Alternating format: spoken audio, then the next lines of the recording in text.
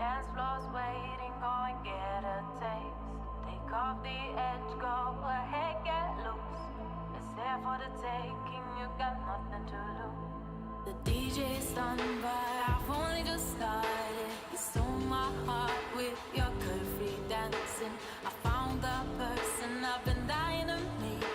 So cheers to dancing with your two left feet. So join me, babe, let's have a night to remember. 'Cause I just want to be young forever.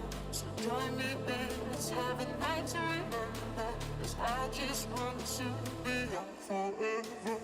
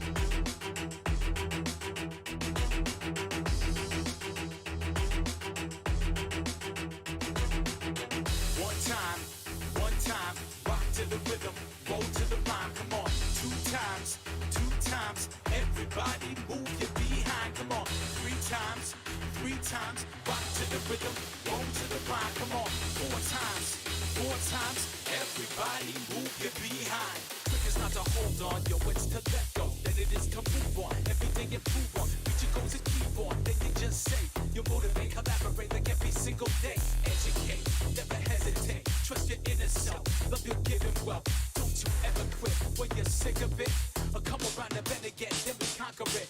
In my prime like optimist, whack MCs pop to this, transform like Voltron, no there's no stopping this. Rock like Joe Walter, for all the populace, like a Dalmatian, always rocking spots and shit. Yeah, we never quit. Yeah, we be the ultimate, it's like this. You know we don't stop, moving to the music, hip to the hop. One time, rock to the rhythm, roll to the rhyme. Come on, two times, everybody move your behind. Come on, three times, rock to the rhythm, roll to the rhyme. Come on, four times, everybody move your behind.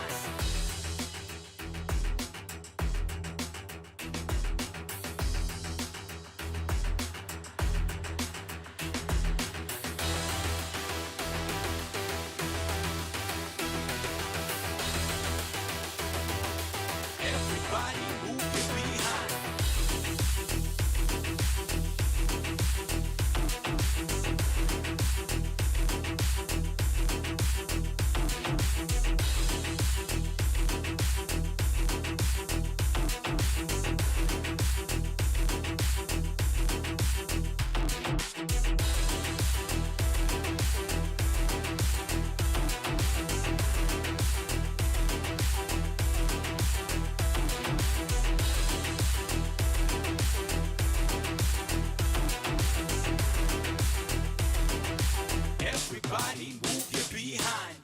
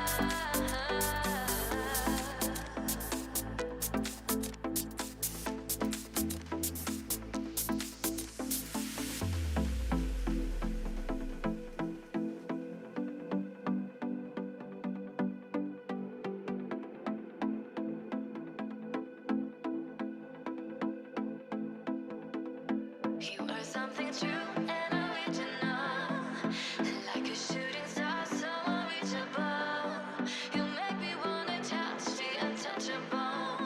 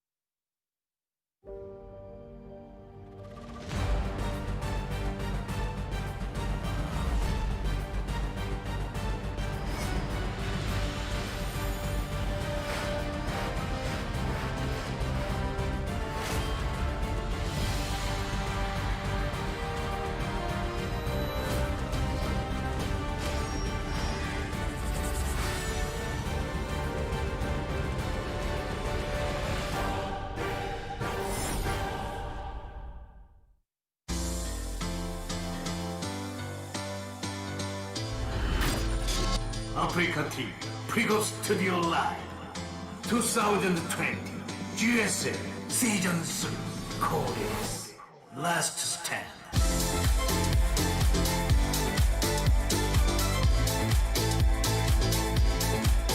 What's up, everybody? We're here for another day of the GSL Code S. It's been a busy month for us, and today I think is going to be one of our best games yet. This is very echoey, but also I the have group so much of death echo in my of headset. death. Yes, I feel like I'm casting from inside of a cave right now. I wonder if this is what people hear, What do you mean? like on the stream. Oh, I wonder if that's. I don't. Because think I'm so. actually losing my mind right now. Yeah. This will be a challenge. Hopefully, the audio issues will be fixed soon. But anyways, today's games are going to be very exciting. It's very hard to say who's going to get out of this group. It is a bunch of heavyweights. It's hard. How dare you? Well, that seems to be the thought on the internet, but being Artosis, I basically already know exactly who's getting out. Who's going to get out then? Trap easily. What? Trap easily. Trapezily? Who's that? Trapezily. No, seriously though, this group, it is crazy. You can see the first place player gets the thrill of playing Maru, and second place stats. Yeah, this is the last day here. The group, what were we calling it in the studio? Death of Death? Yeah, so when we were going over everything today, basically it's being called the group of death, because the last group a lot of people were calling the group of death, but truly when you look at it, this is the group of death. The other group of death is only the group of death if you're looking at it through rose-colored glasses for Beyond. Whereas this one that we have today, which I really want on screen, because I'm like talking about that group, but we're looking at a bracket that has none of the players in it.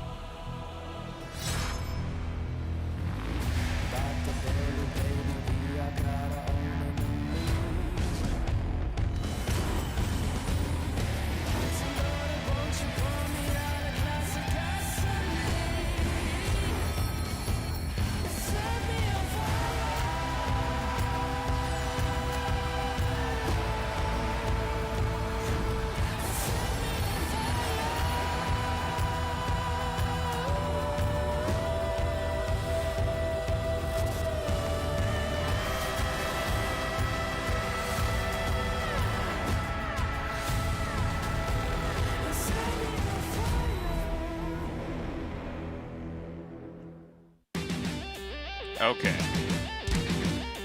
So, I like the Dictator for Intermission. That's kind of cool.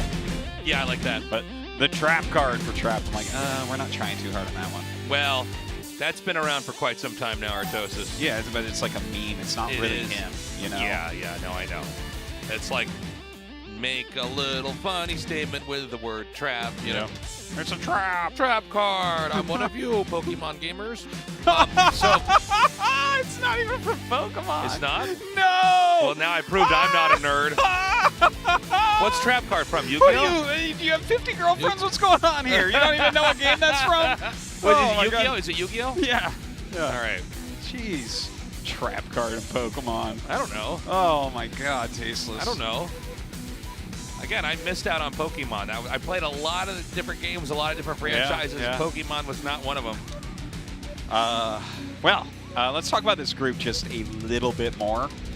Obviously it's crazy. It's just full of champions and badasses. Rogue versus Innovation, an amazing match. Dark versus Trap, an amazing match. But looking at what people think for who's getting out of here, I'm like, what? Am I the only one actually watching StarCraft 2? Because I know that Trap is coming out of this group. Yeah, I cast this game through Braille. I'm not watching. I close my eyes and feel the screen. Yeah. And then Dan, what do you think? And then I just start touching your face as you're casting. I love it. It's like when lurkers attack, you bleed. But yeah, I mean, it's a great group. I think Trap and Rogue personally tasteless.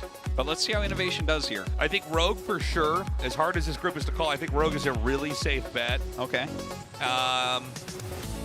Maybe Innovation? I don't know. It's hard to say.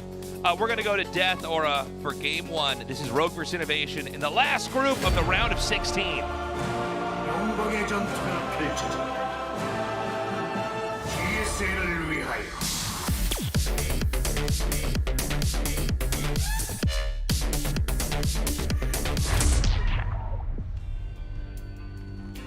지원이 들어왔다. 함께일 때 우린 더욱 강하다.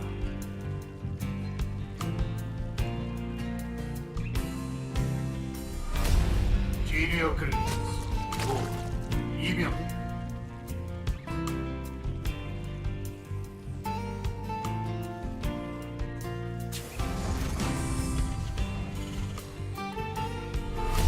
타이즈 게임 이노베이션 이신영. You know what? This track, this is a bitchin' track. Listen This to song? Yeah, this is one of the better songs in StarCraft 2, I'd say. It's pretty sick.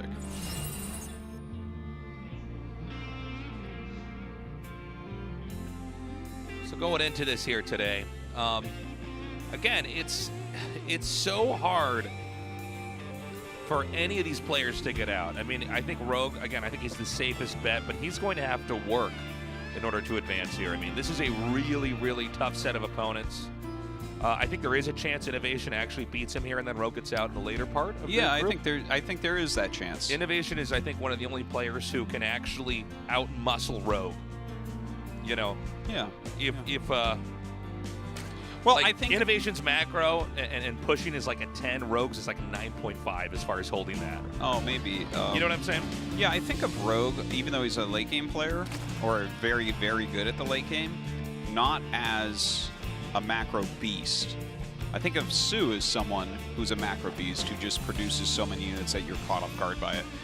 And that's the same way that I look at Innovation. But with Rogue, it's more like, yeah, in the mid parts of the game where everything's tighter, someone might out-unit him, but he's kind of more clever, he's better at the tactically, balancing strategically act. Yeah. type thing. He's better at the balancing act of holding pushes in a very specific way, you know? Yeah. Or doing something like a weird Nidus play. I mean, he's a very full picture Zerg, I'd say. Yeah. A little bit of Reaper harassment here. Ooh, gets a link. And I think, as usual in these series, I don't expect anything spectacular as far as surprising builds here from Innovation. I think realistically, it's probably just going to be your standard Innovation. Like in this case, this is about as standard Innovation as exists. Yeah, 3 base macro into a big push. Yeah. How Reactor exactly? Hellions and 3 commands. I mean, Yeah. name something more Innovation. Yeah.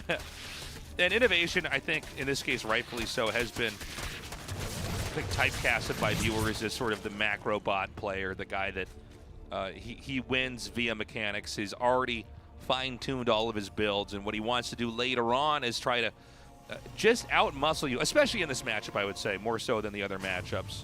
TVT, I guess there's also some similarities there, but TVT, I think, is a lot more about positioning along with pushing, not just simply pushing. Yeah. All right, well, it's getting a starport right now. Pumps out a few Hellions. There is going to be Overlord speed here for Rogue. I feel like when I see someone open Overlord speed, it makes me confident that they're confident. Yeah, this is an opening that I think pretty plainly states that as long as you know what they're doing, you'll be able to stop it. And in this case, Yeah. a scouting of the Fusion Core.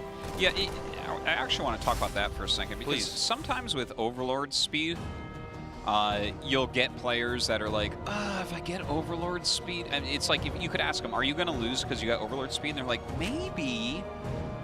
But then occasionally you get a player like a Dark or a Rogue that will open it every game on a certain day. And I'm like, Right. okay, you're confident. You're like, let me just see what you're doing. Yeah. I'm not going to lose because I got this no matter what you're doing. And so, right now, Innovation sending the Hellions out, going to different areas of the map, trying to push through on the creep. Rogue is just deflecting here with these Queens coming out and pushing them away. Whatever corner they're going to hit at here. So it's going to be a little bit of a slower game for the time being, unless these Hellions do breach any important area.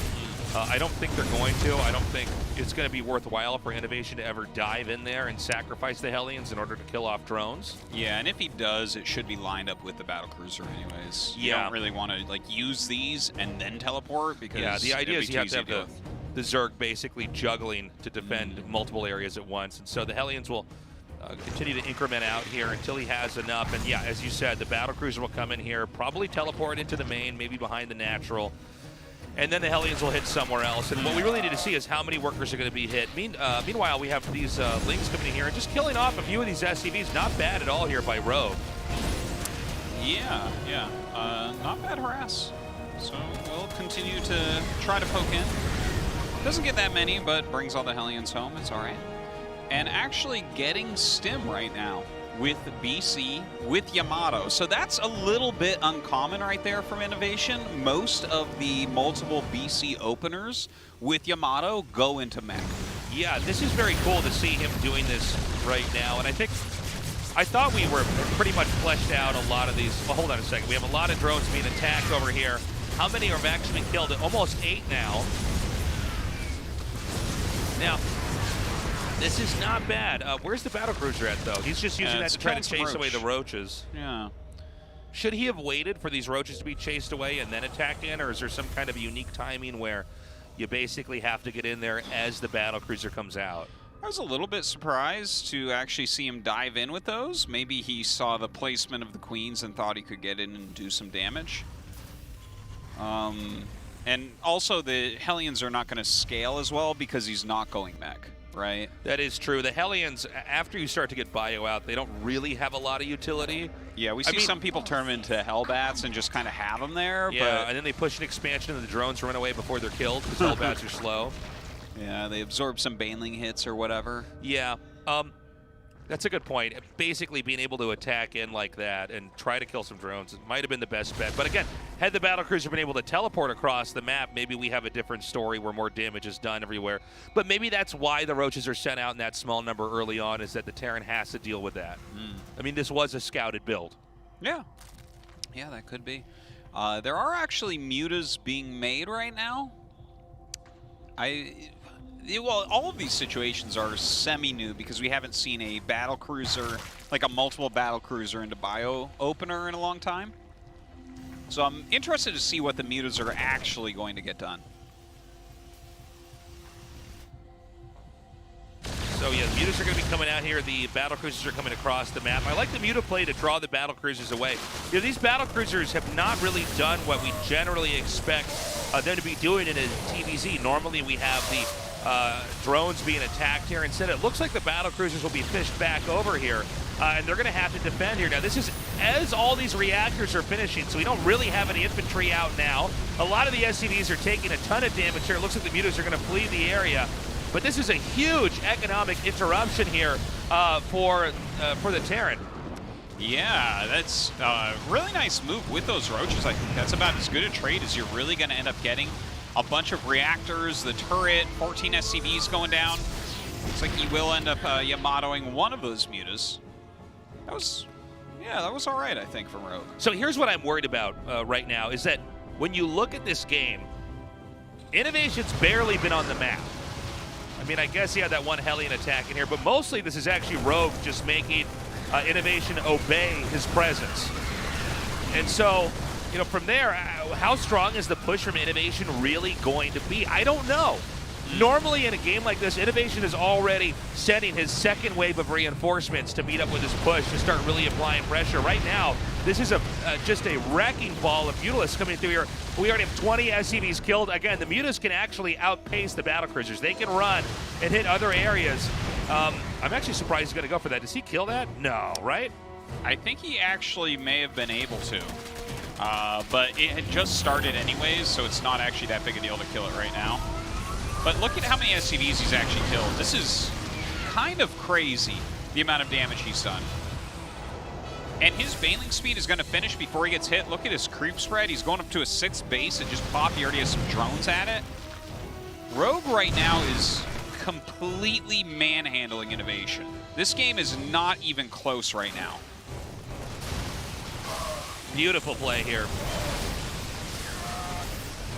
And as you can see, you know, this is, again, a game where Terrans had no presence on the map at all. I mean, Rogue right now is pretty much maxed out. He's harassing the entire time. Terran has, oh! All right, well, those were slow Banelings that were on screen for like 9 minutes. I was almost going to just cast through it because I thought for sure he's going to run away, right? Yeah. Innovation is getting owned this game. He is getting completely destroyed, Artosis. Yeah, it's so complete that I don't even really get it. We've talked about this many times before, and I think it's fitting where you don't get to leave your base against the best Zerg players in the world. Yeah. But this is even more than that. You don't even get to get an expansion up against the best Zerg players in the world. I mean, this is such dominant showing. I feel like that's some of the best play I've ever seen from Rogue, and Rogue is consistently one of the greatest players of all time. Well, I'm trying to put my finger on where Innovation really screwed up, because no one should be able to do that to Innovation. That doesn't even make sense. Rogue right? is too powerful. That can't only be Rogue's skill, though. Rogue is Tetsuo at the end of Akira. Oh, he's much better than that. He's Tetsuo, but he knows what he's doing. Yeah. No, he's got complete control of the situation. Like, no, my body will listen.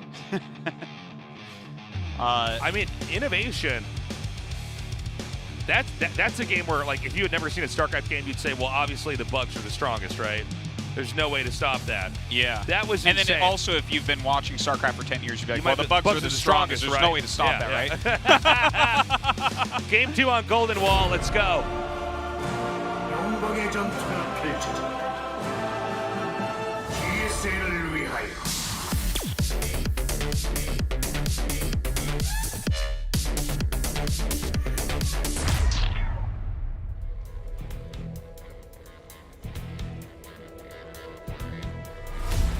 지리어 클리스 로 이병.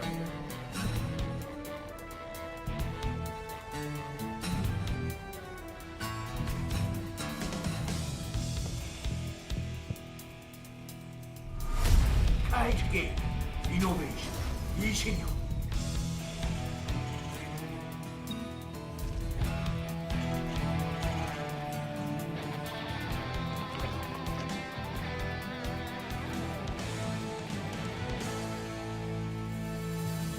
So it's Golden Wall. This map, in my opinion right now, really favors Zerg in this matchup. It's a funny map because we've had a lot of different approaches to it. But it does seem like, especially in a TVZ, mostly this is about the upper portion of the map. Yeah. And the lower portion becomes significant after Terran has mined out the gold base because it opens up. Yeah. And you know what? So basically this map, the thing is, it started so interestingly. Yeah. So interestingly. Like, we had a big variety of games and everything, and there was like a lot of decisions being made. Right now on this map, Zerg expands vertically. And when you think about just all TVZs that you ever watch, so much of it at the pro level comes down to pressuring fourth bases. The fourth base is the only base on the map that's completely, you can't attack it. Right. It is so far away. The fourth base is the freest base, especially for the Zerg. The fourth base on this map, it's like it's in New Zealand, okay? You can't even fly there right now because of coronavirus. Yeah. Like, you cannot attack the fourth. So it's almost Antarctica. It's Antarctica. It's Antarctica. In the winter, there's no flights in. Yeah. There's no flights in. Only a couple people there. They stay there for 6 months at a time. Yeah. And one of the continents we haven't casted on yet. I am going to go to Antarctica one day. Yeah, we both talked about this. Dreams. This is one of our plans eventually. I'm glad you're going to come with me. I'm going to go, man. My wife doesn't want to go. She says it's too cold. Yeah. She's Canadian. I know. It's crazy, isn't it? Let's go, man. Let's go in the summer. Yeah, well, you can't go in the winter. Let's bring a couple of, soda cans and leave them there. You know, let's do the human thing, you know? That would be awesome. Yeah. But yeah, the fourth base is Antarctica. Like, you just can't get there. It's not. And that just has made this map, I think, really hard, because it all turns into pushing between the natural and the third. So since you know where everything's going to be pushed, and then you just have to watch for a couple drops, right? Like, drops on the side of the main are the most common. But now that you kind of have this narrowed down to, like, I know where they're going to attack from. They're going to have a tank on high ground above where Rogue's gold is. Innovation's going to put a tank there and try to push and try to break that area. So if you can stop that, you're pretty good to go. Now, for those of you who are listening to us who agree, and you should, that the fourth base is pretty much free on this map, and you're saying, well, what do I do? Tasto's ass. How do you stop that? This is actually a thing in some StarCraft matchups. Some bases are so unlikely to be killed, you have to just give it to them and then play a longer game. Yeah, if you can't kill a base, trying to kill it's the dumbest thing you can do. Let it mine out. Leads to a high percentage of everyone's losses. This is actually a more so the case in some of the Brood War games we have. There are some bases where, like, maybe you could kill it, but realistically, if you're both playing perfectly, probably not. Oh, yeah. Well, especially definitely for Zergs. The closer you played it perfectly, like a lot of bases cannot be killed. Yeah, it's like, okay, they're going to get that one where our goal is not to stop that base, but to stop future bases. Yes. The resources they gain from that base, in this case the 4th base, let's focus on taking out the 5th or the 6th. Some strategies are engineered to end the game quickly. Others are meant to, really it's a marathon. And in the end, you're going to win that race. So, yeah, I mean, going into this game here, again, I don't think we're going to have anything extraordinary from Innovation. I think Innovation, again, he's doing a very run-of-the-mill, and it's a good build, by the way. If you ever want to copy builds for Terran, Innovation's probably the best guy, assuming that you want to ladder up and become a better player. I would agree with that, especially actually, if you're a low-tier player, Innovation's your guy. Just copy what he's doing, because he's a guy who will probably not lose to map hackers. And I'm not saying copy him because there's lots of map hackers. There are not. The point I'm trying to say is that he is just very fast and good at what he's doing. And honestly, Tasteless, based on skill sets, Innovation is probably the prime guy that you want to try to beat a Zerg on this map, because it all comes down to a brute force push towards that natural /3rd base, which is right there. See where he's laying creep and how he's like focusing on getting that creep up on that hill? Right. That's the area that I was talking about, where probably all of our fighting will happen right around there. But yeah, I mean, that's kind of what I think that's what we're going to see, right? And Innovation is the best suited to win this situation. It's like, if he cannot rally through and kill another player in these spots, he has a gold base, his macro's going to just explode momentarily here. Right.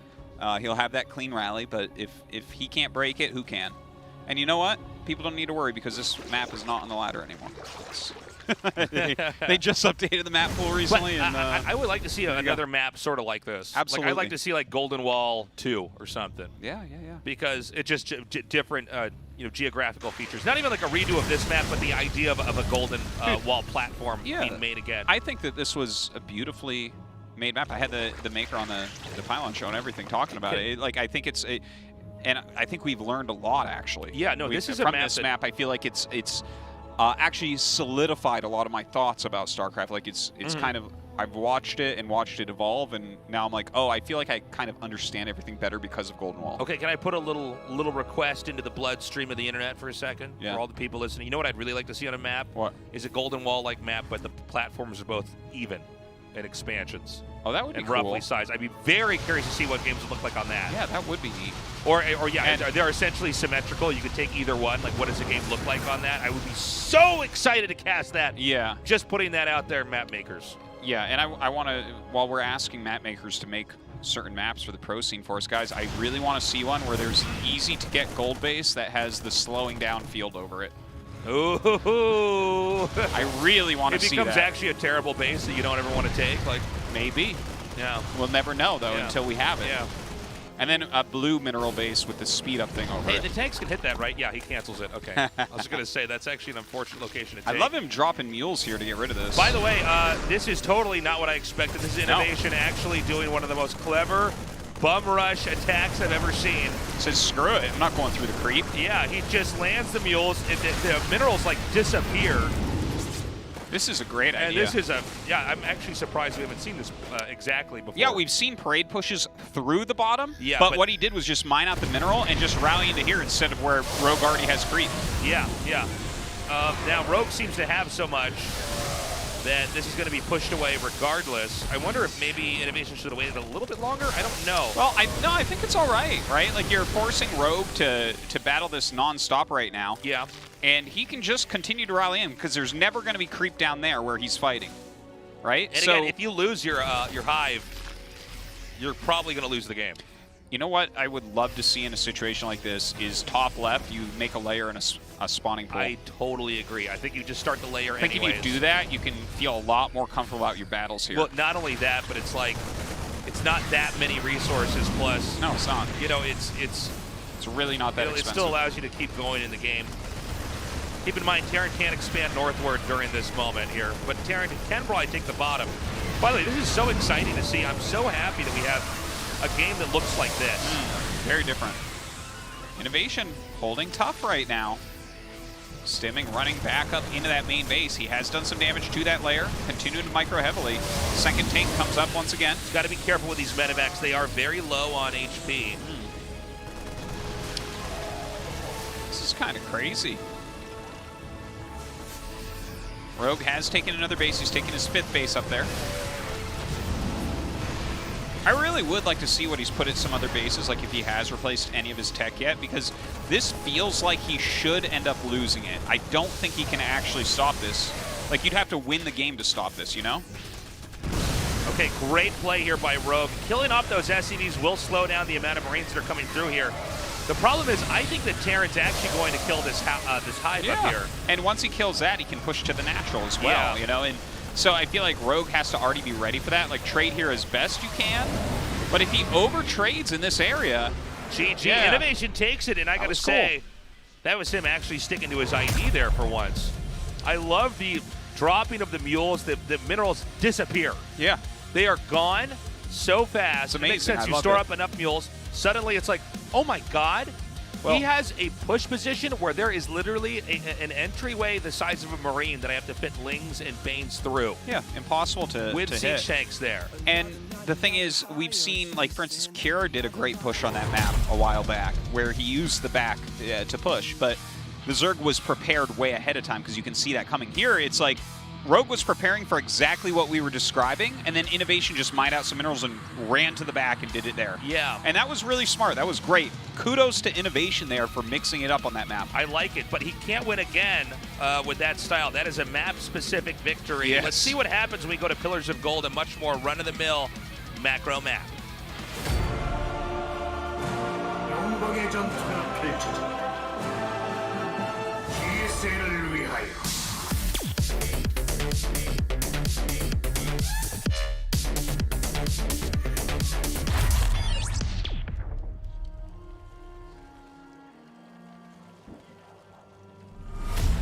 지리어클리스, 로브, 이병렬.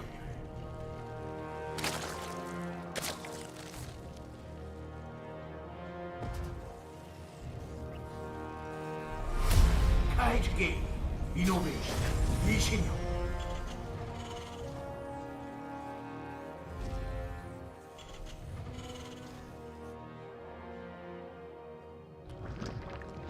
All right.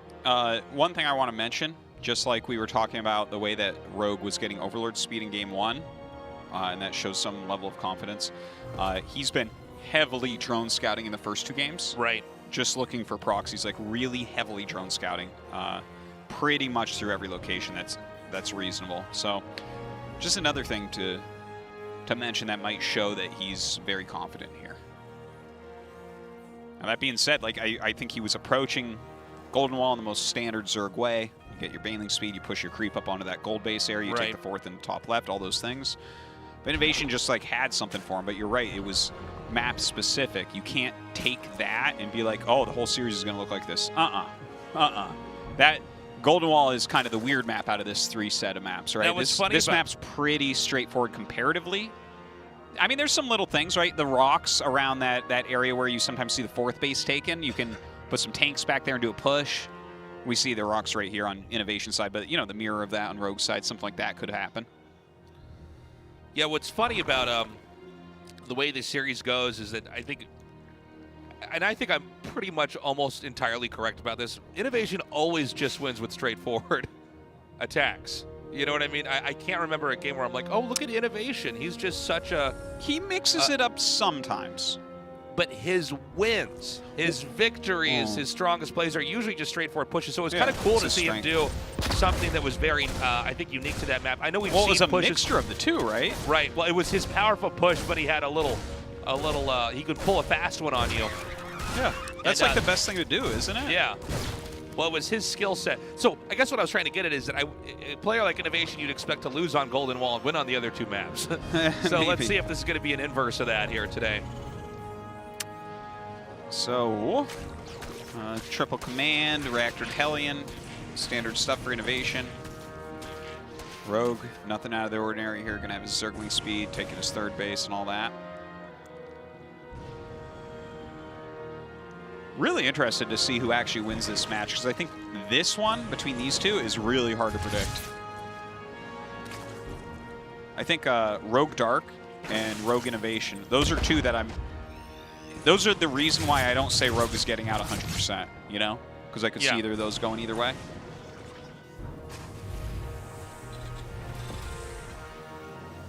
Now, Rogue, again, one of the scariest ZVTs I've ever casted literally was game 1 of today. Yeah, I have to go back and Or look at that again. There was something wrong there. When I say scariest, it almost sounds like I was terrified. I'm not going to get through this cast. He's so good. But no, he looked so incredibly strong that it almost didn't make sense. Yeah. I think if you were a Terran player, you would have been. What you guys don't see is when I cast this, I hide under a blanket. My casting blanket. Like, no, Tasus, that's called a snuggie. Isn't that what that's called? The blankets that have armholes? What'd you say it was called? I think it's called a snuggie, isn't it? A snuggie? Yeah, it's like this blanket that you buy if, like, it's one of those all ones you want to do is sit on your couch and play Nintendo. Right, but it's one of those ones that's open on the back like a hospital gown.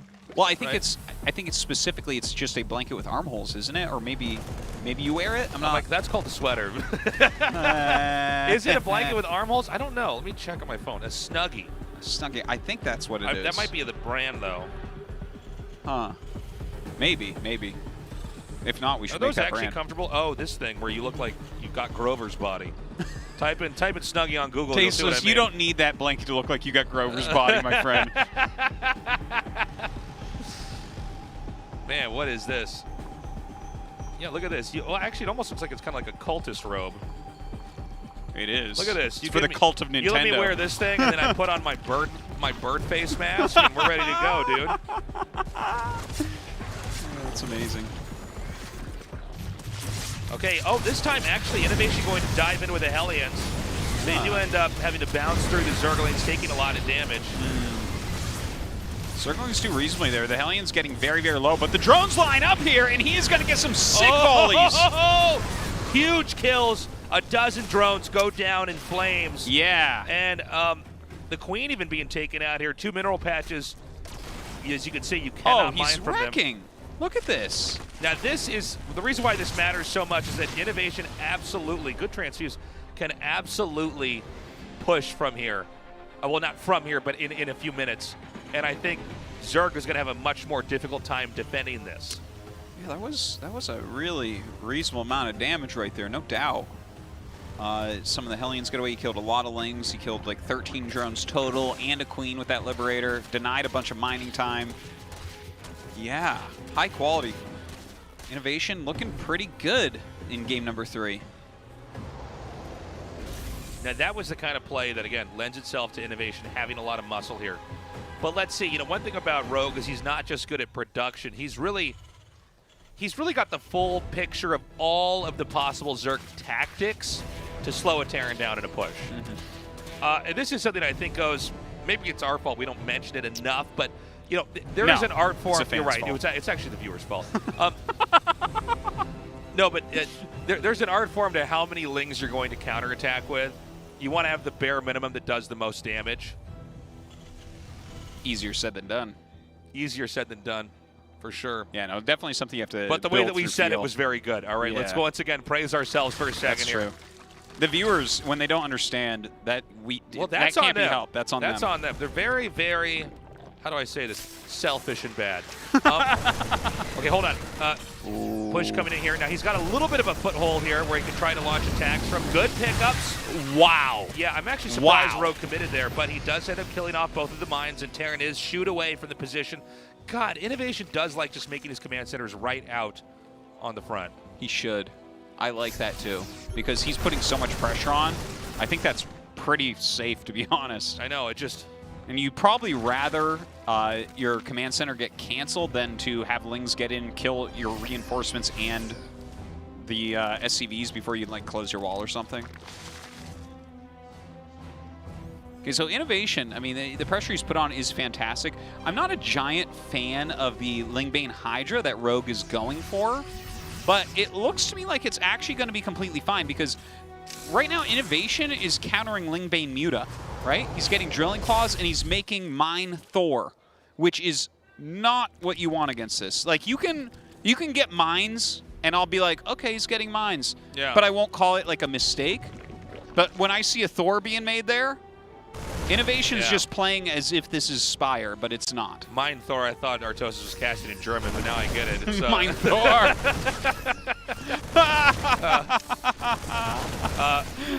There was a split second where I went, what? And I went, oh. Mine Thor. Okay, yeah. By the way, the 4th base is going to be taken here at 6. It would be DOS Thor, DOS. Tasteless. Our God. German is definitely not up to par for this cast. But when it doesn't work, it's called 9 Thor. Oh, we gotta go. German people are turning off the stream right now. Oh my God. We got 2 pushes. One over here at 12. There's another one that I think is going to move into 3 o'clock. Oh, he's actually engaging into these Banes, but he lifts up his Marines into his Luftballons. Oh, he might be able to actually kill this hatch. I don't think there's anything to defend here. But I think maybe Innovation's not moving fast enough. Nice little circling counterattack. Is that the right number of links? It's too many.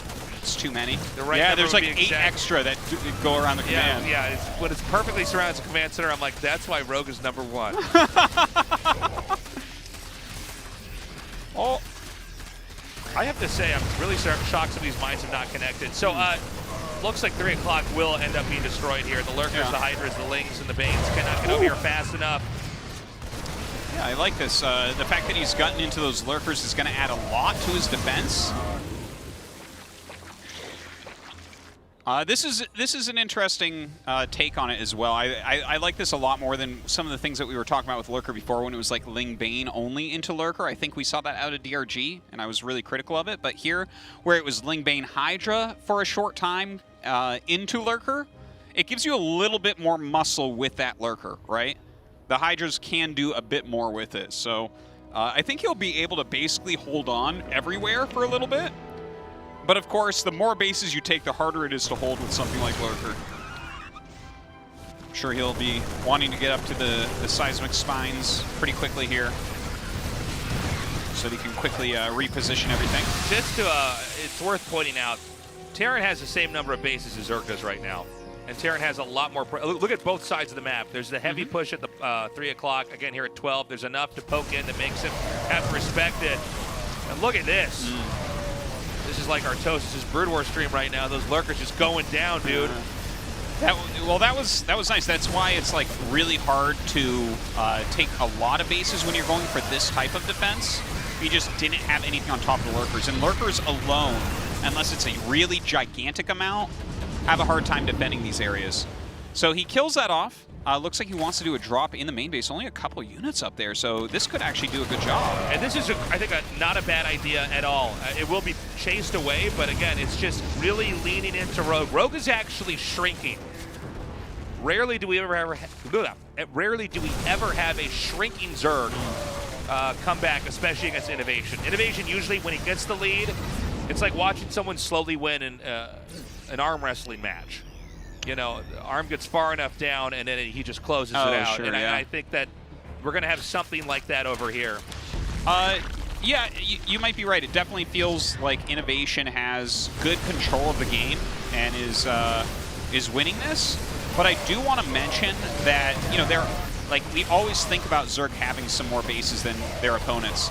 But there are unit compositions where Zerg can actually get very cost efficient. That's very true. And one would be like a Lurker Viper composition. We don't have Vipers out right now. Like, I think Lurker Lingbane Hydra should be able to hold 4 bases for quite a while. But Innovation's doing a good job, right? He keeps hitting different locations and everything. Again, another push up here. If he kills this off, Zerg's on 3 bases, by the way. And you know how we're seeing Lurkers come in here? Oh, scan. If we're seeing Lurkers come in here with nothing else, I think Rogue is right now, Yeah. very close to just leaving the game. He seemed just slightly off this game in general. Well, like I think even, a lot of even this, at the very beginning, he lost 3 links to the Reaper, right? That's very uncommon. I think a lot of this also comes down to the fact that so much damage was done early on. Like there's like 3 Marauders that basically killed off everything that Zerg had because it came one by one. Yeah. It was like a fighting game story mode where the Marauder had to fight each unit individually. Yeah, and then it beats up the car because that's always fun. Yeah, and then Goro came and beats up the car. That's the base. How quick can you kill this car? Yeah. Like, I don't know. Let me just spam this by button. the way, whose car is this they're destroying? Or, yeah, I don't know. Yeah. It's messed up. Is Ryu going to jail? What is going on here? All right, drops off and actually bombs on top of the Lurkers here. But yeah, the Lurkers are just a bit too spread.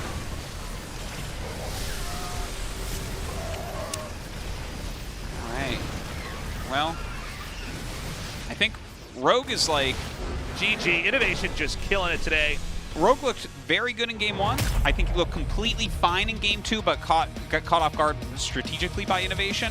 Game 3 here, he did look a little bit off. And the fact that he was like running Lurkers into armies and trying to defend bases with 3 or 4 Lurkers, and only 3 or 4 Lurkers, yeah, you need to have some muscle with that. It's okay to not just instantly retake your 5th base 1,000 times when Innovation's running you over like that. You can sit there and wait for another macro round and have enough units that it becomes much less efficient for him. I have to say, Innovation, again, both these guys, honestly, are looking so much stronger than I'm even used to seeing. And I'm not just saying that to be like, oh, hype. But really, they look really, really good. And I will tell you, man, like, he can beat Rogue. He can definitely do that to the other players like Narc and Trap, who, by the way, are playing next. Short break. We'll be right back.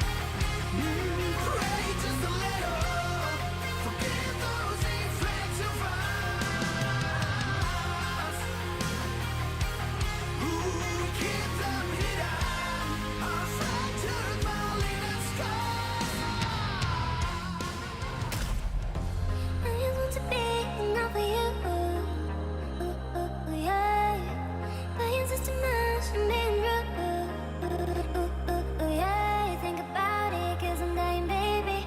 If you want it, you just have to take it. If you feel something, boy, you gotta tell me. Yeah, yeah. I don't know why you're stuck in me. I like but how you taste. Give me the signs, I'll take the step for you.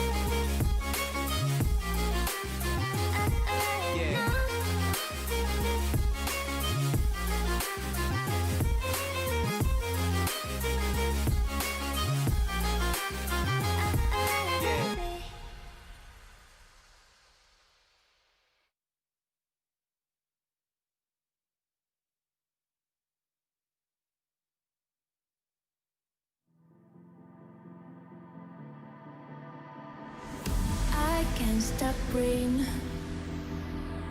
I'm only burning. We always run to catch the moment. Nobody can stop me. I'm running.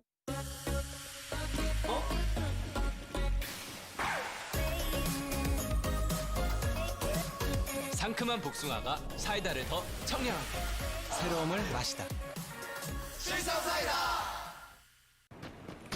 울트라 기어로 부드럽게 이긴다. LG 울트라 기어 게이밍 모니터. 울트라 기어로 선명하게 이긴다. LG 울트라 기어 게이밍 모니터. 잡아 킬 흐림님 힐 그렇지 나 힐 2.3끈 온다 잡아 바닥 바로 From the beginning.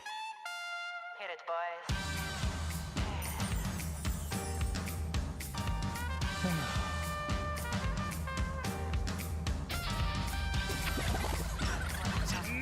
고고!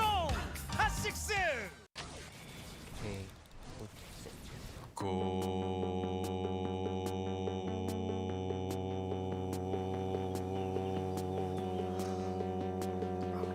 성능을 언제 어디서나 가볍게 즐기다.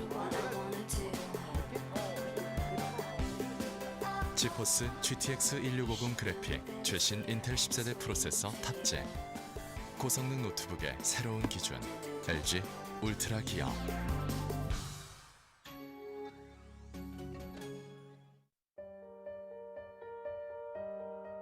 디자인하면서 가장 중요하게 생각했던 부분은 울트라 기어의 차별화된 브랜드 메시지를 잘 나타내는 것입니다. 신과 영웅들의 최강의 무기들을 검토하였습니다. 그중 니케의 승리의 날개를 모티브로 지금의 울트라 기어의 로고가 탄생하게 되었습니다. 울트라 기어의 이니셜인 U와 G를 비상하는 날개의 형상으로 레드 색상을 사용하여 강력한 에너지와 힘을 나타내었습니다.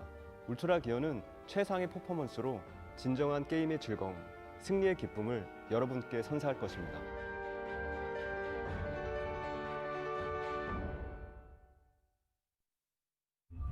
Round of 16. Go. Innovation. Dark. Trend. America TV. Pre-Go Studio Live. 2020 GSL Season 3.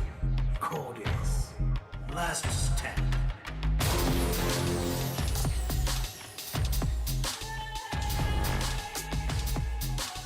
Welcome back, everyone. Dark vs. Trap is next for our best of threes. Innovation actually beating Rogue.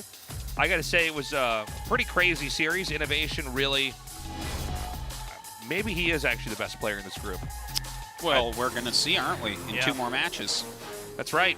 Dark versus Trap. I think this is going to be a tough group for Trap. I think Trap can get out, but I think it is fair to say right now Trap may be the weaker player in the group. Really? Yes. See, I disagree. Yes. Well, go ahead, Artosis. Make your case. I think he's going to get out of the group in first place. Oh, cogent argument then, indeed. Yeah. Yes. Cogent argument. When you lay out all the facts, Okay, I really see what you're saying. Here you go. Yeah. He was the best-looking Protoss against Zerg in the world. Earlier this year, basically, everyone looked like complete garbage except for him. Okay. He looked very good. He looked very sharp. Now the metagame has shifted around, the balance has shifted around a little bit, and Protosses are doing much better against Zerg now. Yeah, Protosses. So when you apply that to how well he was playing PvZ before, and how good his PvT generally is, and how Innovation's a little bit weak against Protoss, okay, I see Trap making it out of this group right away. There you go. I think he's going to win the group. Well, let's see. We're going to have a very good idea of where he's at in this PvZ, because if he can't win here against Dark, I think it's going to be the same thing against Rogue. Yeah, so I think this be. can go in one of two ways, right? Anyways, our map is Everdream. This is Dark versus Trap. A best of 3. The winner faces Innovation in our third best of 3 for Group D. Let's go. A little bit of repetition there. Group D, Group D, Group D. GSL을 위하여.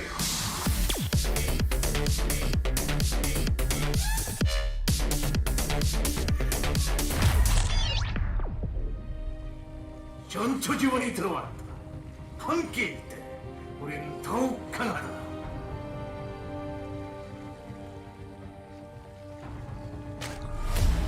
드래곤 피닉스 게임 다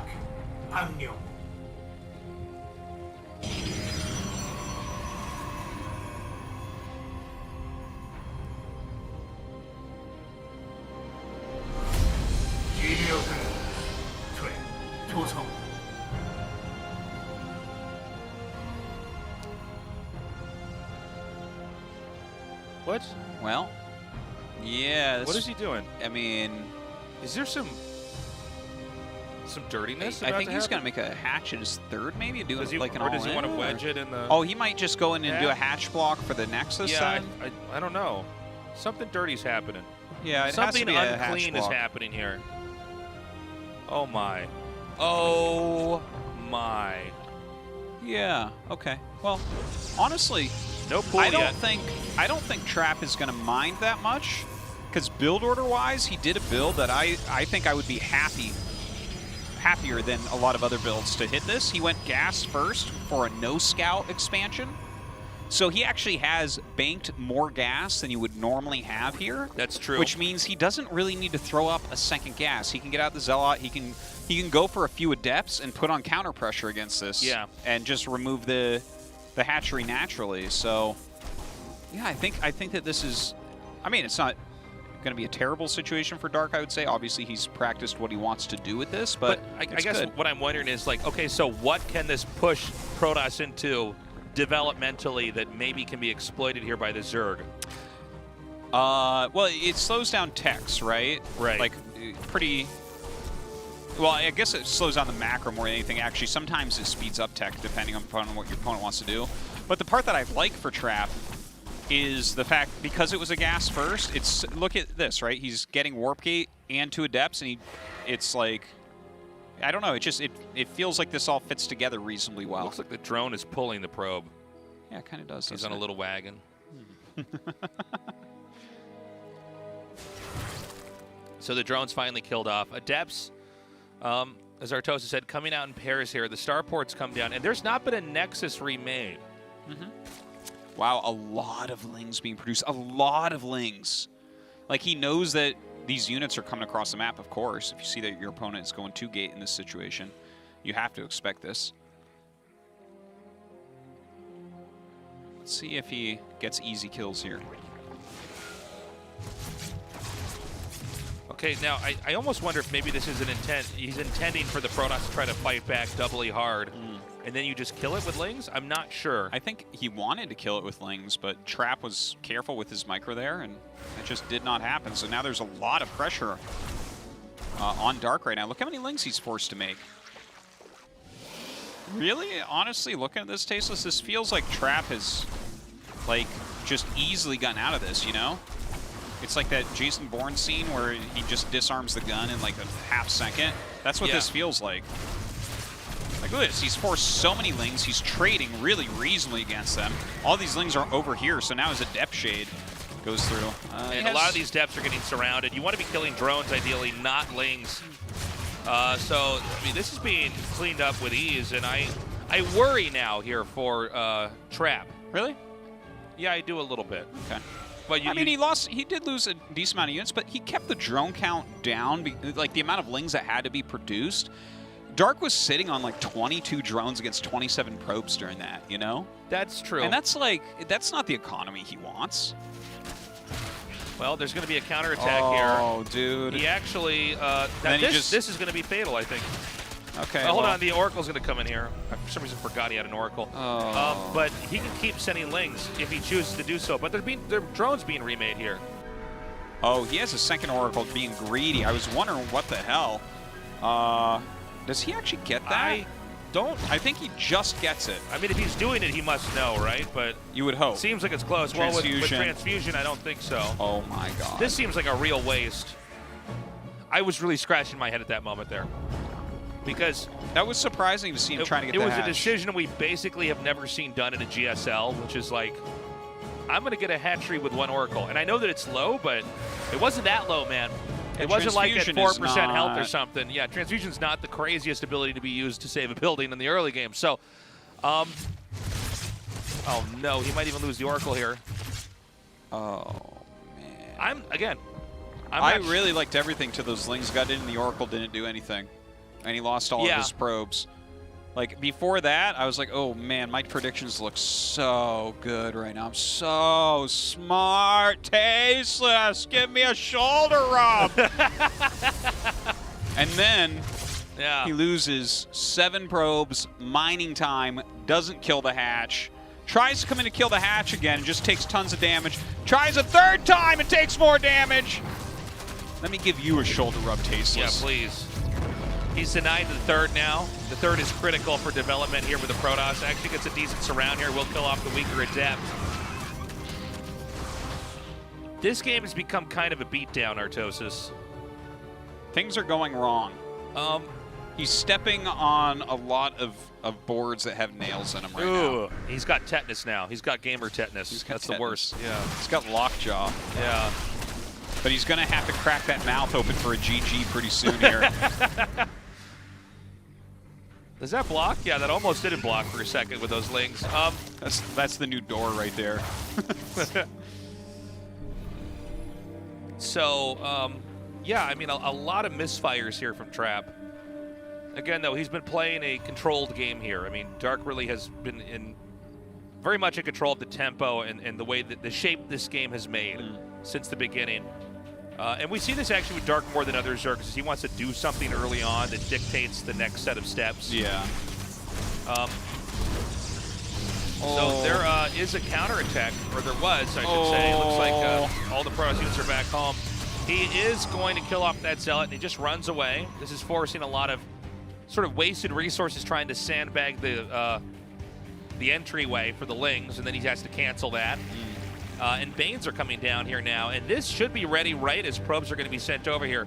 Oracles would be great to, Oracles would be great to hold off an attack like this, but yeah, he's trying so hard to be active, but maybe he needs to be defensive with that. Yeah, I think that what's happened is that he actually just needs better defense, and offense in this case is not a good defense. Well, that Archon was actually kind of badass right there, to be honest. The thing is that one Archon alone could still be surrounded by this many Lings. Well, he brings back his Oracles. Seems like he's fine after that. I think he backs up and makes more Banes, right? Well, with the Archon there, and there's like a battery, it takes like even more now to get. I have to update my spreadsheet in my brain about how many Banes kills an Archon now with their slightly I don't know anymore. It's more though, right? It's like 1 or 2 more. But yeah, okay. So let's try to look at the game from right here. Where are we at right now? I gotta say, the fact that +2 melee is already on the way for Dark, that's scary. He has his 4th base up, getting his Roach speed, getting his Overlord speed, and then you look at where Trap's at, and it's like, well, I mean, he has a few Archons, Prism. Yeah, he's flying around with Oracles, who's really good at scouting, pretty good defensively. He's making 2 Immortals at a time. I like that. That's cash money right there. I like that. Yeah, yeah.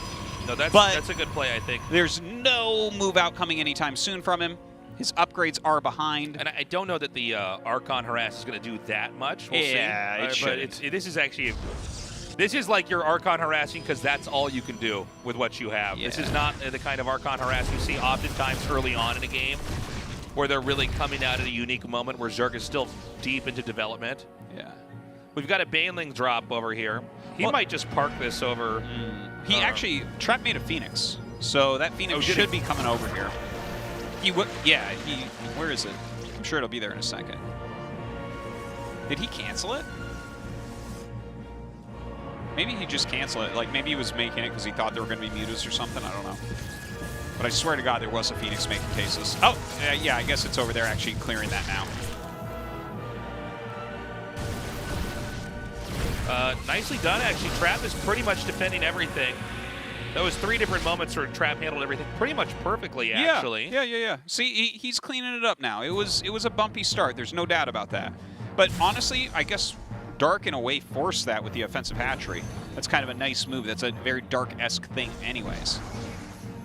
Now he gets that home, has a bunch of Archons, a bunch of Immortals. I feel like this is a period where Trap, I still don't think Trap can quite attack, but I feel like he needs to figure out what Dark's plan is now to get his next level of tech on, right? Unless he's going to be one of these 14 Immortal bros that just goes across the map. Well, where all the Immortals don't even fire when they're in the battle. Right now, Protoss has to get to the point where they basically weathered the Zerg storm, and I think there's still a lot of tools at Dark's disposal here to try to come in. And this is a pretty insane amount of units. Let's see if Trap can actually hang on. He is eating some of these Ravager shots, but we have a lot of Archons, a lot of Immortals here. This is the kind of stuff that does kill Roach Ravager, but the Banelings are complicating the math here a little bit. He actually killed off all the probes in the process of this, and I think with the next wave of Lings coming in, you don't normally see this many Archons and Immortals running, but this is not an ordinary game either. Now, it seems like Zerg is eventually going to get cleaned up and lose pretty much everything, but again, 15 worker kills. That is a victory in of itself. Yeah, a couple really good turnarounds there to pick off the last 2 Archons.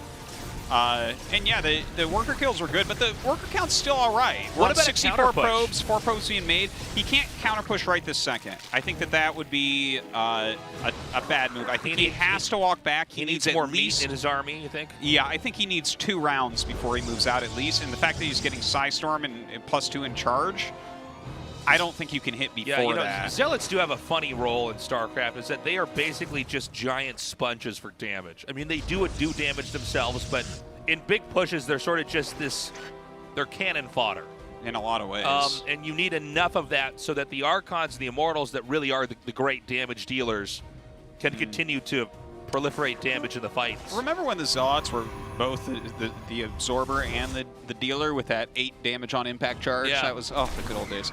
But, okay, so right now the Hydral's Den coming up, no doubt that's going to be for Lurker Tech. Hive is already here, of course, getting some Adrenal upgrades, getting that +3 melee. I can't believe those 3 Oracles are still around and still doing damage. That's sick. Yeah, they've been here the entire game, getting value. Just, that stupid astronaut meme. Anytime I hear... The always has been meme? Yeah. Anytime I hear anything like they've been here the entire game, I just immediately see always a terrible Photoshop on StarCraft Reddit of like 3 Oracles, like, been here the entire time. They've always been there, they always have been.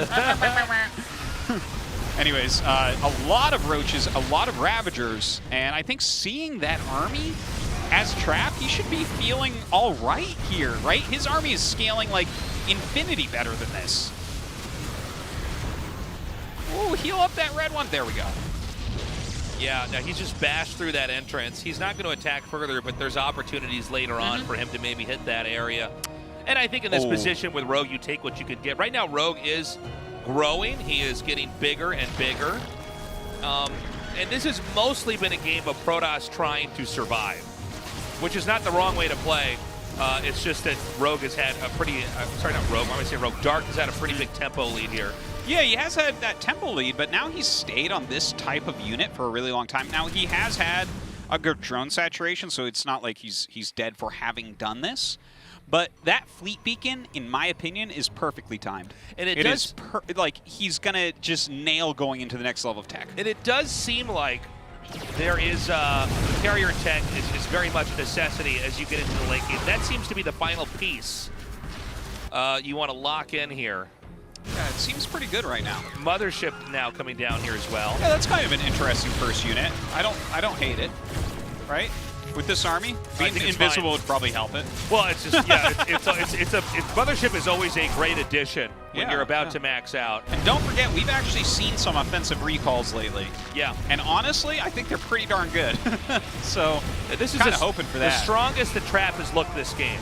Right now, it's Roach Ravager, Ling Bane with some Hydras somewhere on the map. I don't see them, but they're out there trying to hold this off. And really great storms there, especially there at the bottom right. He might just be Immortal Bro, Artosis. You might have been misled this game. Yeah. Oh, loses that Prism, so a little bit too far forward on that, but does it really matter? So many Immortals left over here. Yeah, this has been a great game by Trap. Trap actually could probably swing this game into a win if he keeps going. He needs to get some more units to soak damage here. He needs to get out of here. Yeah, we're going to see a recall. Oh, weird. And Zealots were coming. Oh, he lost sloppy. Everything but 2 Immortals at the end.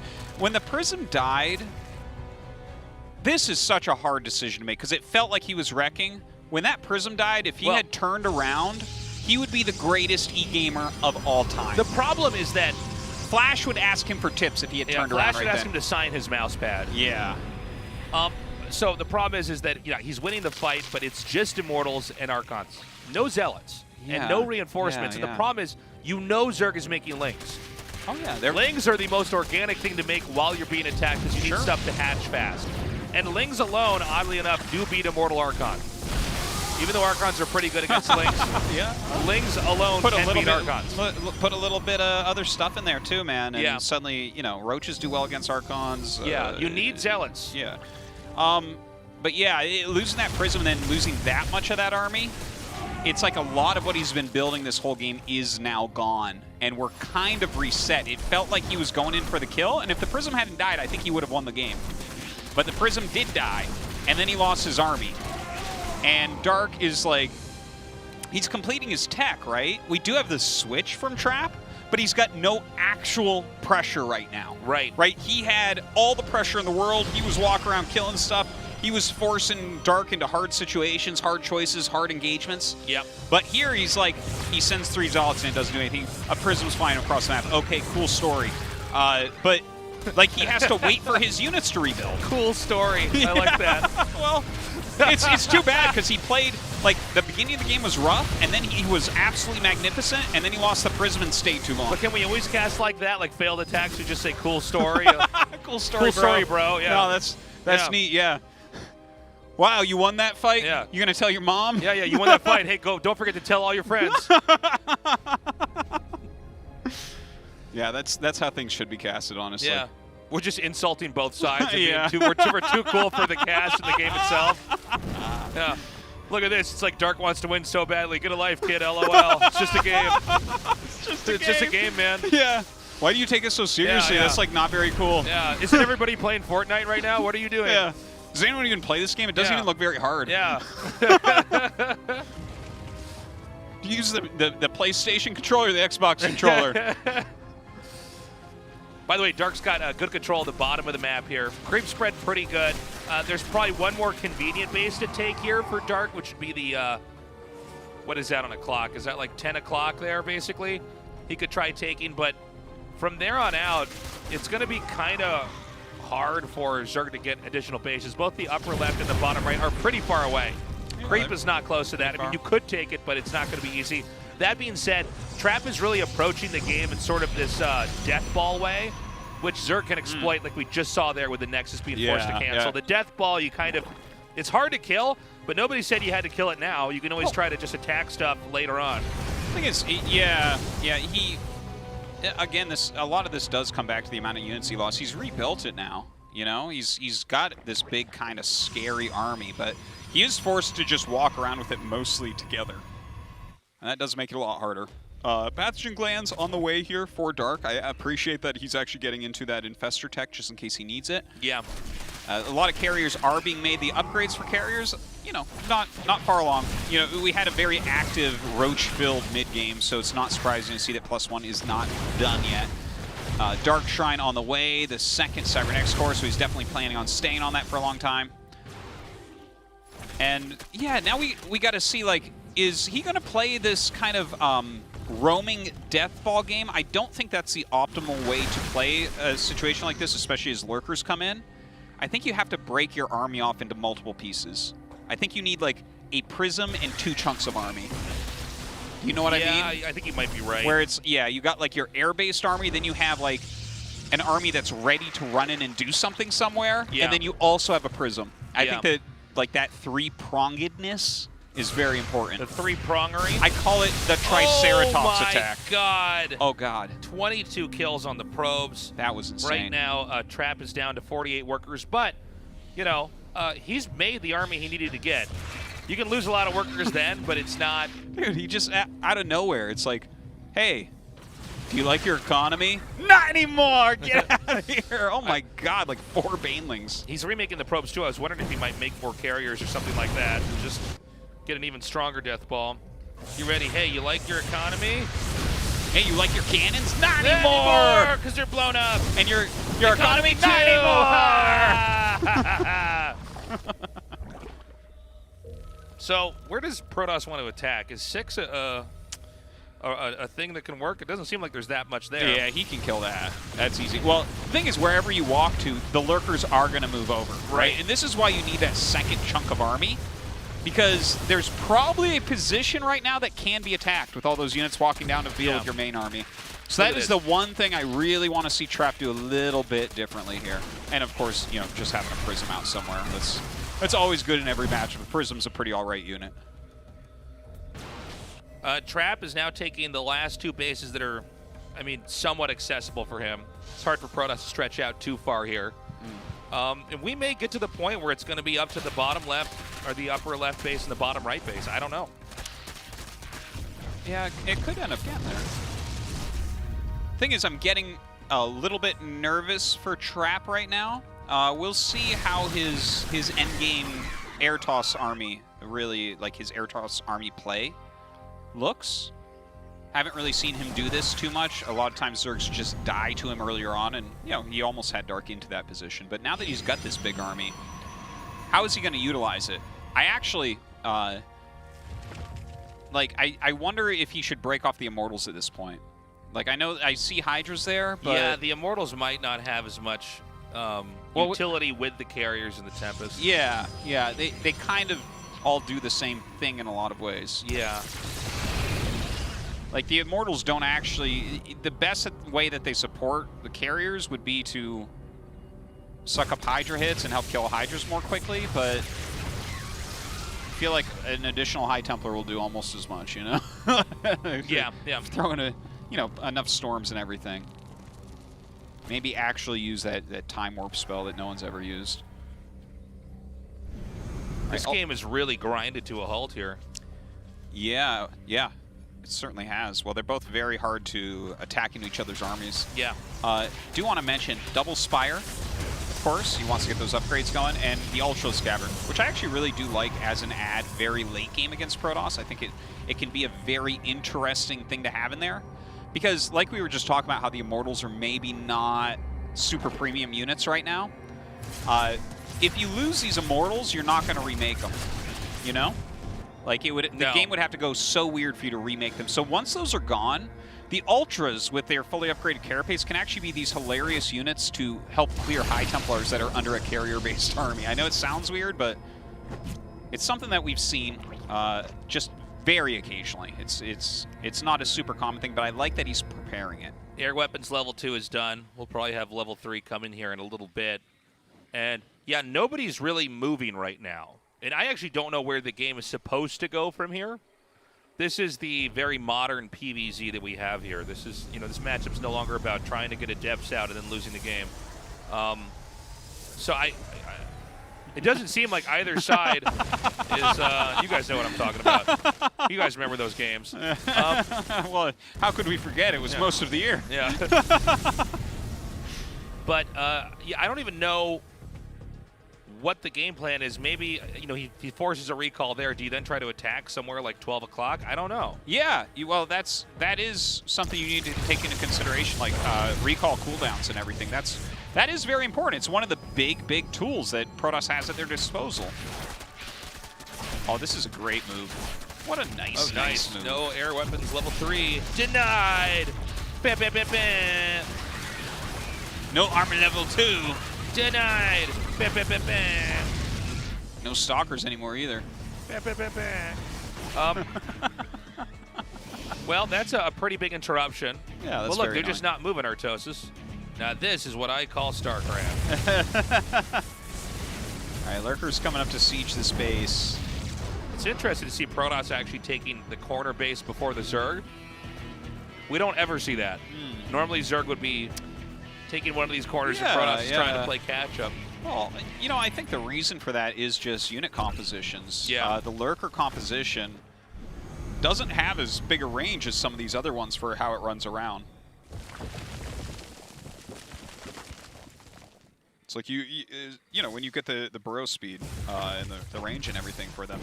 Yeah, they can definitely run around and defend things, but like, can they run from 6 o'clock up to top left? Not really. You have to be a little bit more reasonable with it than that. Wow. Oh, that's just so funny that the DT, they're like walking towards, there's no detection, they just die anyways. Yeah. In the line of fire there. We have a shield upgrade about to finish here as well. I don't know. Here's the thing, guys. I actually don't know who's supposed to be attacking who right now. I don't know what the roles are here because this is like about as late game and epic as we have been able to cast. It does appear that Protoss thinks that they're supposed to be the pusher here. Yeah, well, I think it's easier for Protoss to push than it is for Zerg. If you look at Zerg's like army, a lot of it is nice.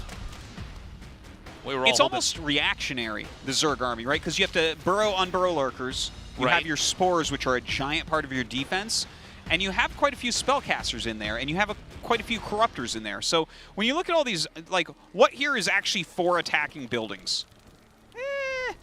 You know, this is kind of a, like, I will kill you if you come here, and I'm going to be cost-efficient enough that I will eventually win.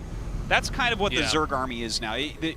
The Broodlord, you know, Infestor pushes don't really exist. We don't have those Infestaterrans. Broodlord's a little bit worse than it used to be. But you know, with that comp, I could see him pushing. What's weird is there's been this role reversal here. Protoss has gotten the bottom right, and you can see Zerg doesn't really have an answer to stop that. And now Protoss looks like, and granted, there's Zerg to kill that probe, but I think in a little bit, Protoss will go up here and take this as well. And that would be one way to win the game, right? Yeah, if you have the mine out bottom right and then top two left. bases ahead and you mine them out, then you should win, right? Also, since we're getting to super big picture here, let's point out that Dark has almost 7K, well 6.5K minerals, 3.4 gas, 2 traps, 4.1K minerals, and 6.1K gas. Yeah, that's so actually... that's a lot of gas banked up here for Protoss. It's a lot of Templars if he needs them. That is crazy. Yeah. Yeah. That's actually huge. For defense? That's 30 High Templars of gas. Yeah. And that's a really, really good point. Because that's kind of like what you run out of a lot of the time. But the fact that he can remake that many High Templars and Archons and everything, it's going to be real hard to end trap as long as he doesn't waste an army. But he's actually... Wait, hold on. Where's trap going now? Yeah, he's going to try to push through here. I thought he might go up and around, but I guess he wants to move through this I position. like this. Okay. And I like that. But you're okay losing these, right? They're the least important unit that he has right now. Are you okay with it? Yeah. Are you excited by it? Are you clapping your hands that you lost your immortals? I mean, yeah, probably not that. No. But like, I think he's completely fine losing them. But at the same time, inside he's probably scoffing like, that shouldn't be that easy for him. Yeah. You know, like, you shouldn't be able to just steal those and instantly kill them. Look at that, 27 photon cannons, 36 spores.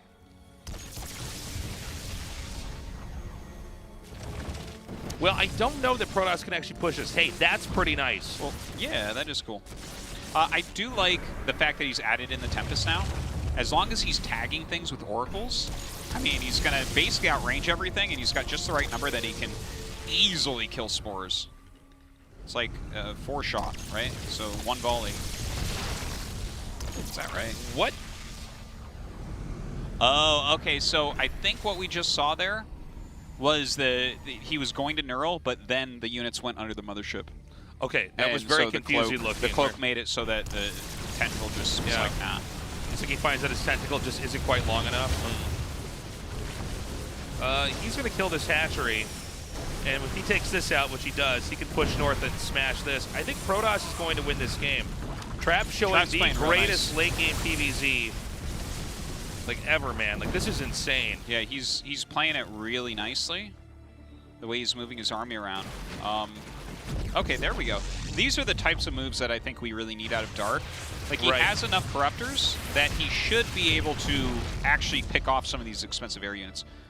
Oh, okay, and now he's making 3 Ultras, and I know I was talking before about how you can utilize those to clear High Templars. We could see that, but you can also use them to kill some of these bases on the fringes, right? They're pretty quick, run them around, they kill buildings reasonably quick.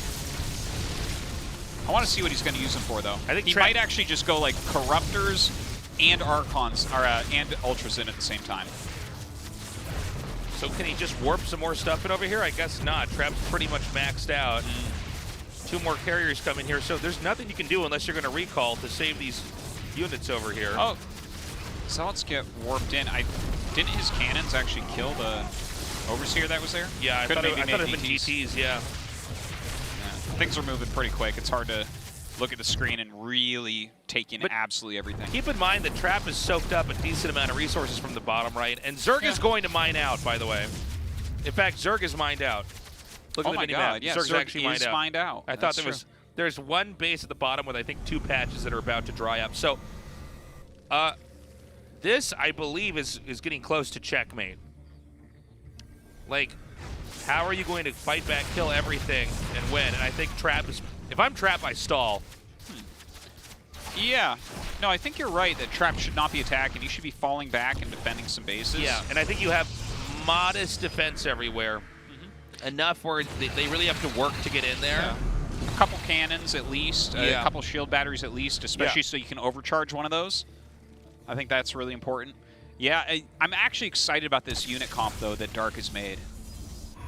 Right? It's like, he's basically got Corruptor Ultra.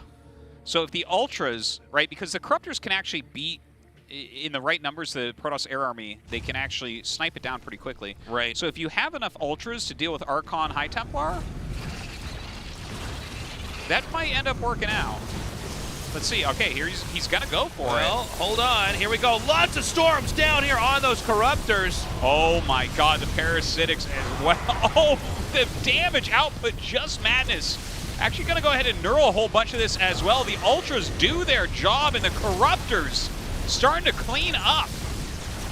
Wow, so many DTs coming through here, though. Are the DTs really the answer to the Ultras? Let's find out. Well, doesn't look like no, they just are not. I guess they have the highest damage output of a gateway unit that you can warp in quickly, but with that many Overseers there, and the splash damage that Ultras have, that was definitely not the right call. Okay, so now what? You have a bunch of Corruptors. I guess you can ooze down the buildings. But do we switch into Protoss ground now? I think what is the game plan? I don't know if he made Blink. All right, he's making some Immortals. I hope you have a Greater Spire here, because if you realize that he's going ground units, you need to turn these into Broods immediately. Yeah. I don't think he actually has a Greater Spire. Did Trap just lose?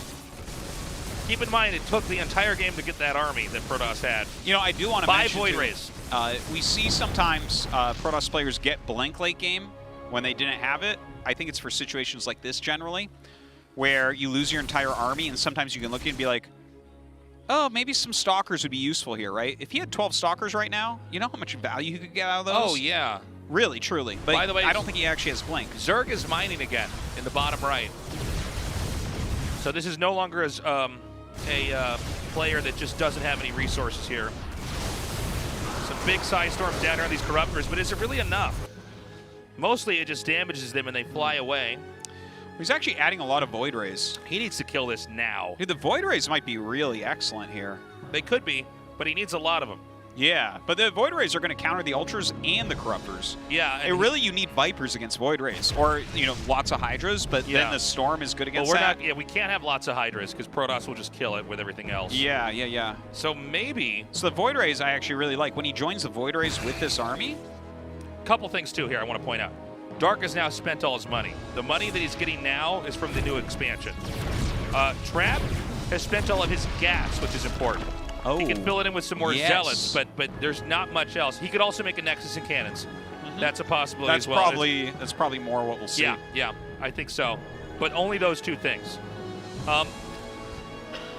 So, this has been one of the more economically complex games I've casted, to be frank. Like, it's a very weird one, right? Like, they both...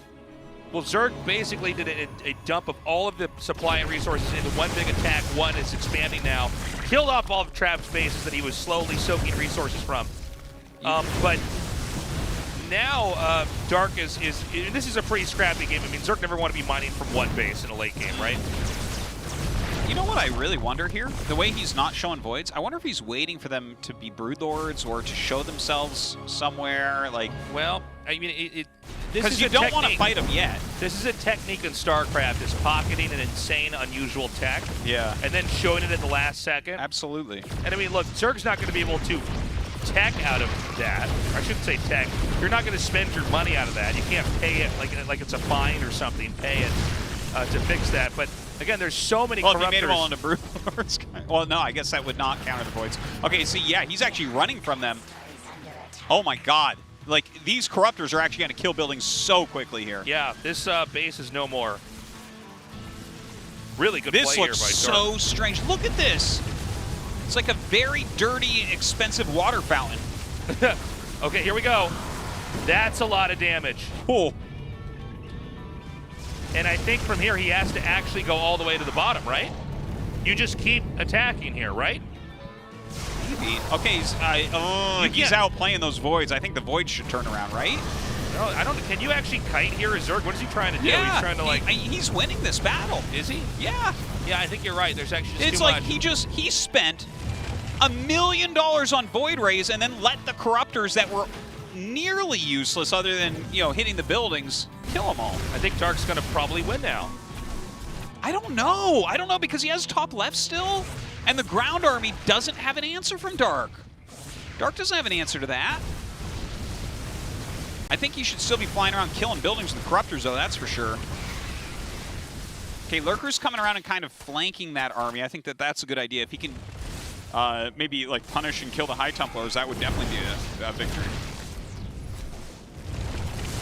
Okay. He doesn't have any detection in here. I bet he really wishes his Void Racer with his Archons and Immortals in this moment. Yes. This is going to be a win here for Dark. You know, right? if the Voids had come out earlier with the Archons, I mean, the Corruptors can't do anything. Get the army together here, and then you've got a real threat. By the way, Protoss is mining from the upper left, but I think Zerg is going to push through and kill that, right? It's a good question. He's got 10 Lurkers. That's his ground army. The Voids can beat the Lurkers, but the Corruptors can kill the Voids, but the Archons can kill the Corruptors, but the Lurkers can kill the Archons. Yeah, this is such a weird game. Now, okay. hold on. He's actually moved over here. Zerg does not quite have his army in position. Lurkers and Corruptors are coming down here. Is Lurker Corruptor an answer for this, though? Popping the expansion. Now, bottom right, that's going to mine out soon, right? Because both sides have had that for a little bit here. Probably. Protoss is also being uninterrupted in mining from the upper left. What a game. This is, by the way, we're at 38.5 minutes here. This is almost a 40-minute game. I don't think it's about to end anytime soon here. It's become incredibly scrappy.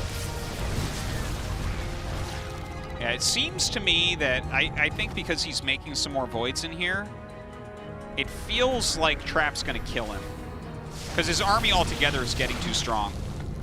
This has been one of the tougher games to cast, to be honest with you, man. This has been very such a crazy game. By the way, if he different. takes this out, again, Zerg's not mining. This base is almost mined out, though. There's some patches already gone. I think just rotating around is fine. Anything you pick off here is insane value. All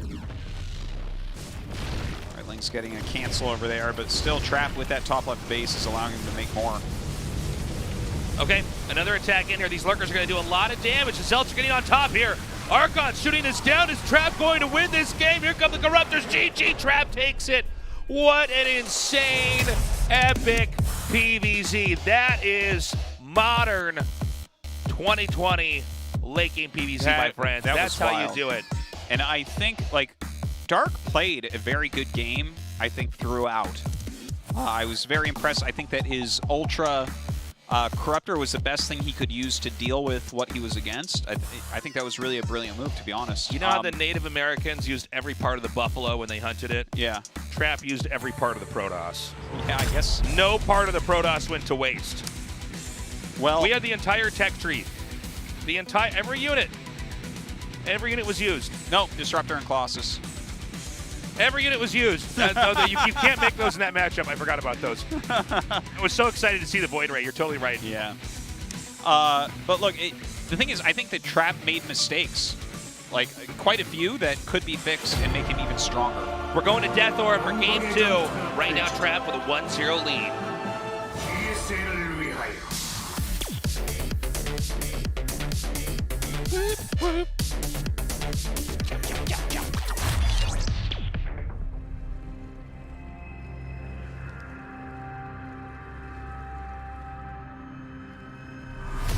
리본 피닉스 게임 딱 악령.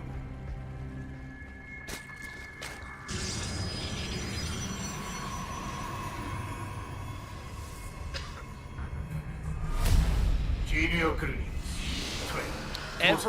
Every player today is looking so good. Yeah. It's still hard to say who's going to get out, man. That is true. That is true. What a crazy late game that was. No, it was close. It was good. But you know, it really did feel to me like there was 2 or 3 instances where if Trap makes a slightly different choice, he dominates. Yeah. No, I hear you on that. So it was not a clean game. It was not a perfect game. It was not it was certainly not that. And I guess we don't really get perfect games, but like some of those, yeah, some of the decisions that we talked about were hard, like turn around your army right then when it feels like you're going to win. But if he makes choices like that, like he doesn't have to just sit back for 20 minutes building a new army, and he can win much more easily. But those are the most complicated games where resources are very limited. You basically spent through an entire late game. We're getting to end game where, because games can't go on forever, guys. I mean, eventually the resources dry up, and one side can kill the other. But those are the rarest of games. Even if you play all day, every day as a pro, those are the rarest of those are the rarest of games. It's funny. There's been like metas where we got that. Remember Abyssal Reef? Right. Yeah. Like by the end of that lifespan, we definitely had a lot of games where the map could mine out, and we knew so much about the Supreme late game. It's fresh though right now. It's we're still seeing how people are going to use it. It's just gotten back in, and I thought that was a really cool one. I really enjoyed a lot of the decisions that they were making. Yeah, me too. Swaps, and I thought, I kept going back and forth on whether I liked the Void Rays being pooled. But I guess in retrospect, they should have been with the Archons. And then it's like that army never gets touched. Yeah, it's funny though. There's something strange about when a Zerg player is forced into a ridiculous number of Corruptors, where it seems like, okay, this wipes everything out, but there's opportunity here. It's a funny, lopsided unit that can only kind of have to everything. You know what I'm saying? Yes, very much. Well, if there was an upgrade where they could float low to the ground like vulture bikes, and then kill ground units, then we'd have the most OP thing we'd probably only have them made. Yeah. They'd be like Vikings, but they don't have to actually land; they just fly down. Yeah. I do think it was a mistake not to have Greater Spire prepared, right? I think if you kill an air army like that, let's say that you kill that air army and you have 34 Corruptors or whatever it is that he had. You go immediate. No matter how many Stargates that they have, you could turn if you have, let's just make an even number, like 30. Okay, so if you have 30 Corruptors, the most Stargates, what's the most Stargates we ever see? Is it like 6? 6 or 5 or something like that. So how many rounds do they need? You can start calculating it like that, where it's like, well, if I make 8 broods, they need to do 4 rounds of flying units to kill my Corruptors. I think the idea is you make the broods and immediately start pushing the most important location on the map. Yes. Maybe that's even the main. I don't know. But you start to push in there, and then you try to accelerate the end of the game. And maybe Protoss counterattacks. I get that. But maybe not. I don't know. It's a very complicated situation, but it does seem like, and it's not like the pros are bad. It's just this is such an unusual situation, and it's easy for us to sit here and kind of ruminate about what maybe they could have done because we're not in the moment, but no, it's I think that this analysis we're talking about is fair. Yeah, I think so. Definitely, there was a lot of things that were done in that game that were not optimal. They were really well done, and these players are amazing. But there's, infinite skills ceiling, man. That's why RTS is get the better. best. Yeah, it's so complex. Some of these situations. There's so much room to learn and to innovate and to improve. By the way, this is a crazy all-in from Trap. So he's pretending he's going to take a third. He's not going to take a third, guys. This Void Ray is just kind of clearing things, and he's going with a massive charge all-in.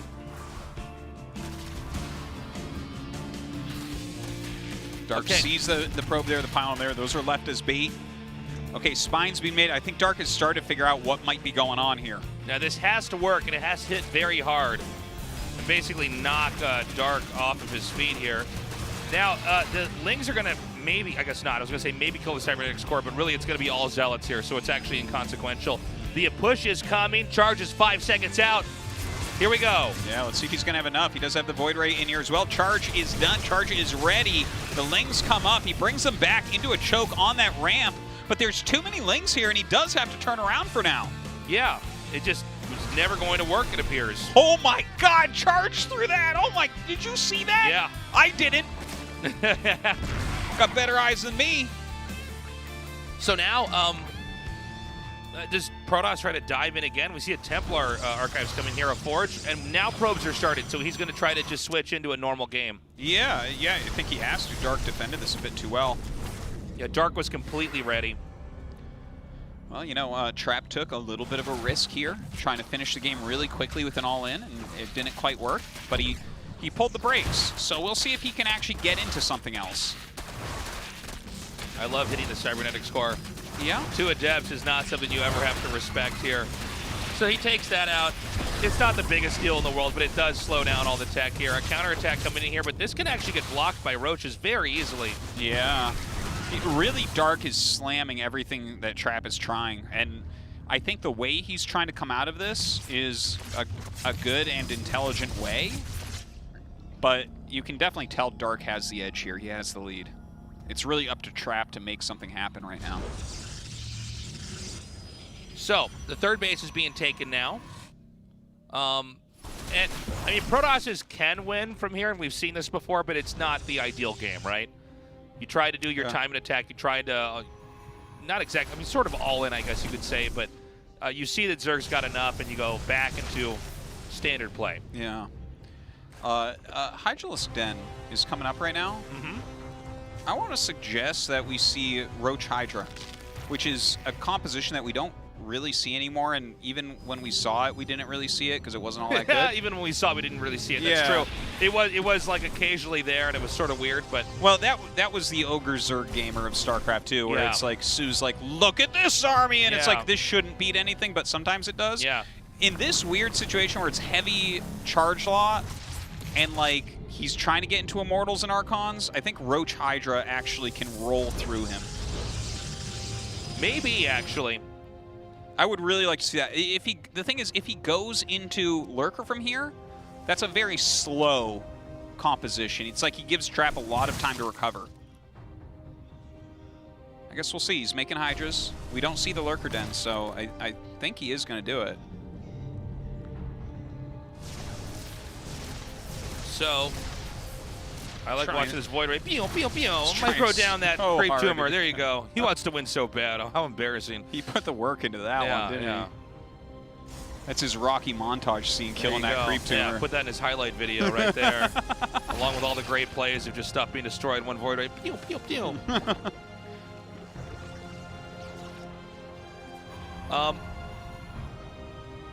So from here, I think Zerg does have a substantial lead.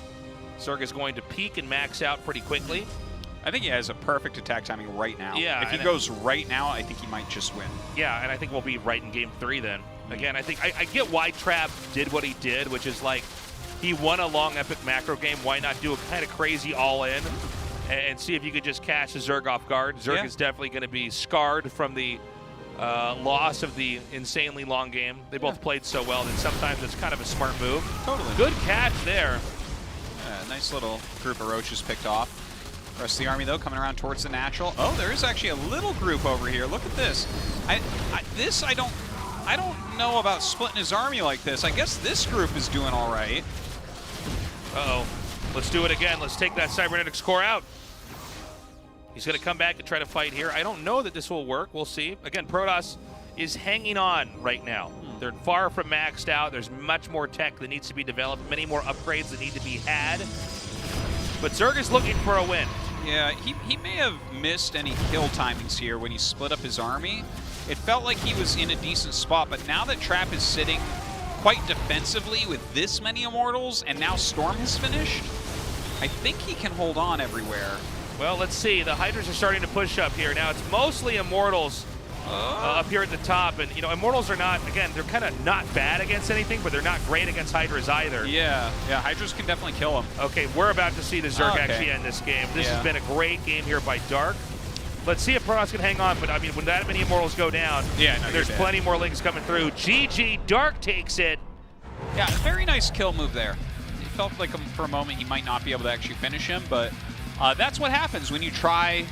But Artosis is in an all-in. He took a third base. It's like, well, you see how Dark was just like, I can do this and I can kill you, because Trap took some big risks with that Zealot attack. It did not work, and he needs help from Dark to get back in the game. Right. Now, going into game 3 here, I mean, I don't think Trap's going to do anything like what he did in Game 2. I think it was a good idea, but yeah, Dark smashed it.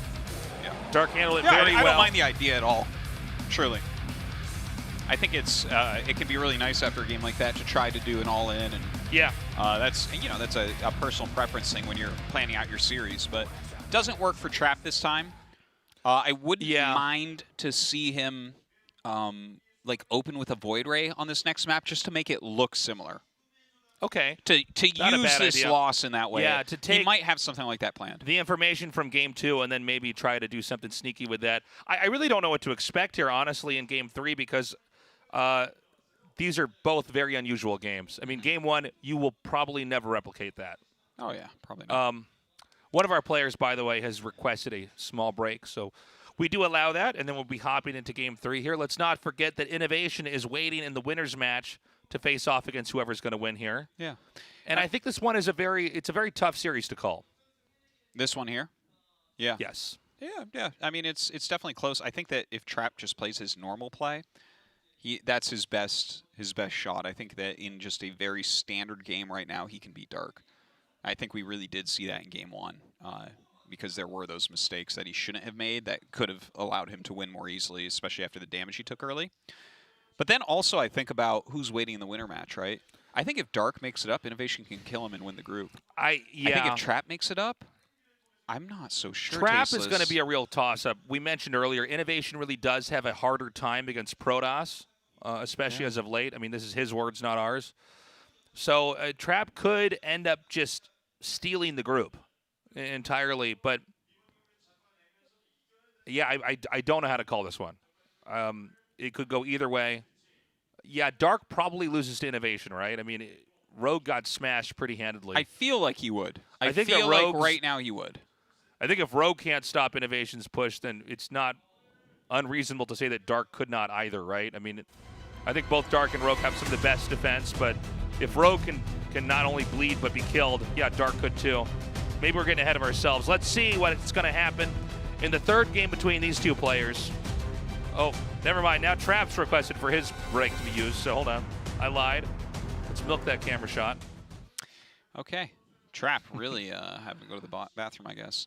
They were some long games. No, Dark well, used his break, and now Trap's using his break. So they should just use it at the same time. Maybe they don't want to pee next to each other in the urinal. That's always the best for me on the breaks. Mm-hmm. When I'm peeing at the urinal, and then I got like Sue on one side, Innovation on the other. And I'm like, if I was we have a pro, 3 urinals in the bathroom here. If I was a pro, I'd go right next to the urinal that they're in. Oh yeah. Do the mind games, you know what I mean? Just stare at them the whole time. Yeah, the whole time like this, you know? You're not even peeing. Yeah. You're just standing there I'm like just a standing there with my fly clothes like that. Yeah. And then when they go to wash their hands, I'm washing my hands too? Yeah. Except you're not using I water. go You up didn't turn on the I go sink. up on the wrists like this. I wash it better. Start washing behind your ears and That's your right. neck. And when I do one of these, I splash some water on my face. Take some deep breaths. Go to my match. Lose because I didn't pee and my bladder was full and I couldn't focus. Yeah. And also you're not pro level at GSL level StarCraft 2. That's also a factor, yeah. That's not as big a factor. That's part of it. Still look as good as Innovation in Game 1 against Rogue. Yeah, for sure. So it's going to be Pillars of Gold. Or will it be Pillars of Salt for one of these players? I don't know. Oh, may well be. Now, again, I think it could go either way. I don't even know who I'm supposed to root for. Maybe Trap. Trap really was inspirational there in Game 1, man. What he did in the late game. Taking out a world champion like that. All right, guys, our game's loaded up. Let's do this. The winner fights Innovation. 영광의 전투가 펼쳐진다. GSL을 위하여.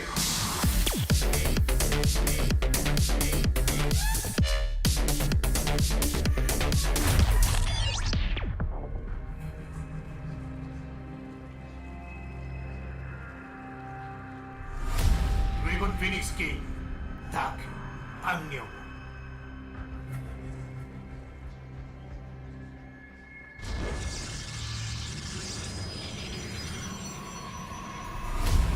지리어 클린스 트레 조성호.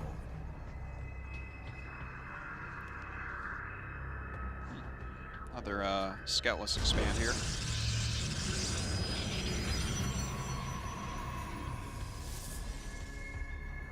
It's kind of interesting that he did this twice in the series. Yeah. Because Dark is someone who will mix in a 12 pool from time to time. Yeah, he does that more than the other Zerg players, in fact. Yeah, I think he really does. So that's, yeah, that's, not sure what to think about that, but now that my brain is going, the thing is you never know exactly how planned out a player comes into the match with, his plans, like if he already knows all the builds he's going to do in a given matchup. But as Rogue, maybe you look at that and say, if I play Trap, I'm going to 12 pool once. Yeah. Maybe mix that in, because for people that don't know, if you go 12 pool against this gasless expansion, it's a free win. Like, you literally just win the game instantly when the Lings get there. Yeah, the Lings just get there and you die. Yeah, you kill the pylon, they can't stop it.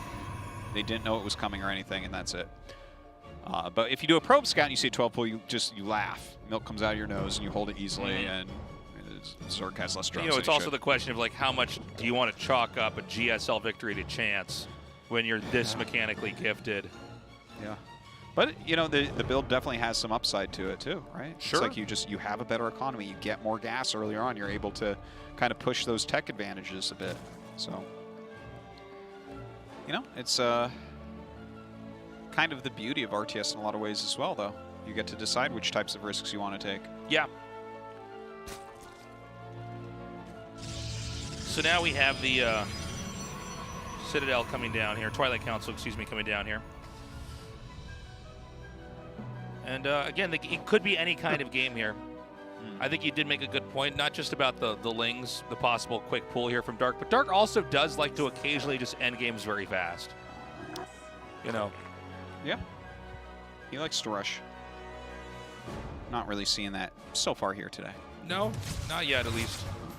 So, all right, with the Twilight and the Robo coming up, is it going to be an Archon drop? Is it just going to be Glaives and a Prism? A bit unsure as of right now. Here comes the Stalker. And we'll see here in just a second. It looks like it's going to be an Archon drop. DT Archon. Yeah, and this is kind of a nice thing to have in the third game between these two, because we've had a very dramatic, long, epic game. And then in game 2 we had a pretty quick, he's kind of all in. But this is actually a Glaives build, though. He's getting. Yeah. I thought it was going to be an Archon it felt build like he too, but he's not. waited for the Glaives a bit, and the Overlord was coming in, so I mean, it could be a red herring, but I don't think so. Glaives is cheap enough that you can just get it, and it's fine, and it can be a macro build, you know? Right. If you only go 4 gates, it's like, okay, well, you can take a third with this. It's not an issue. It's a fine build. Yeah. So how effective is this going to be? The blueprints of this game so far do seem to resemble some of our games from earlier this year. Yeah, he's actually making more gates than what I was originally thinking he was going to make. So is he just going to do this, you know, kind of older adept pressure build? It looks like it's going to be heavy adept pressure, but what do you do the follow-up, right? Some people go Dark Shrine, some people go Century Immortal Push.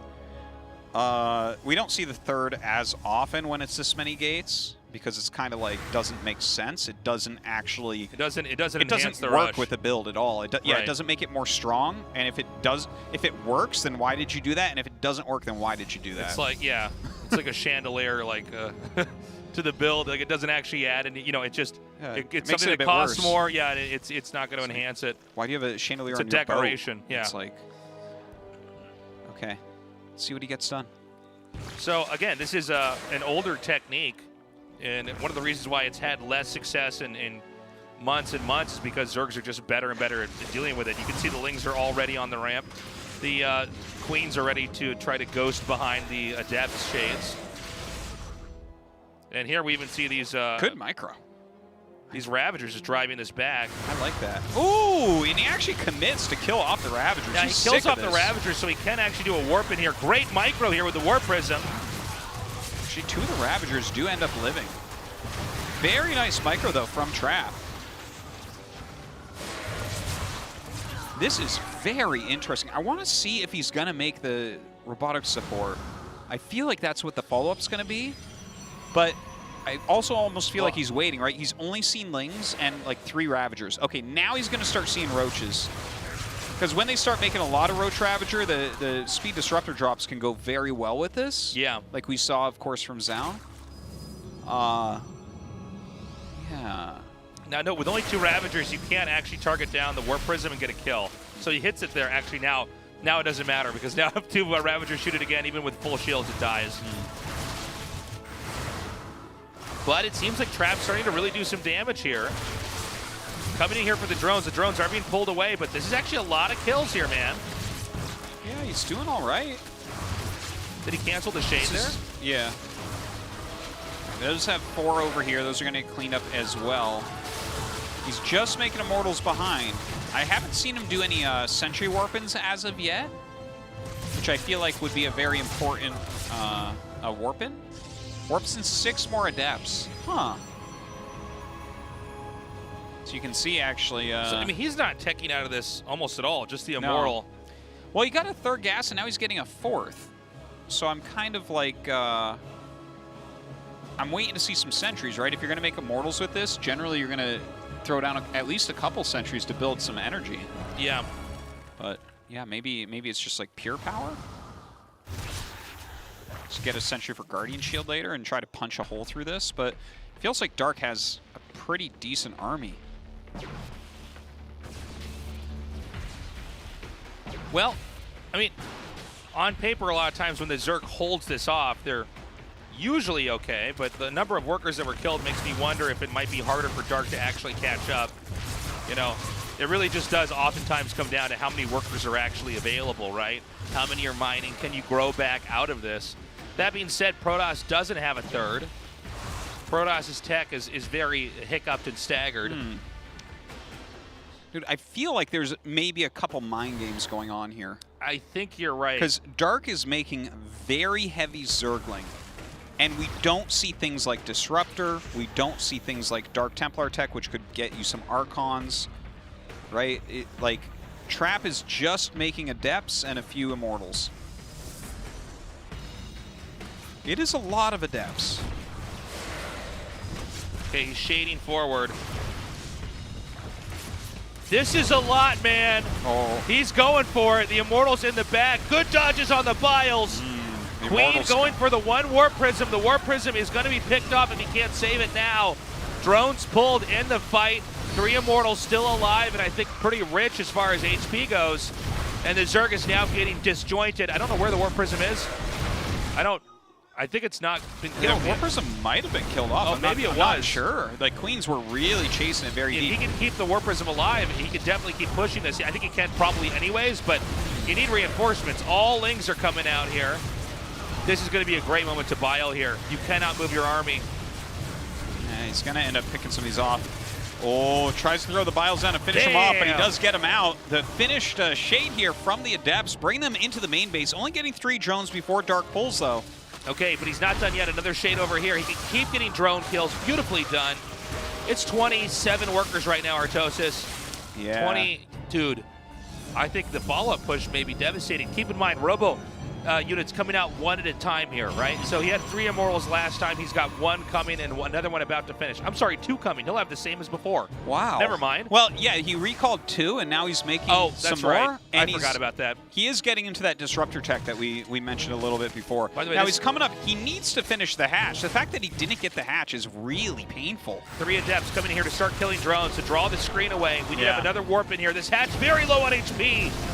I think this is your #1 priority. You have to kill this hatch, right? Yeah, I love the sentries coming in here with this. A Guardian Shield and maybe a Force Field or 2 to dice up the position here, forcing some of the Ravagers in the front. They cannot kite away.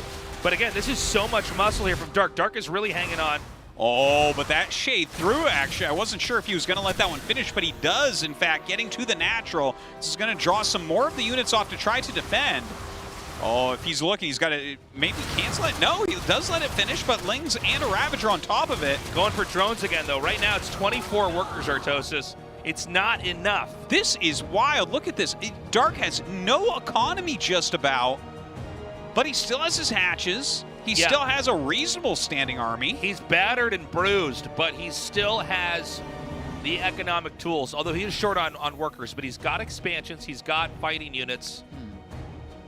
Well, now it's time for some Disruptor drops. The problem that is could be a killer here. It seems like for most of this game, Dark's head has been underwater. Yeah. You know, Trap is really, he seems to be pulling through further and further ahead. That's a disruptor? Yeah, that's a disruptor in there. Okay. Now, you can kill a Ravager or Ravagers. Yeah, they can't do very much to dodge it. Yeah. That's one of the prime targets for a disruptor. You can see Dark is doing a lot of splitting here. Yeah. Be very careful about that. Look at that. Lings actually get in on top of a lot of this. They don't end up killing it, but energy is used. Some of the immortal shields go off. It doesn't matter, though, does it? He's not going to be able to continue that attack. Yeah.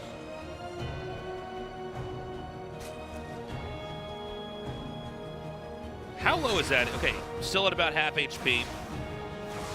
Even delayed mining right now in a game like this is huge. Now, Dark is just now caught up.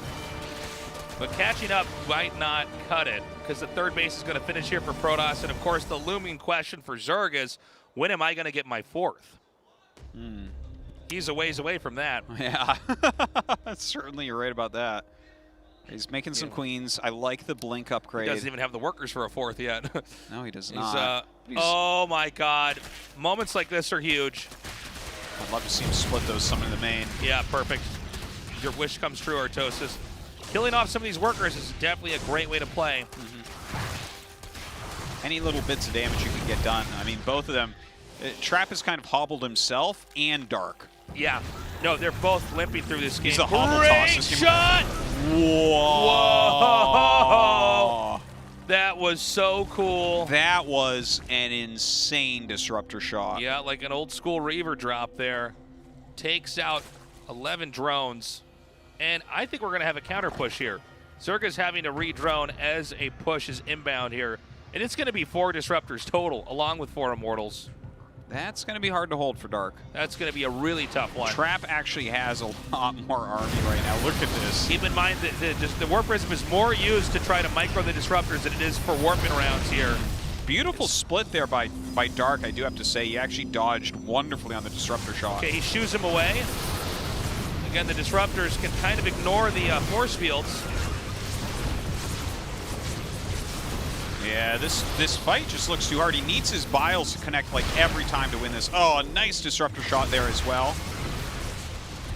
As you can see, Zerg is getting smaller and smaller and weaker. There's Lings that are going to be coming in here that have been remade, but again, with these 2 immortals that are so low on HP, still alive. He's pushing. He's up here. He's going to be able to cut all rally points in half. Ravagers are fleeing. Oh, so nice with these disruptor shots now as well. Cleaning these up. There's Trap is a nothing left. monster. GG. Wow. Trap. I think he might get out first now. I accept your apology, I Jason. know. I'll have to get that Trap tattoo after all. Yeah. Damn. Well, I already got what one a on day. my ankle, Tasteless. So. Yeah. I'll get that Trap tramp stamp right above my butt. It's a trap staff. A trap staff is what they call it. Yeah. So Trap is just looking like a beast, man. Yeah. I mean, he's great right now. He's in top form. Yeah. I feel like this could be the season, Tasteless, where we have Stats or Trap end up winning this tournament. I think so. They both look so unbelievably strong. By the way, now. this entire month has been so awesome. Yeah. This game's every GSL and ASL day is insane. So true. So crazy, man. Okay, guys, we have a short break. We come back. The winner's match, Innovation versus Trap. Let me tell you, not because my eyes are open, your words will keep bouncing away. And even if you're trying to hurt me, my skin's getting thicker each day. I don't know how you fall asleep at night, knowing that you.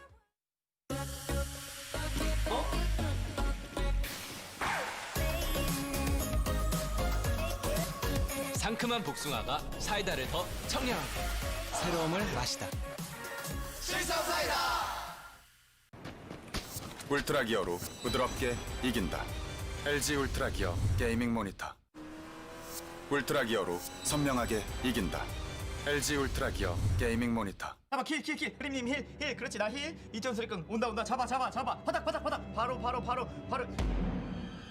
From the beginning. Hit it, boys.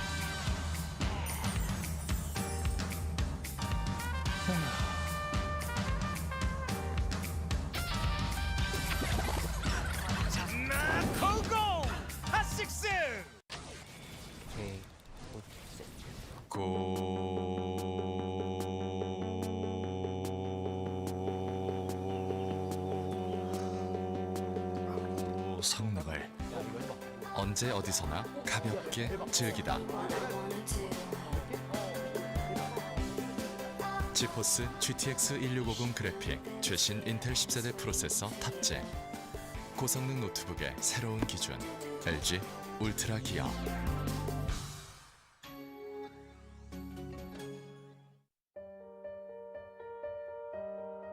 디자인을 하면서 가장 중요하게 생각했던 부분은 울트라 기어의 차별화된 브랜드 메시지를 잘 나타내는 것입니다. 신과 영웅들의 최강의 무기들을 검토하였습니다. 그중 니케의 승리의 날개를 모티브로 지금의 울트라 기어의 로고가 탄생하게 되었습니다.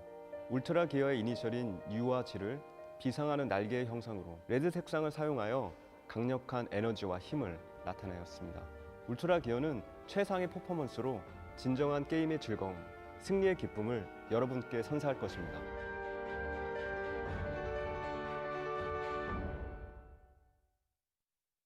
야, 우리 진짜 한 판만 더 이기면 돼.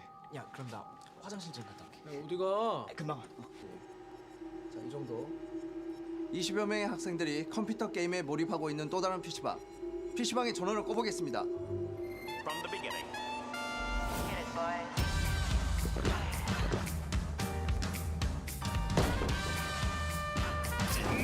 고고! 핫식스!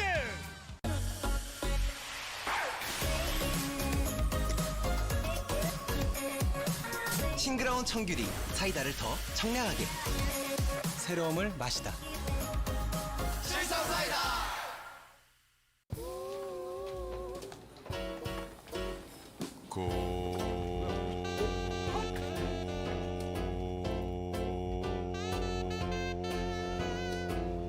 성능을 대용량 배터리로 언제 어디서나 더 오래 즐기다. 72Wh 대용량 배터리. 고성능 노트북의 새로운 기준 LG 울트라 기어. 듀얼 메모리, 듀얼 저장 장치. 고성능을 듀얼 업그레이드로 더 오랜 기간 즐기다. 거기 들어와. 그 밑에 걔 잡고. 나이스. 자, 씨. 됐어. 미안해, 로나. 화났어? 미안해. 내가 해줄게. 아, 잠깐 내가 누르면 안 돼. 누르면 안 돼 지금. 자, 경쾌하게 무슨 소리야?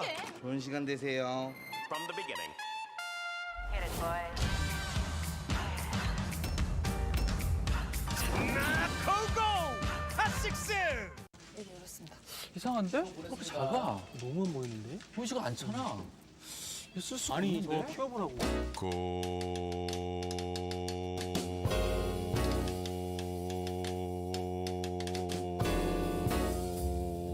성능을 17대 화면으로 언제 어디서나 더 크게 즐기다.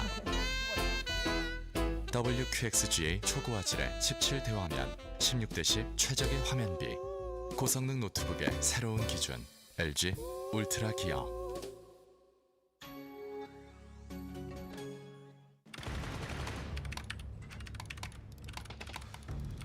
라면이요. 자, 이게 나왔습니다. 잠깐만 들어주세요. 빨리 나와요, 이거. 음료 나왔습니다. From the beginning.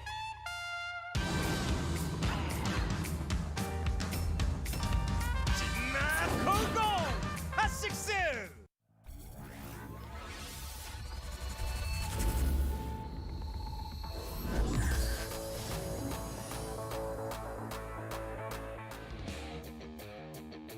이거 연결체 못 지켜도 그냥 막는다라고 생각을 해야 돼요. 굳이 앞에 나가가지고 막 계속 두들겨 맞을 필요는 없는 겁니다. 예, 여기서 잘 싸워야 됩니다. 치고 빠지고 뒤로 물러서면서 들어오는 공격 막아내야 됩니다. 연결체 시간을 바이킹 찍었습니다. 시간을 약간 어려워요. 싸우는데 집중까지. 컨트롤 좋아요. 조성주. 녹아버리네요. 컨트롤 좋습니다. 조성주도. 앞에 겨우 싸웁니다. 다시 한번 불면서 치료가 아직 남아있긴 하고요. 예, 추가 병력 쭉쭉 내려보내고 있는 조성주 선수예요. 병력 숫자 줄어들고 있어요. 자, 연결체를 깨지겠어요. 깨고. 태우가. 자, 이제 도망가야 돼요. 주력자.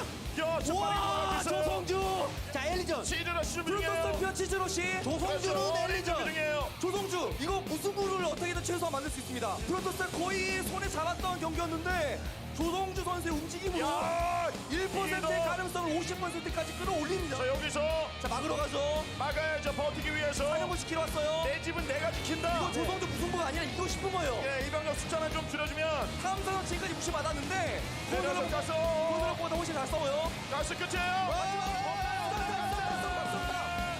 여기 하나 왼쪽.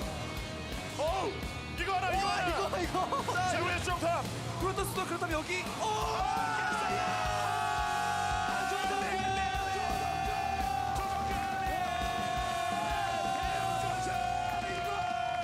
그걸 성공시키려면 이게 먹혀냅니다. 자 들어옵니다. 들어갑니다. 자 받쳐주고 있는데요. 부끄러 잘 들어갔어요. 제대로 들어갔고요. 뒤에까지 지금 범위가 좀 닿지 않습니다. 바이킹이 약간 늦게 삶아서 잡아줬는데 여기서 이제 벤시가 좀 활약해줘야죠. 바이킹의 최대한 저 잠시만 잡아주고요. 그렇죠. 근데 소모전 너무 잘 됐습니다. 어린 선수가 하는 만큼의 소모전이 되고 지금도 소모를 하고 있어요. 그 메카닉은 지금 조합인데 그 조합을 깨고 있잖아요. 이렇게 하면 소모전 너무 깔끔한데요. 바꿀 수 있죠.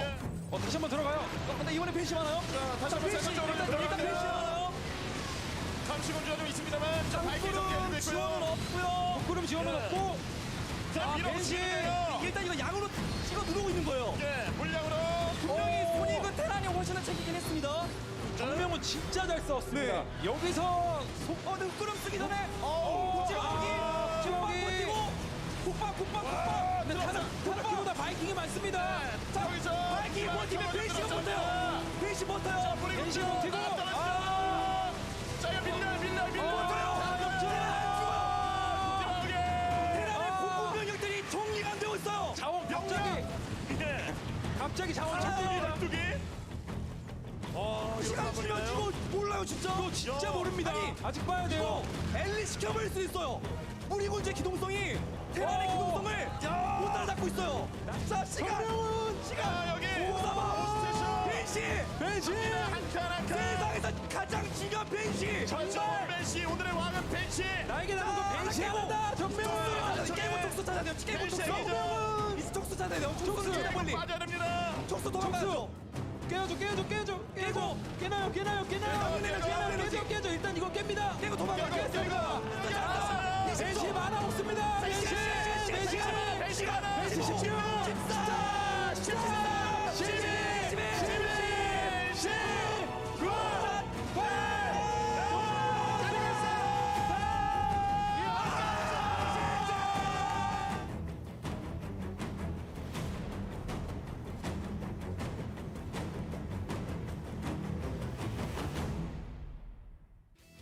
장을 치면서 갈랐는데 어떻게 이득을 못 보나요? 그렇죠. 한번 믿고.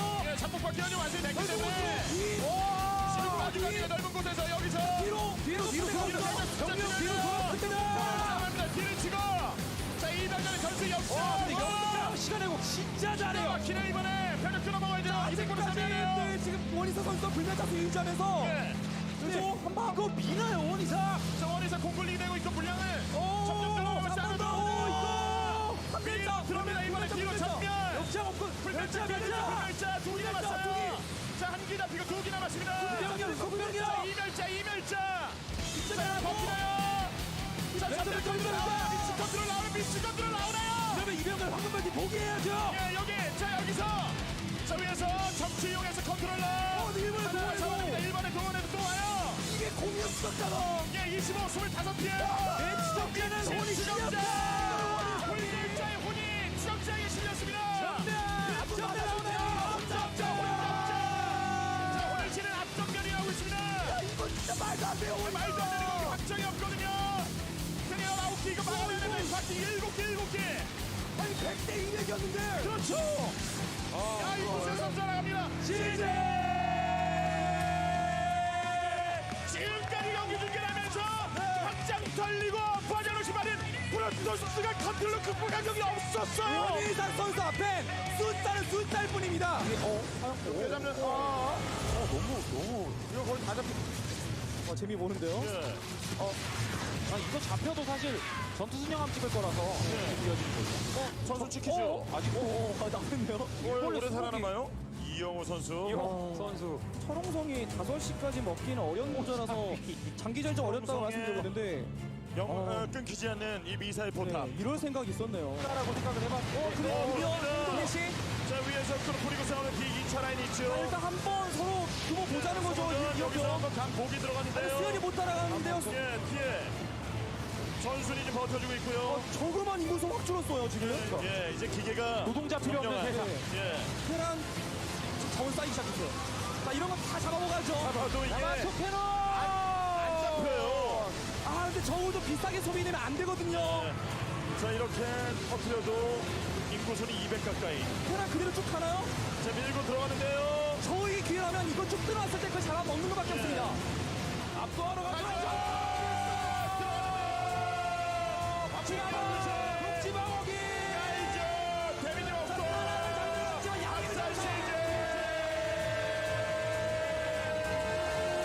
이건 적의 의지를 꺾은 거예요. 각하에게 부활입니다.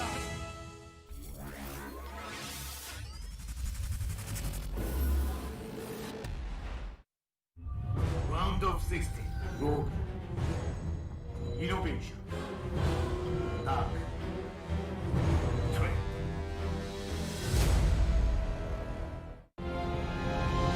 Africa Team. Prego Studio Live. 2020. GSL Season 3. Codes.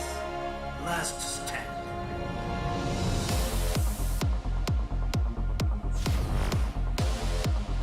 Welcome back, everybody. Innovation versus Trap is up next. The winner gets one of the last 2 spots remaining in the round of 8. And I'll tell you something, man. I've been really impressed with Innovation. I think I might be even more impressed with Trap. Yeah, dude. Trap is looking amazing. like the greatest Protoss of all time. Yeah, yeah. I mean, I could see Innovation beating whoever comes up against him if he loses here, but Trap is in shape right now, man. There's a few people in this GSL season where I'm like, these players can really win, and I think Trap really can win this GSL. Innovation has said he's had a hard time in TVP. If Trap's PVT is anything like his PVZ, this will be a very exciting match. But again, Innovation mechanically looking as gifted as ever. Yeah. Our game is now loading up. The loser goes on to the final match. Again, the winner gets one of the last 2 spots in the round of 8. 영광의 전투가 펼쳐진다. GSL을 위하여.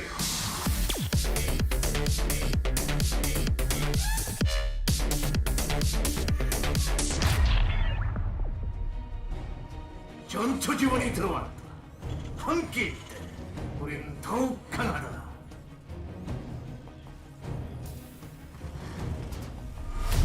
카이즈 게임, 이노베이션, 이신영.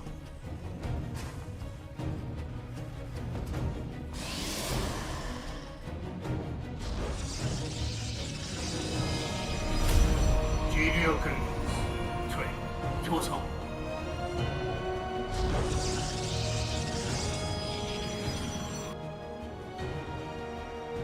Feels so good to have so many good games lately. I You were know, saying it before, it's but almost too good to be true. I mean, we've had seasons of GSL that were like, no, how do I say this nicely? Nowhere near as good as this.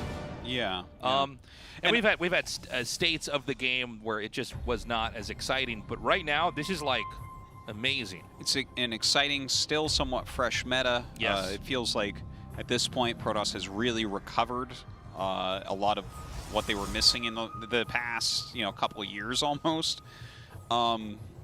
This is the first time I've actually felt in years like we might get a Protoss champion. Yeah.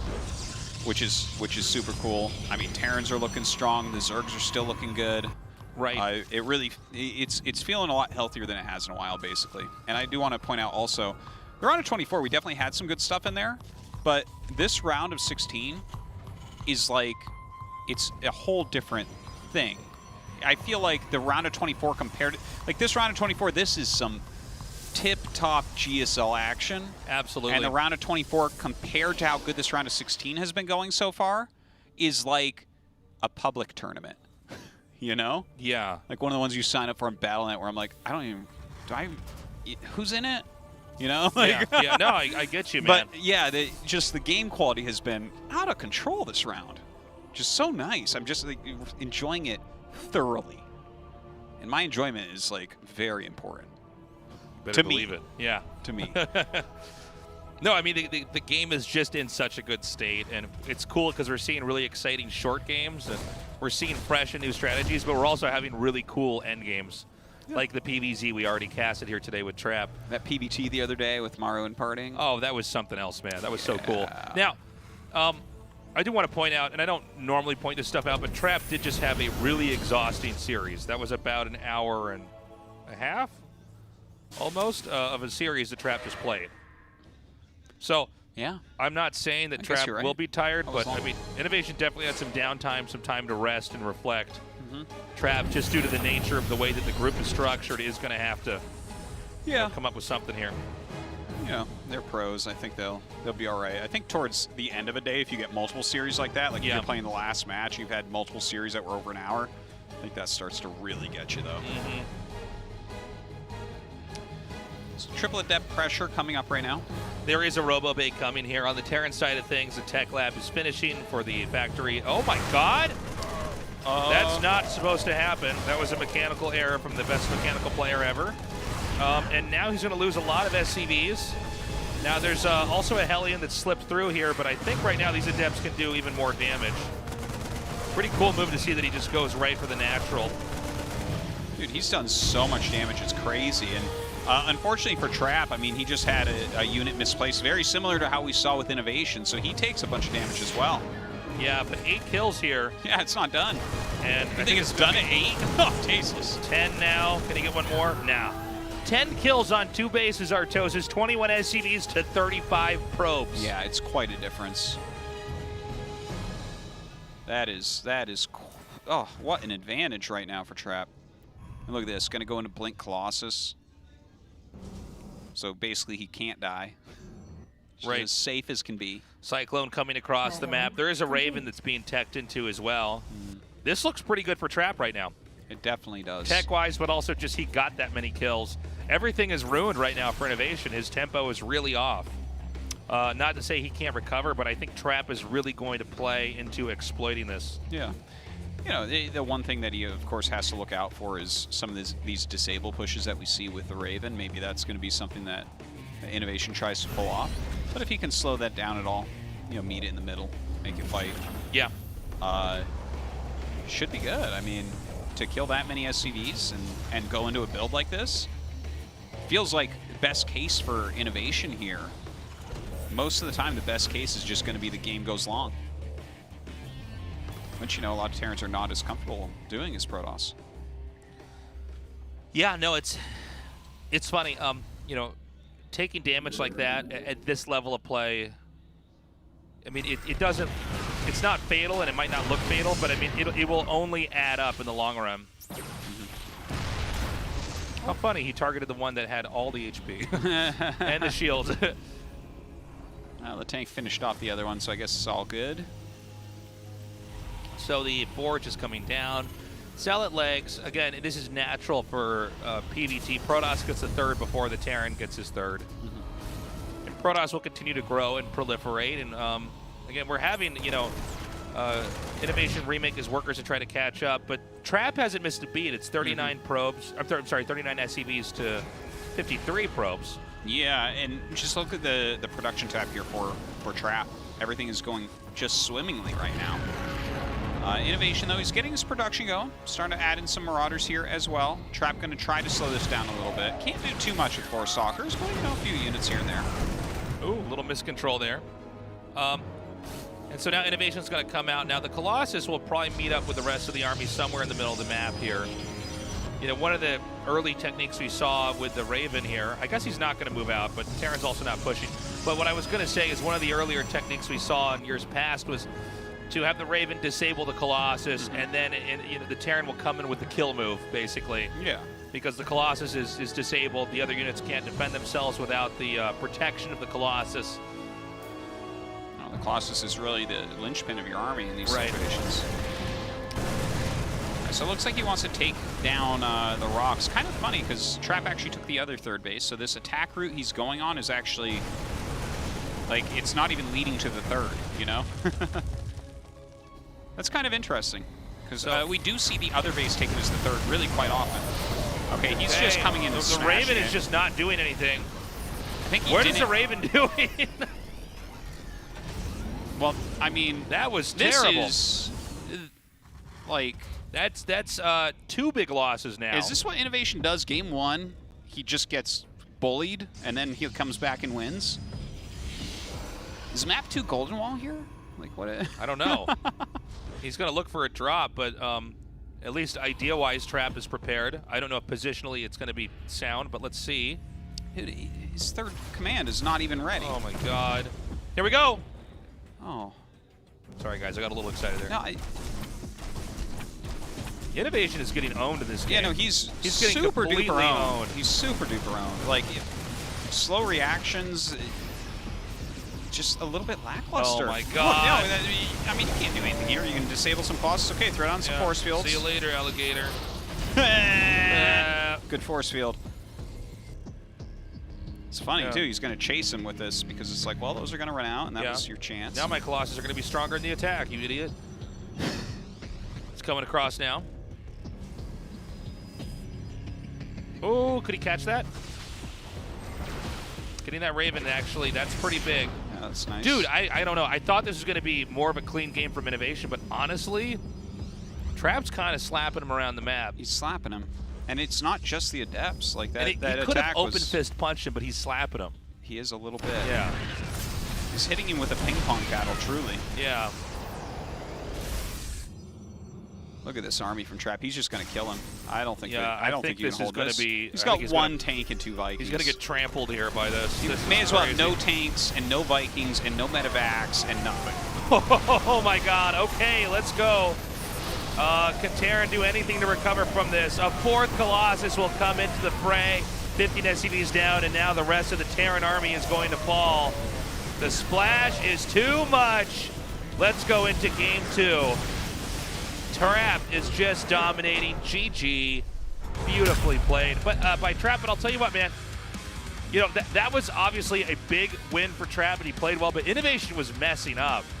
He was like not having the Raven ready when you're out on the map, the whole point is to try to disable him. Look at Trap. He's laughing. He's laughing into his laughing water at his bottle. opponent. Yeah. He's laughing. He's trying to hide the laugh in the water bottle. He's going to let the laugh out later after the game's done. He doesn't want to be rude. If Innovation had a water bottle, he'd be screaming into it. Yeah. Brodas! Like that. He'd cap it shut. Maybe. Well, okay. I mean, Trap really did dominate, but Innovation got dominated game 1 by Rogue and then came back and beat him. Sure. So let's see it. Eternal Empire, big macro map. Yeah, let's do it.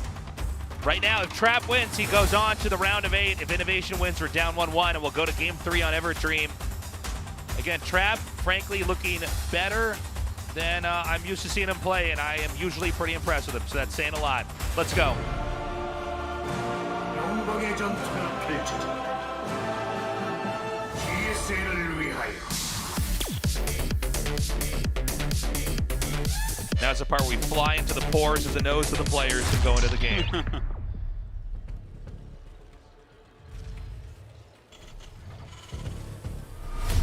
카이즈 게임, 이노베이션, 이신영.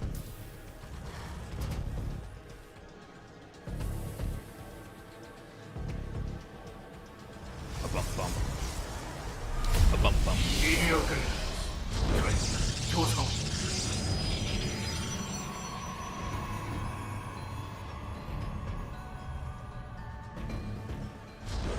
Okay, so I really do hope Innovation plays a little bit better here. Losing those SCVs at the start hurt, but when you don't even have your Raven with the army, when the Raven is the unit that lets your army even be on the map, that's pretty surprising. I would not be surprised if Trap just Hulk smashes, Innovation gets out of this group. Yeah, it might happen. I mean, game 1 was hopefully not how the rest of the series will go because it was not even a good game. I think Innovation can still show what he's worth here. Trap, though, I mean, he is on the brink of setting a new record, actually. If he wins here, if he advances tonight, that is his 6th round of 8 in a row, which is the record no one has ever gone to 6 round of 8s in a row. Is that right? What an interesting stat. Yeah. That's one I wouldn't even think to look for. I'm glad we have people working on that here at the studio. Yeah. That's really I cool. think the Twitter account is Codes Facts that I got that from. Oh, it was even okay. the people at the studio didn't know. Okay, that one. yeah, that's a very unusual. Go follow that Twitter account, Codes Facts. But yeah, that's kind of an impressive thing, because we've had all sorts of stats like that in the past about round of 16s and stuff, where it's like, whoa, Solar's been to like 48 round of 16s in a row, and we've only done 45 Codes's, you know? Right. But yeah, with that round of 8, that's kind of sick. Trap has really been consistent for the past 2 years. And Protoss have had some hard times in the last 2 years too. They have had some. He's been one of the bright spots in the darkness. They've not been winning as many tournaments. They've been the victims of brutal memes that are unfair. Brutal memes are unfair. I call them fake news, but you know. The meme stream media. Yeah. Yeah. But they can warp it anywhere. Tasteless. They have the warp prism. Tasteless. They have no excuse not to win. Yes. Meanwhile, there's ring of turrets. Yeah, then you're trying to make the point a Nidus worm pops up and kills the person talking. Yep. Yeah. While people are talking, it's sleight of hand, Tasteless. Yeah. When they're talking about the warp prism, Rogue in the meantime wins $400,000 with Nidus worm rushes. Like, oh, okay, that's that. Yeah, the warp prism. That's no, what's you're wrong. right. That's the warp prism's what needs to be fixed. So there's going to be a pylon place down here. Is this going to be for a robo? I think it's going to be maybe a warping point. I'm not sure. Maybe it's for scouting a little bit later on. Huh.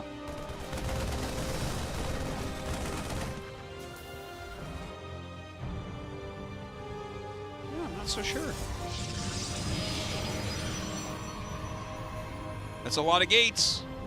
Yeah. That is a warping point. He's going to go punch him in the nose. It's going to bloody him, that's for sure. Yeah. This is kind of the map where you more expect a macro play, because it is hard to kill your opponent. But that's why this might work. Yeah. He's going to have so many Stalkers, Tasteless. Like, Innovation's like, perfect. I will make a lot of bases and units. Yeah, and he's making like a Raven right now. How does a Raven do against 40 Stalkers, Tasteless? It beats him, right? Yeah, it does. Right, yeah. It wrecks him. It's not even wrecks close. him, dude. It's crazy. Uh-oh. Mr. Hellion. Things are about to heat up in this expansion. I wish you had done all the writing for the units. Yeah. I would be the best at writing a really 90s B-grade movie. Yeah. I could get all the dialogue down. It just flows out of me. Oh, look at this. He's like, look, it's a real Colossus. Oh, no, I'm going to lose it. It's not, you idiot. It's actually a hallucination.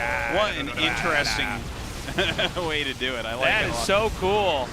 I guess that's the most health that you can really spot with, I guess also you might want to turn away initially, right? Which would give the Stalkers room to come up here. Trap. So handsome and cool. Oh, man. Innovation having a hard time against this so far. Old Blinky Picks off Winky. another tank. Quickly make another fake Colossus. Look how cool this is. He's so cool. Look, he's going to blink up there. Stalkers. Yeah, if that Colossus was real, man, he would have already won this game, but it's not. So the Colossus backing up, the Stalkers running away from the Marines. The thing is, Stalkers can kind of outrange Marines, but you don't really have a lot of surface area here to try to make this go on forever. The thing is, he can probably blink on that tank after he kills off these Marines, right? Dude, he's going to win. Yeah, it does look that way. Look at this guy. What a Gosu gamer, am I right? Trap is he's like just killing it, man. So good. Can he blink on top of the tank? I guess you want to get the Liberator first? Tank's not in siege mode, right? Oh! Seems like his micro is maybe just a little off. Thing is, I think he could have won if he had killed that Stalker, or the Liberator, excuse me. All right, 2 tanks are out. Is Inno going to hold this? Well, similar army supply. Lost a lot of workers. We're at the 20 now. Well, there's no... I don't know about this. He's kind of... Is the tank going to get killed off here? sort of funny blink micro. Yeah, just watching the, like, he's killed a ton of SCVs, so, I mean, I guess that's important. It's just, it's strange watching how he's engaging it. I feel like if you had given these units to Parting in this situation, yeah, he could have killed Innovation like 4 times already. This is so funny. He's gonna get the gas. He never repaired it. That's it. It's funny. I like the Zealot here to tank. Yeah. Oh no, he's not gonna kill it. Okay, now you know, without another tank here, I don't know. Tank's about halfway to being finished. We've had, I think it's 27 SCVs killed. I could be wrong, but this is It's like, a lot. It's oh, he's a gonna lot. get the command center now. Gonna go up and repair, kill some more SCVs. Blinks into the Liberator tank. zone and tank. See you in hell, tank. This game, because all these stalkers are going to hell, so they will see it again. Yeah. Oh my God, he gets the Liberator now. Yeah, we're getting less and less siege units every time. Yeah, it feels like Trap is slowly but very surely By the way, breaking it. this is apparently the right way to do it, is to have one Zealot come in at a time while the Stalkers keep dealing damage. Yeah, I've liked the Zealots that he's made, but yeah, I do want to give a shout out to the people who micro really well, because I don't feel like that's what we're seeing. Like, he's doing like the right thing, but a little bit sloppier than some of our more aggressive Protoss players. Well, he's gonna win it. Yeah. Here we go, blinks forward. The tank will go down. And he's on top of production. GG, Trap gets out first. Trap. Yeah. Trip, Trap, Doodle Dab. Trip, Trap, Doodle Dab. Round of 8, take a nap. Damn, Trap. Round of 8, take a nap. Trap is so good. Yeah, no, he looked mighty fine tonight. Look at this. And there's still a lot he can actually fix and improve, to be honest. Yeah. Like, yeah. honestly, the micro execution on that was pretty off of what it could be, potentially. I think a lot of people besides Gemini didn't think Trap was going to get out first. Just you and Gemini, but you guys actually, are right. he was hedging. Oh, really? He was was just hedging. you, Artosis. It was mostly just me. We're going to have an interview now, see how Trap is feeling, and then we will be going on to the losers match and eliminating one of our players in Group D. The first player advancing out of Group of Death is Trap of Junior Green Wings. Congratulations. Thank you. Wow, what a fantastic work today. And this is your 6th consecutive round of 8 in GSL. How do you feel? Well, I heard that this is the first time in history to achieve this. So achieving this really makes me happy. Well, you have been showing steady performance, and your play today has been immaculate. And on the Innovation, you showed stellar builds. So did you expect to win? You know, Innovation only sticks to one build, and he's so good at it. And I thought that he was fixated on the one build. So I tried to use the builds that adapt to his playstyle. Well, I mean, this Group of Death is like really strong. So did you expect to win so easily today? Well, I never, anticipated to win so easily today. In practice, my performance wasn't that satisfactory. So I was kind of worried coming here, but I trusted myself and had faith in myself. And I'm glad the games worked out all right. And I'm also quite fascinated. And it felt like you were actually struggling against the Dark more. In Everdream, the Zerg was really harassing you badly. But you kept going into the late game and you eventually won. So what went through your mind back then? Dark was very aggressive, and I was just being just turned around, and I didn't have anything to do. And I felt like in order for me to win, I had to stall out the game to late game, and then eventually an opportunity came, and then I grasped the opportunity. And that was the game review. So now Trap advances as the first place of Group D. And now you will be playing against Maru of Group C. So this is going to be a team kill match. What is your opinion on this? I mean, Maru's been really good these days, and I lost him in online matches. so I'm kind of worried. 마음 편하게 최대한 해야 될 것 같아요. But I'm gonna try to play comfortably. Do you think Maru's gonna be happy about this? 속으로는 좋아하고 있을 것 같아요. I mean, like in his mind, he probably is. 자, 끝으로 조성우 선수 마지막 한마디 All right, before you go, anything you want to say, Trap? 솔직히 오늘 좀 대진이 너무 어려워. Honestly, you know, my group is so strong, so I was kind of worried.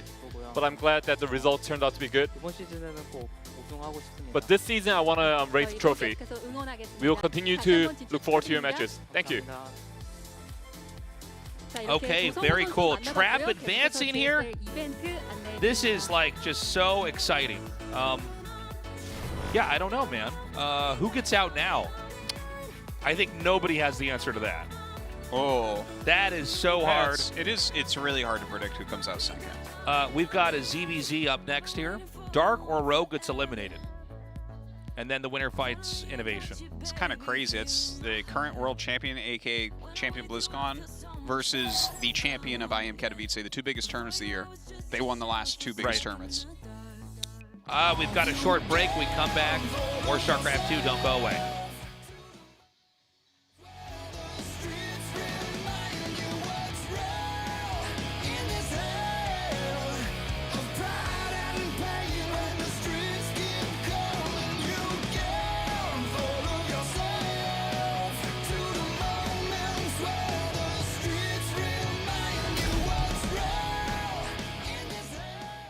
I know you're telling me you're leaving, but all I wanna do is hold you now and hear the sound of your heart beating. If there's a way to stop this, show me how.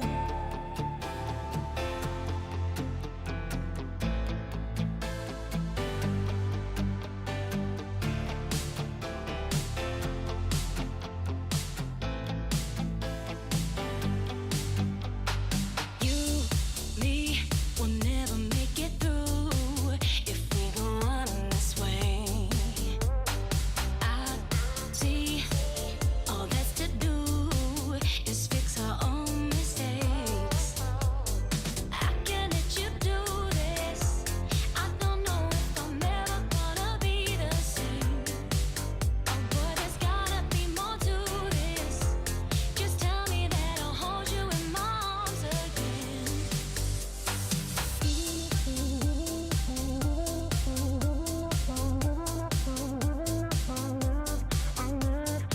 giving up on, giving up on, giving up on, giving up on, giving up on love, on love, on love, on love,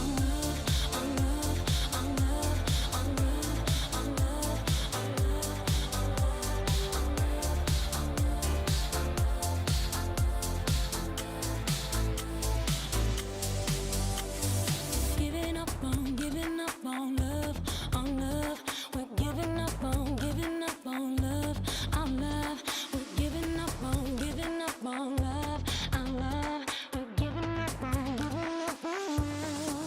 I know you're telling me you're leaving, but all I wanna do is hold you now and hear the sound of your heart beating.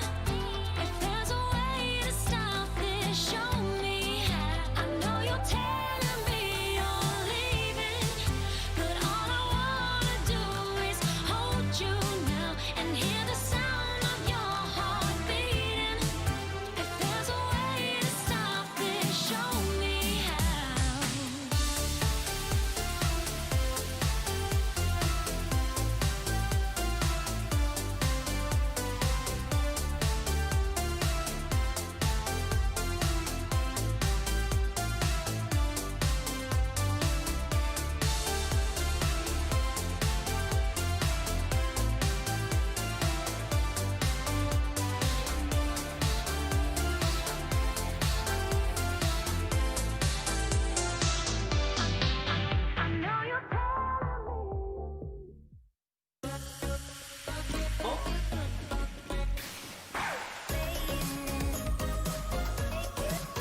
상큼한 복숭아가 사이다를 더 청량하게 새로움을 마시다.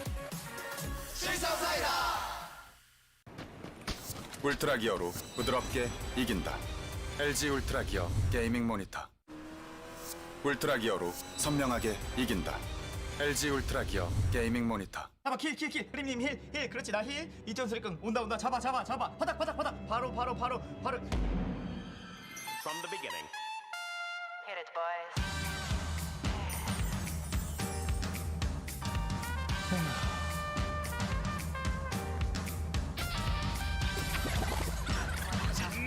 고고! 핫식스!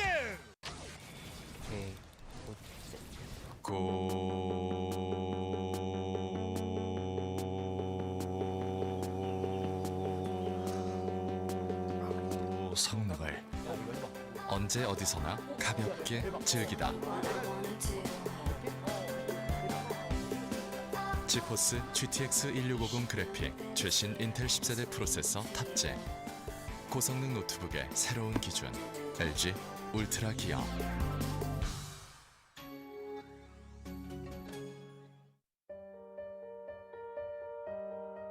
디자인을 하면서 가장 중요하게 생각했던 부분은 울트라 기어의 차별화된 브랜드 메시지를 잘 나타내는 것입니다. 신과 영웅들의 최강의 무기들을 검토하였습니다. 그중 니케의 승리의 날개를 모티브로 지금의 울트라 기어의 로고가 탄생하게 되었습니다.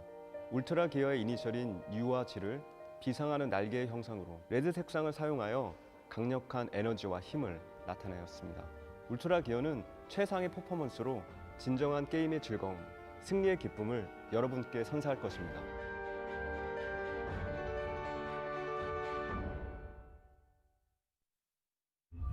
Round of 16.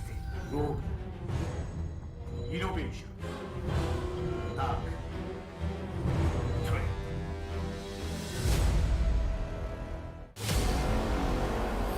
Africa TV.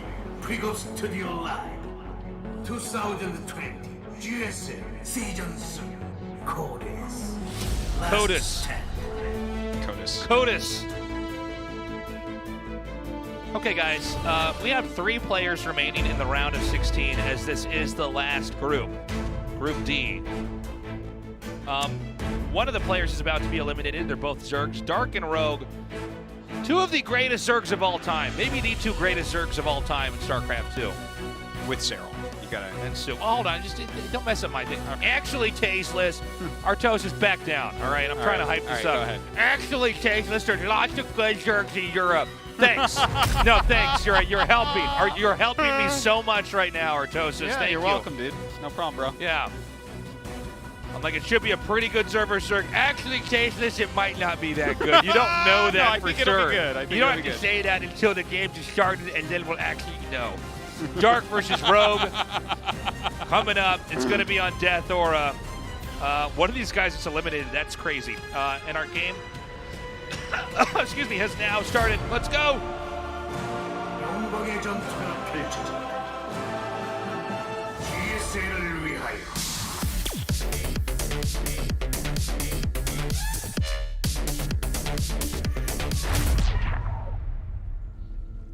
전투 지원이 들어왔다. 함께일 때 우리는 더욱 강하다.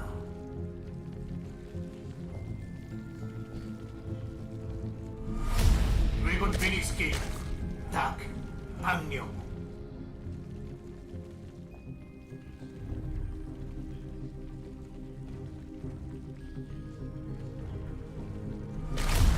지리어 클링스, 로그, 이병렬. You know, I'm really excited to see these 2 play because when they do play each other, it's generally pretty interesting. Oh my God, 13-1? What? I had no idea. How could that even be? That's so funny because it totally cut off what you were saying. You're like, when these 2 usually play, oh my God! Yeah, no, they have really Rogue interesting never loses. strats that they use against each other, but apparently Dark is terrible. My win rate is almost equal to that against Rogue. Yeah. 0-13, but like it's only one game one difference, off. you know.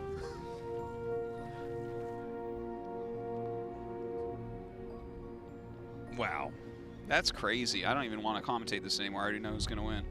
Yeah, I thought it was going to be much Yeah. closer, even if it was like Rogue had a winning record. But now I'm like, what? 13-1 doesn't even make Imagine sense. going up in a loser's match against someone you've lost 13 times to and only beaten once. And the one time you probably beat him, it probably didn't even feel real. Actually, I think the time you beat him, wasn't it in the last 2 years, because I feel like I recall that they were doing like Rogue did like Swarm Host Nidus again. Oh wait, no, he won that one. He won that one. So there was like this crazy game on Thunderbird where Rogue was literally going Swarm Host Nidus because like all he did was go Nidus in that era. He didn't even know how to win in other ways. He didn't know you could walk across the map with units. He thought that only Nidus Worms. He didn't even know how Terrans showed up at his base. He thought they all came over in medevacs.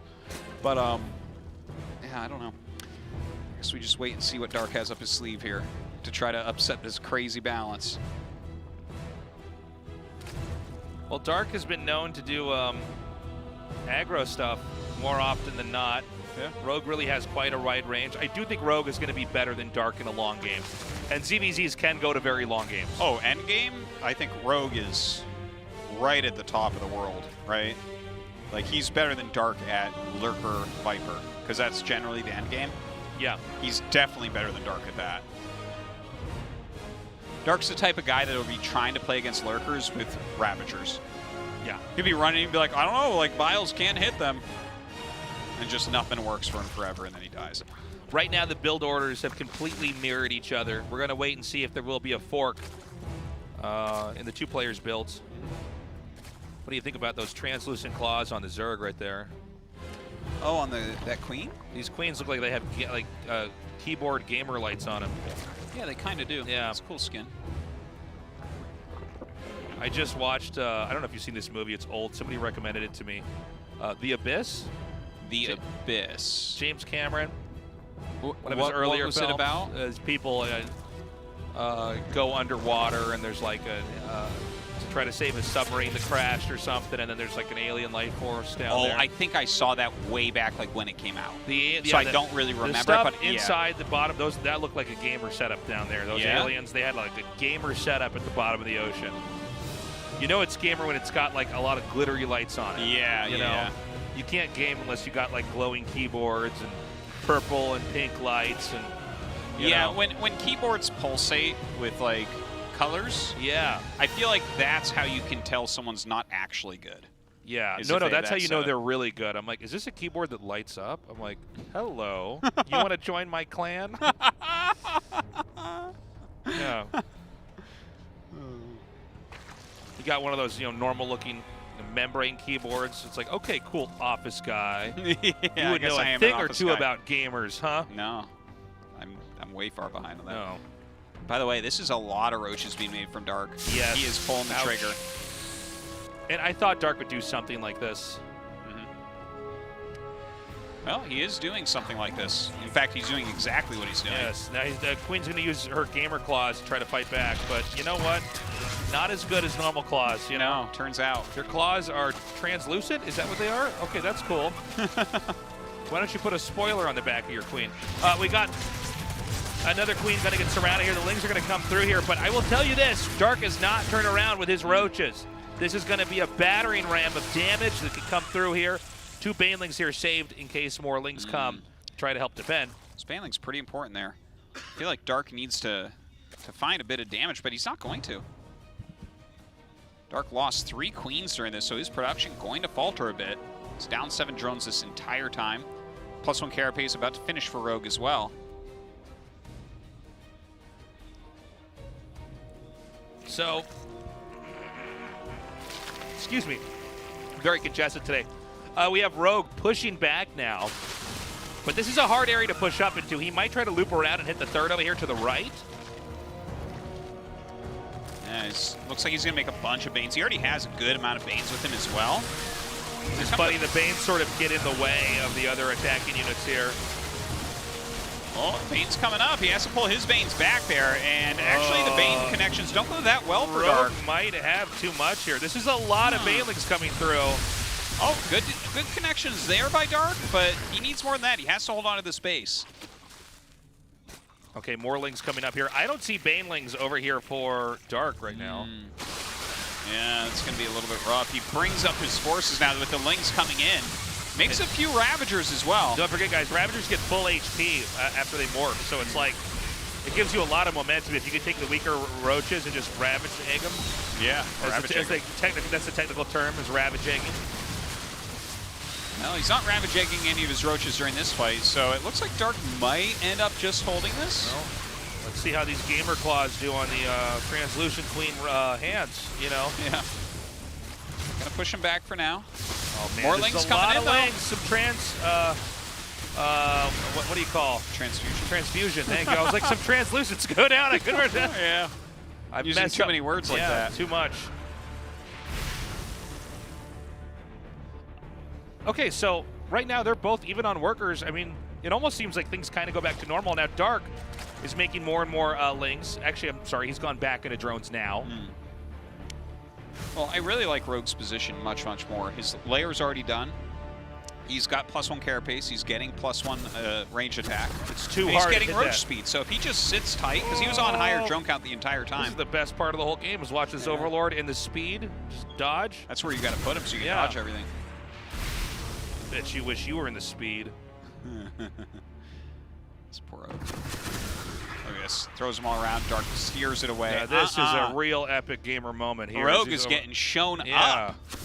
Rogue's This gonna have might to give win up. Dark the game. Yeah, he's using too much APM to try Look to at kill this that. Overlord. Oh, dodge Supply and everything. block I will not have. Wow. Oh, not nice try. Oh, he gets it. Wow, what a gamer. Not that one, though. Yeah. You think those speed ones are so good. It's pretty clear that one of these guys has lights on their keyboard and the other one doesn't. That's all I'm saying. And due to all that wonderful Overlord micro, we see that now Dark is ahead on drones. It all adds up. If we were able to go back and highlight what happened, it would be that moment of the... Yeah, for sure. Yeah. Like, yeah, all those Baneling connections were good and all, but like, you watch missed. these Overlord stance. Was that a 12 shots you missed trying to kill the Overlord? Yeah. That How much money did that cost you? Yeah, that could have been a 4th base right there, my friend. He's like, no. Imagine Biles being a 4th base. Yeah, exactly. All right, well, Rogue actually has a much bigger army. Yeah. Banelings connect reasonably well. It does not matter, though, I think. He's just going to run him over. Oh, easy, Rogue. Yeah. That's all right, what he GG, said. Rogue. Easy. Easy. Well, I mean, we already knew that Dark wasn't going to beat him because of the 1-13 record. Yeah, we're going to see a corrosive biologist come down and land on Dark's head right now. Shot out of the back of Oh, Rogue. he would dodge the corrosive bile. Yeah, maybe. It's the overwhelming amount of roaches But if coming he after dodges him. it, we know he's in one of those speed things, and that increases APM, and that's cheating, disqualified. Yep. Get him out of here. Ice and Chrome. Or is it Chrome and Ice? No, it's Ice and Chrome. Okay, just checking. All right, well, Rogue with the big advantage here. Is Dark going to fall in the round of 16 once again? I think Dark cheeses. You think so? I know it. I feel it. All right, I'm ready for it. The tarot cards say yes. Let's go, guys. Game 2. Again, the winner faces off against Innovation in the final best of 3 in Group D. 영광의 전투가 펼쳐진다. GSL을 위하여.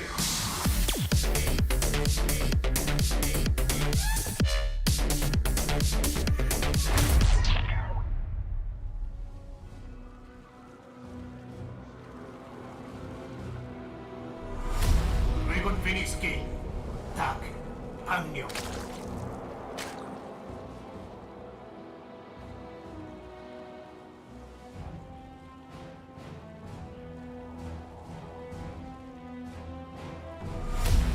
지니어 크리스 로그 이병 Wogue.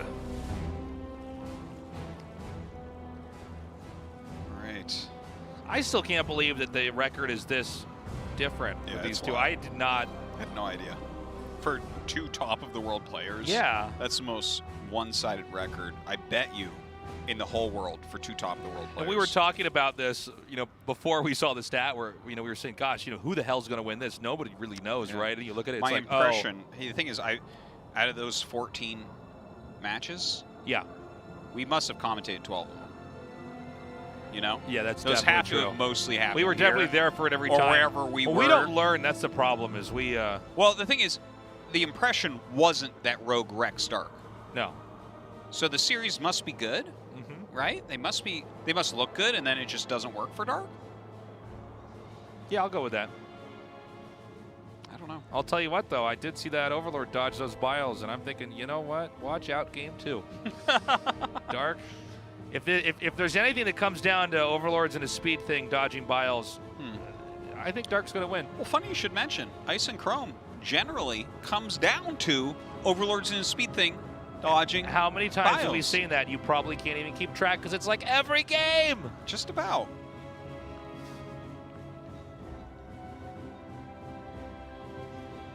Yeah, so with Dark here, I mean, I don't even know. We never have matchups where it is this one-sided with scores with players of this caliber, right? Like Dark is literally a world champion. Yeah. So as is Rogue, you know, so it's kind of weird. But this does happen with pros where, like, they're very good at all the matchups, but then there's one matchup they never beat a certain other player with, and it comes down to style. I think that Rogue's ZVZ has a lot more depth to it and range. It does. And I think Dark's very good at what he's doing, but Rogue's defense is just good enough. He just stops it, and then the game ends. Dark's a Roach boy. Yeah. And Rogue was really the only Korean for a long time going to endgame ZVZ. Yeah. And so all the Roach boys should have a hard time against him, right? Because as the game evolves and people get better, those late game skills do come into play. Well, you know, also Rogue as a player, not even just in ZVZ and all the matchups, was really showing just where Zerg can go in an insane late game. Yeah, his 2017 play was just amazing.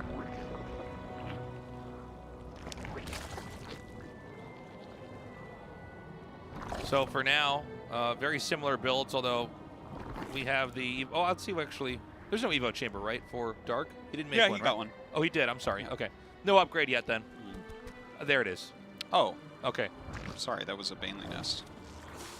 Okay, so well, Evo a bit later. There'll be a +1 attack upgrade lead here for Rogue. And, you know, the other Evo will more likely, when it's Roach time, go for range attack. Normally, if you're going to go for a Zergling upgrade, you get it a little bit earlier so that they are actually useful. Kind of excites me, actually, about Rogue's strategy. I wouldn't be surprised if he goes into Mutas. Yeah, there's the range attack for Dark. A lot of Lings coming here for Dark right now. It seems like, once again, he's going to be the player to initiate. Now, this is all walled off over here, but it does seem like the third could be pretty vulnerable, depending on where Banelings connect. You can never call this one ahead of time until you see where the Banelings connect to.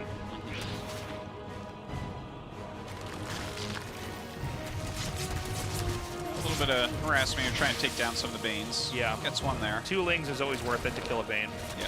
1, of course, even better, but... A couple Banes coming up now with Dark's attack. Okay, great. He detonates his Banes on the Banes there. Dark could actually take this game. He's looking very strong. Yeah. Rogue is doing a decent job of holding off. He has not been breached over here. More Banes go off. Damn, Rogue is so solid. Yeah. He's just so good at keeping on balance.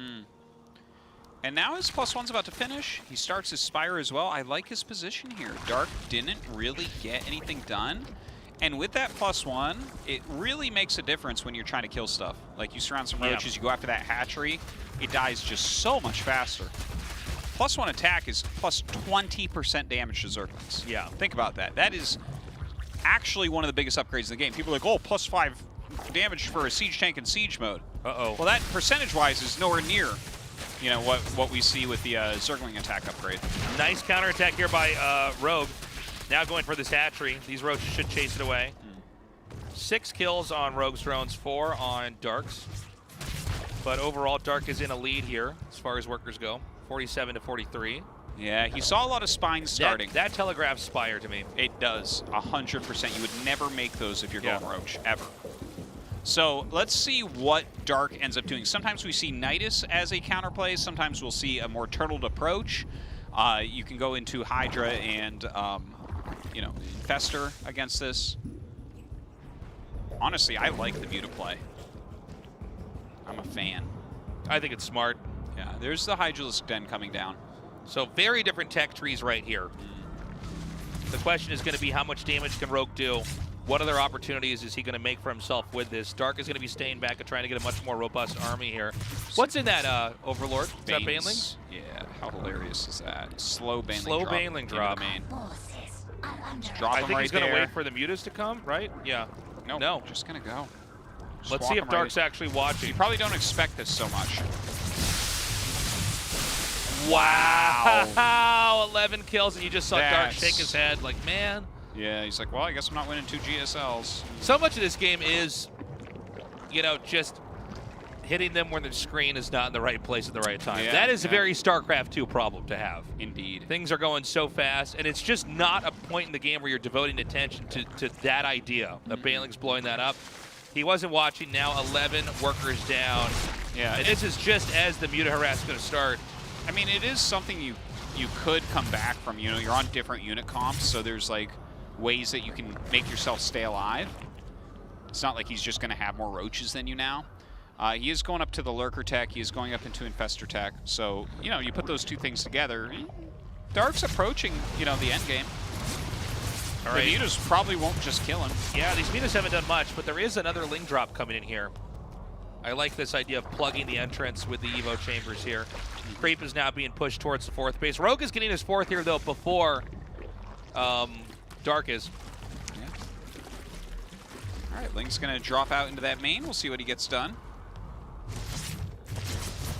Just going to go after... Oh, I thought he was going to go after cleans. But Yeah, it going looked after like some it, drones. but guess why not do a little bit of both here? Yeah. Taking out some more drones. Okay, not bad. Yeah. All right, Hive on the way here for Dark. So he's into Lurker Tech. Of course, we're going to see Rogue into Lurker Tech here shortly as well. And going to Hive a little bit quicker. There's a slight lead here for Rogue, so even though it's going to be slightly quicker endgame tech for Dark, I don't feel like he can, you know, move out and utilize that before Rogue has it.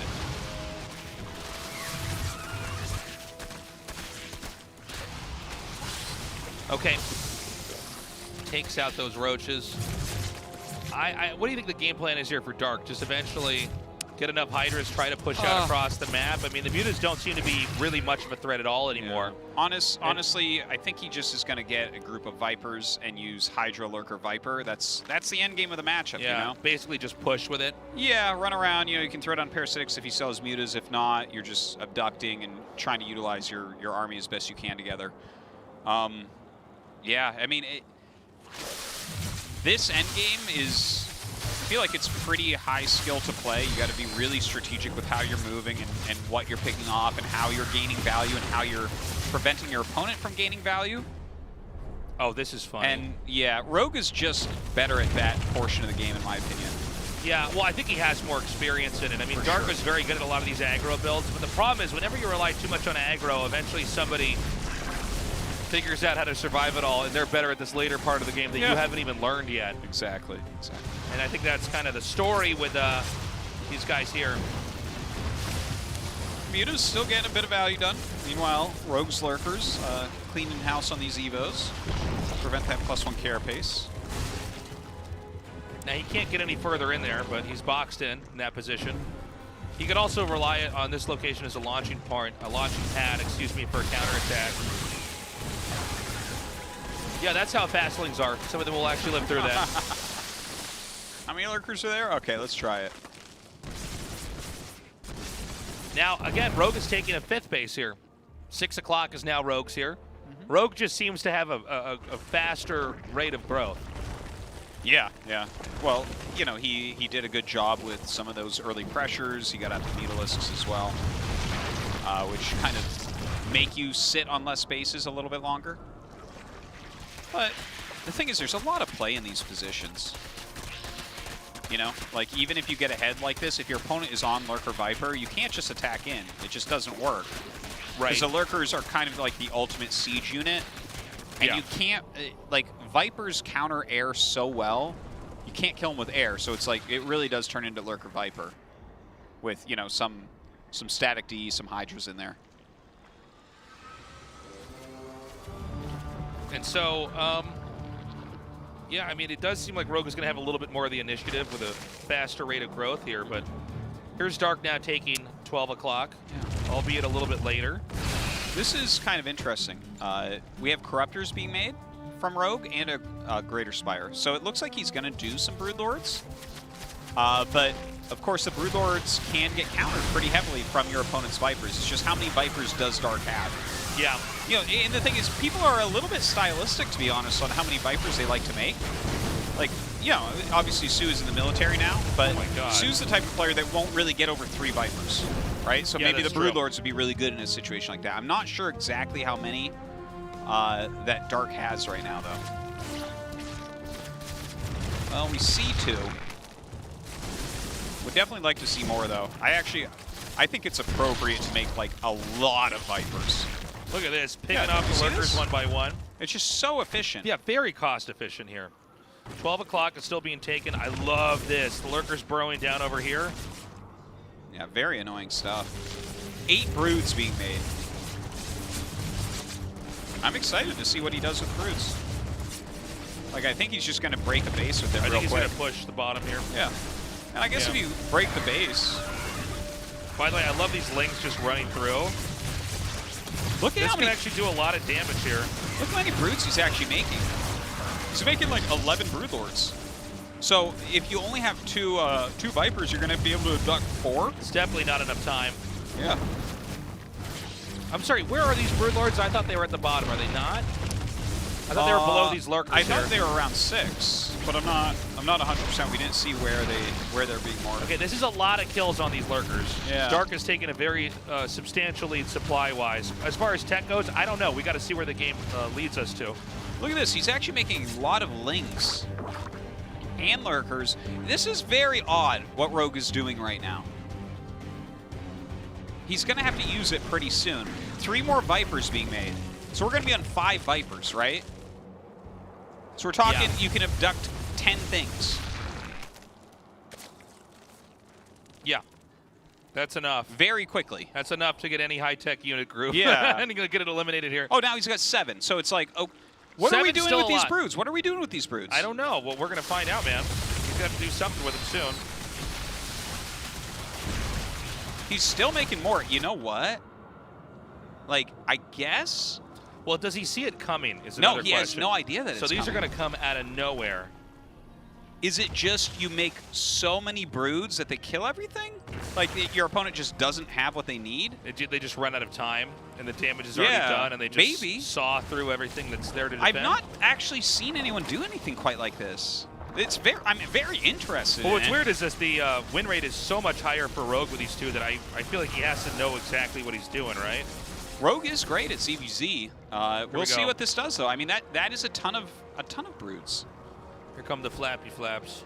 They're gonna kill at least 1 base, I would say. Yeah. But with just the amount of Vipers that we have, right? Like, you can clear them so quickly. Here they come. Yeah, I mean... Oh, he's going to actually use parasitic bombs. Okay. Interesting. How well is that going to work over time? Well, if he puts enough on them. Yeah, it seems like it's kind of blanketing the whole area, and this looks like a terrible... Well, let's see. I mean, how much damage is it actually going to do?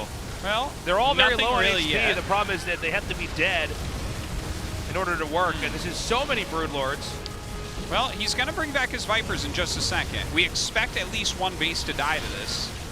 Okay, now he's abducting hurt Broodlords, so I wonder why this wasn't the first choice. Yeah, I think he thought he was onto something and he wasn't. Now, what is Zerk producing behind this? I wish we had the production tab open. That would be much more illuminating. This attack... This seems garbage. Yeah, it truly seems garbage. I don't even know... I don't know if Rogue is trying to show off or what. It's funny because most of this cast has been leading up to the Broodlords pushing, and I thought, all right, well... So, yeah, I think it comes down to trying to snipe someone that doesn't make many Vipers. Because if you have 2 to 3 Vipers there, and that's what Dark had at the beginning, he had 2 for a while, and then he didn't show that he made more. But if you have 2 to 3 Vipers, I think that you can kill 2 bases with that pretty easily, right? Maybe even win the game with that. But he made like 14 broods. And even though those parasitic bombs didn't really do that much, they got cleared really quickly. And now Dark is on the counter. I guess Dark is going to get his 2nd win ever against Rogue here, Legacy. And we will not see Rogue do this again. against Dark or probably any other Zerg player. I don't know why. It was weird. We don't normally get to see that strategy in the game. Yeah. And now we know why. GG. What the hell? Yeah, not a fan of how, like, I always like to see new stuff. So in that regard, it's educational but for sure. It kind of went down exactly like I envisioned, except he used Parasitic Bomb first, and it didn't What's funny do is that he much. actually used the worser of the abilities, and it didn't work, and then he's like, ah, whatever, I'll just harpoon him. Yeah. All right. Game 3. Yeah, let's go, man. Everdream will be our last map. Again, I think Rogue takes it, but let's see. Oh, excuse me. We're going to go into a short break here for Dark to use the restroom. Yep. All right. Yeah, Rogue had the advantage.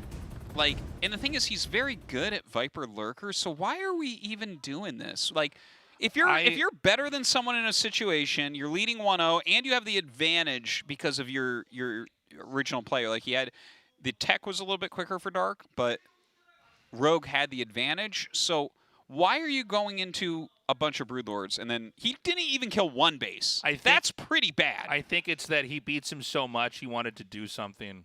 He wanted to dance on his grave. Yeah, I think so.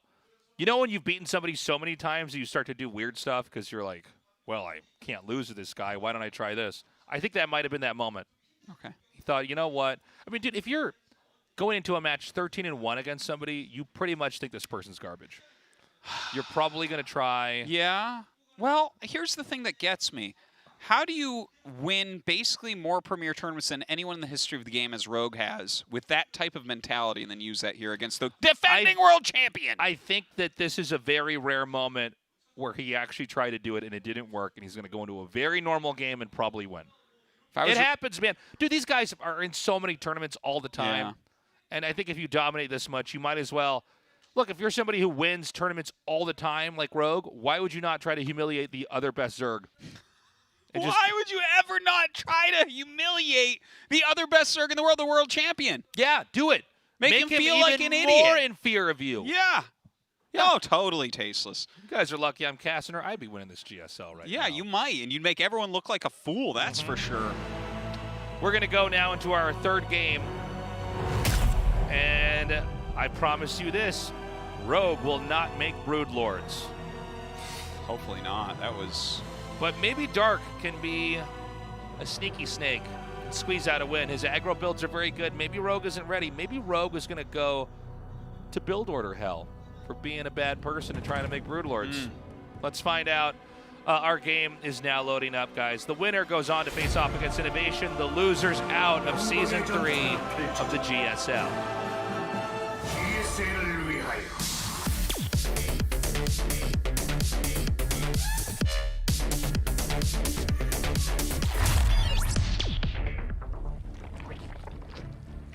Oh, Rogue.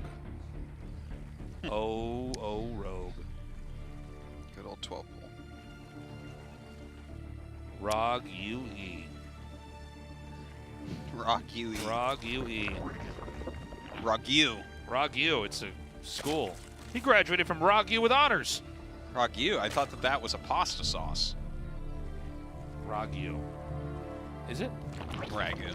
Ah, Ragu. No ortosis. You man of culture, I can never keep up. Man of culture, the cheapest spaghetti sauce in America. I'm not much of a spaghetti guy myself. No? Yeah. I like spaghetti. It's really good. Yeah, it's good. I just don't end up, kind of defaulting into eating it. Yeah. You know? You should marry my wife. You'd have spaghetti, like, probably twice a month. I bet you have a lot of spaghetti because of your kids. They right? love kids spaghetti. will eat spaghetti, right? Yeah. They love spaghetti night. Oh, my God. How do your kids do with Korean food? They love By Korean comparison, food. yeah? Love Korean it. food or Western? Oh, Rogue. All right, we're serious. Ragu. Ragu going for it. Oregano. Look at this. Look at this. Dude. I'm an overlord, and I'll scout what they do. Scout what they do. Well, he's going to see it with this one. Ah! Turn around! Dark's like, oh, Jesus. Oh, God. Okay. And I made my pool right there. Will I regret that? We'll find out. I think Dark's going to hold this. Oh, man. This Spines. Keep in mind, that's next to the spawning pool. The spawning pool will die if the spines are there long enough. Yeah, look at that. Yep. Okay. Drones pulled. Yeah, Dark right now. Let's see if he can hold this. Fights with the drones for a moment. Oh my God. He has at least one queen on the way, a lot of lings on the way as well. Again, he doesn't. I think Rogue wins, man. Unless he stops this. When the spines finish. Well, this could turn another way too, right? Like, can you, the spines, no. Could you make a spine at your natural and hold this and just be at your nat? I think you can shimmy one of your, well, no. Actually, no, I don't know. I think the drones need to go home for Oh, he's so smart. He has Rogue. one. Oh, he's going to move it forward. Okay. One on the low ground. Okay, flanking with his lings now. I think his drones have to come fight too if Dark wants to win this. Dark's coming forward here. He's going to go for the spine on the high ground. Big infantry fight over here. The spine is going for the queen. It needs to go for lings or drones right now. Queen is lower priority. Can he save the spine up here? Oh my God, oh my God, oh my God, he saves it. Oh my God. That is huge. Yeah, I think Dark messed up not fighting with his drones at that last fight. Yeah, the lings are going to come here and try to catch that spine. Dude, he needs to kill that spine. Oh! Oh my God, it's so low right now. Okay, this is it. Mom Spaghetti here. He's going to have to try to get that last one. If the hatch goes down, I thought it was going to be about the pool being killed here, but now it's the fact that all the workers are over here. They can't mine. Going for the egg. Oh my God. It's just a baby. He's literally just going to kill the egg right before it can hatch. Yeah. Okay, I actually was not aware that 2 spines kill an egg before it can make circles, but okay. And how are you allowed to cast not knowing that? I know, I'm a fool. What is with the 2 drones here? The drones? Oh, hold on. He's going to lose his hatch. Yeah, but he can maybe retake if he waits for the broodlings, do you think? Oh, that's a good question. I don't know. He's making sure there's no drones over here. He wants to try to chase these lings away. Now, those lings out of position, maybe a situation like that is when you attack. He's got to do it eventually. He's going to move the spine forward. The broodlings are going to come out. His spine will go down. Yeah, with the broodlings fighting, that definitely does help a little bit. He flanks with the lings from the high ground there as well. But look at this. Rogue coming down with his lings, with his drones, and he gets pushed back. You're kidding me. Dark wins. Wow! Wow. Damn. That 13 what? Yeah, it doesn't even matter Doesn't anymore. even matter. It's been reversed. Dark is 15-0 against Rogue. That's how it works. You can't argue with the math. I Wow, tell you, Rogue. I am Rogue, disappointed in Rogue tonight. Well, this is just like I don't know why he was a skilled fighter and decided to put it all on black on roulette. I thought. Well, I think that is a very championship player move. Yeah. When you're in the final game to do something crazy all in. And he almost had it, but yeah, we've got after innovation. game 2, I'm like, I don't know, man. We'll be right back, guys. Don't go away.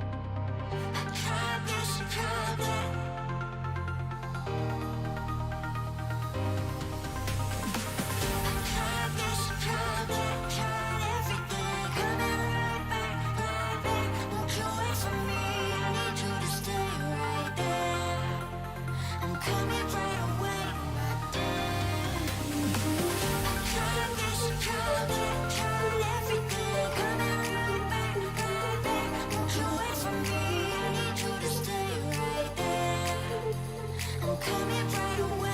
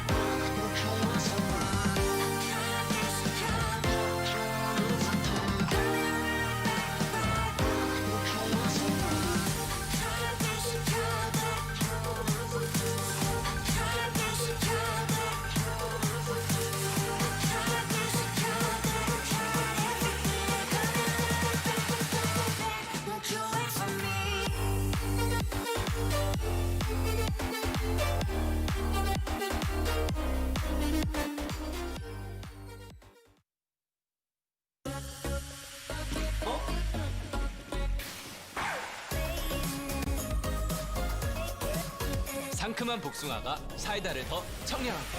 새로움을 마시다. 실성 사이다. 울트라 기어로 부드럽게 이긴다. LG 울트라 기어 게이밍 모니터. 울트라 기어로 선명하게 이긴다. LG 울트라 기어 게이밍 모니터. 잡아 킬 흐림님 힐 그렇지 나 힐. 2.3끈 온다 잡아 바닥 바로 From the beginning. Hit it, boys.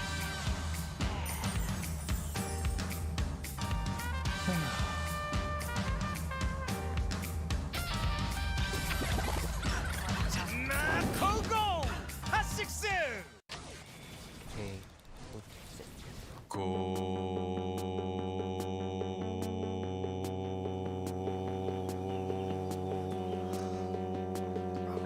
성능을 언제 어디서나 가볍게 즐기다. 지포스 GTX 1650 그래픽 최신 인텔 10세대 프로세서 탑재. 고성능 노트북의 새로운 기준 LG 울트라 기어.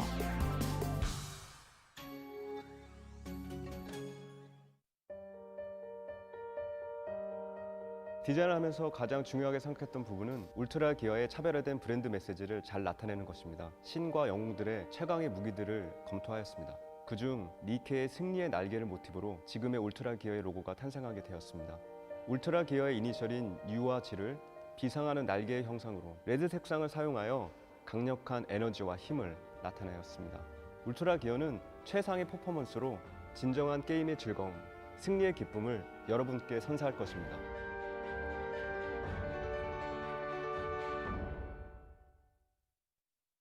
야, 우리 진짜 한 판만 더 이기면 돼.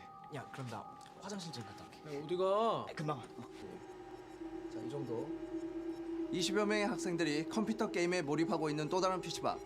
PC방의 전원을 꺼보겠습니다. From the beginning. Hit it, boys.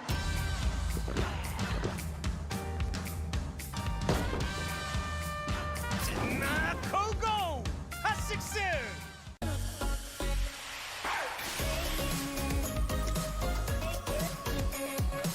싱그러운 청귤이 사이다를 더 청량하게. 새로움을 마시다. 실성 사이다.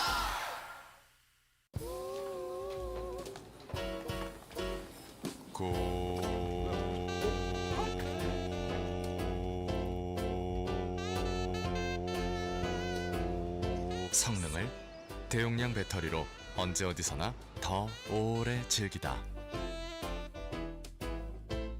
72Wh 대용량 배터리. 고성능 노트북의 새로운 기준 LG 울트라 기어.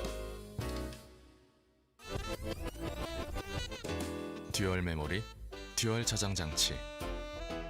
고성능을 듀얼 업그레이드로 더 오랜 기간 즐기다. 거기 들어와. 그 밑에 걔 잡고. 나이스. 자, 됐어. 아 미안해 로나. 화났어? 미안해. 내가 해줄게. 아 잠깐 내가 누르면 안 돼. 아 누르면 안 돼 지금. 자 경쾌한데 무슨 소리야? 좋은 시간 되세요. From the beginning. Hit it, boys. 고고 핫식스. 네, 열었습니다. 이상한데? 그렇게 작아. 너무 안 보이는데? 보이지가 않잖아. 쓸 수가 아니 없는데? 저 키워보라고.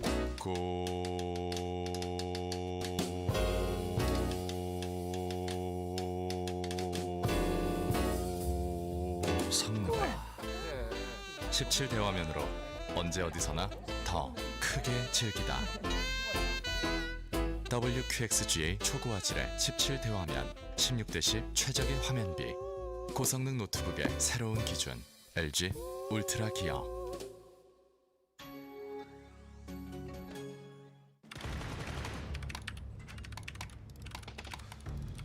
라면이요. 자 이게 나왔습니다.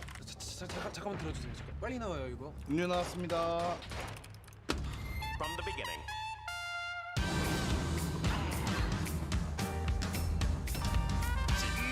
고고 핫식스. 라운드 오브 16. 로. 이노베이션. 다크.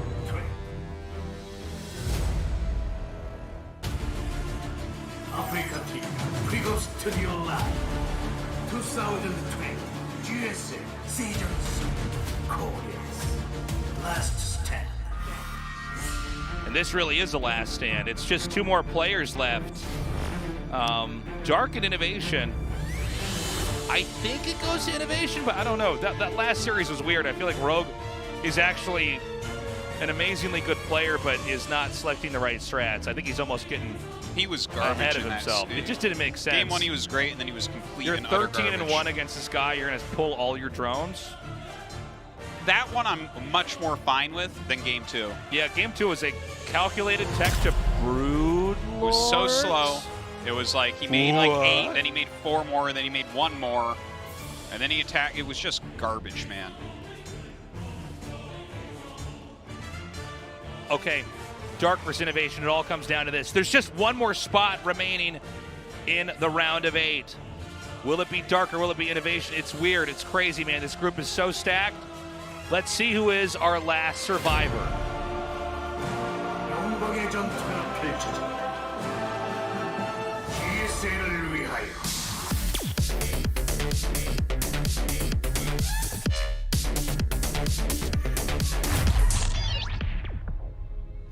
전투 지원이 들어왔다. 함께일 때 우리는 더욱 강하다.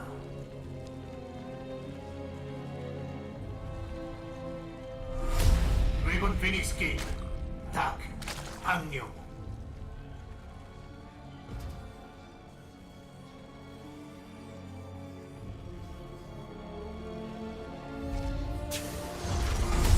카이트 게임, 이노베이션, 이신영.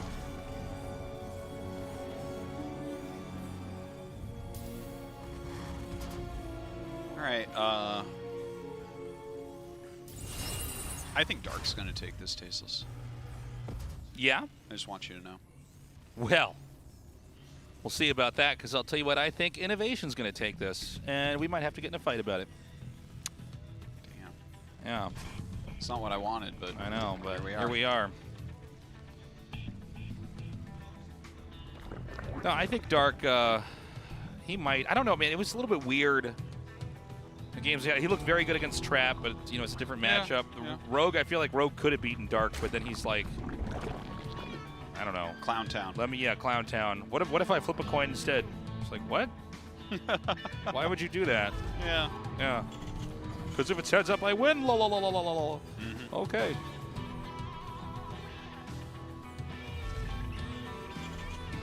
Now, Innovation again. He looked really solid with his ability to push, man. I mean, he looked very deadly, and I do think that Rogue overall has better late game defense and a little bit more tactics at his disposal in late game. But let's see what Dark can do. Never count Dark out. Yeah. I just want to see what Dark's style is going to be against Innovation. Sure. Because we've been seeing a big variance in style just overall from Zergs and ZVT. I know that Dark is someone that generally likes roaches more than most players against Terran. That's true. He right likes now, Lingbane Muta, I think, is really good in the matchup. Dark likes a beefy mid game. You know, he likes to throw his weight around in the mid game. Yeah. Innovation, not surprisingly, going for 3CC. I think we saw this exact build on this exact map earlier from him. Yeah, in fact, every TVC so far, this is what he's been up to. Just it's the standard Innovation build anyways. Like, this is his safety build. Yeah. No reactor Hellions and 3 commands. It's where he goes from there. We can kind of analyze and see how it looks different. Dark getting that Overlord speed.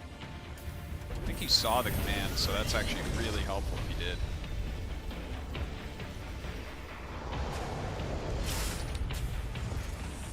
Yeah, Dark, though, does have very good late game. Don't want to count him out. I know it sounds weird because he's so recently just the best in the world, but I think some of this has been overshadowed by the way our games have gone here in 2020, you know? So the Roach Warren's coming down now, and this Overlord is going to scout and confirm the 3rd CC. That's not even really like a hidden CC, by the way. So, good job here by Dark. Full scout going down.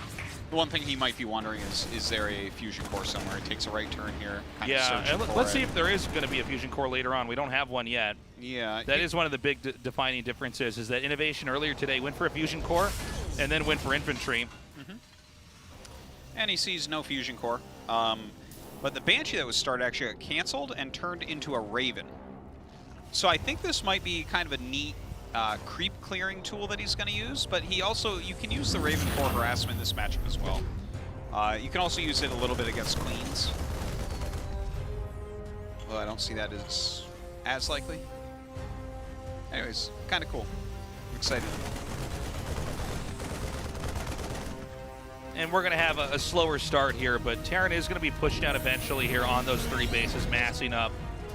And again, you know, I said this in the earlier cast, but I know people come in and out of the casts, or sometimes they have this on the TV, muted, other times they're actually listening to commentary. If you want to learn a good build, TVZ to ladder with, this is it.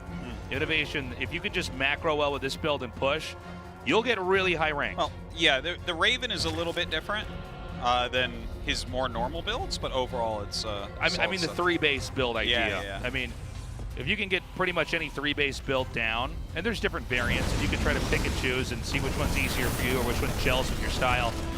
But this is definitely a way to learn. I think occasionally players see someone like SOS do something totally batshit crazy and think that's what I'm going to do, and it's like, no. Yeah. Let's learn all the basics first. You're going to have a lot more fun cheesing people and doing other crazy techniques once you've got the macro play down. Indeed. All right, so Spire is actually coming up here for Dark. I like it. Right. This is kind of the most powerful style right now, in my opinion. But, oh, he's actually also getting Roach Speed. That's a very stylistic thing coming out of Dark. Oh, I like the idea of the Evos, but it doesn't come down in time. This is a lot of damage here coming from Innovation. Yeah, definitely very decent right there. I'm surprised the last 2 hits didn't get more drones, but 7's actually not the end of the world. I thought he was going to get like 12 or something a little bit more here. But I like the Raven as well, especially if you can just target down drones over roaches. Good shift clicking there. Yeah, well, I think this is all good, especially when you consider that there was a roach push that didn't really do anything. Yeah, the roaches didn't really get much value, did they? Yeah. They maybe kept the 3rd CC floating a little bit longer, but that doesn't pay for itself. Yeah. And you remarked on this earlier in the in this game, in this cast, Artosis, as you said, you know, Dark tends to want to lean into Roach Ravager a little bit more when you think Lingbane Muta is probably a better way to play. Yeah, he likes roaches. And, well, he's making roaches. We haven't seen Mutas yet, even though there's a Spire. Yeah. So I guess Dark going to stay with his very stylistic play. Does have 1-1 on the way here for Lings, getting a Baneling Nest as well. Yeah, he'll eventually have to switch out of this. Roach Ravager is funny because it does definitely have a lot of muscle in the mid game. Like, there's a lot you can do with it. But as the game goes on for a long time, these units, they cost too much supply. The way that they fight is generally inferior compared to a Terran who stims, controls well, puts down Widow Mines or tanks. Yeah. I mean, roaches don't beat Terran.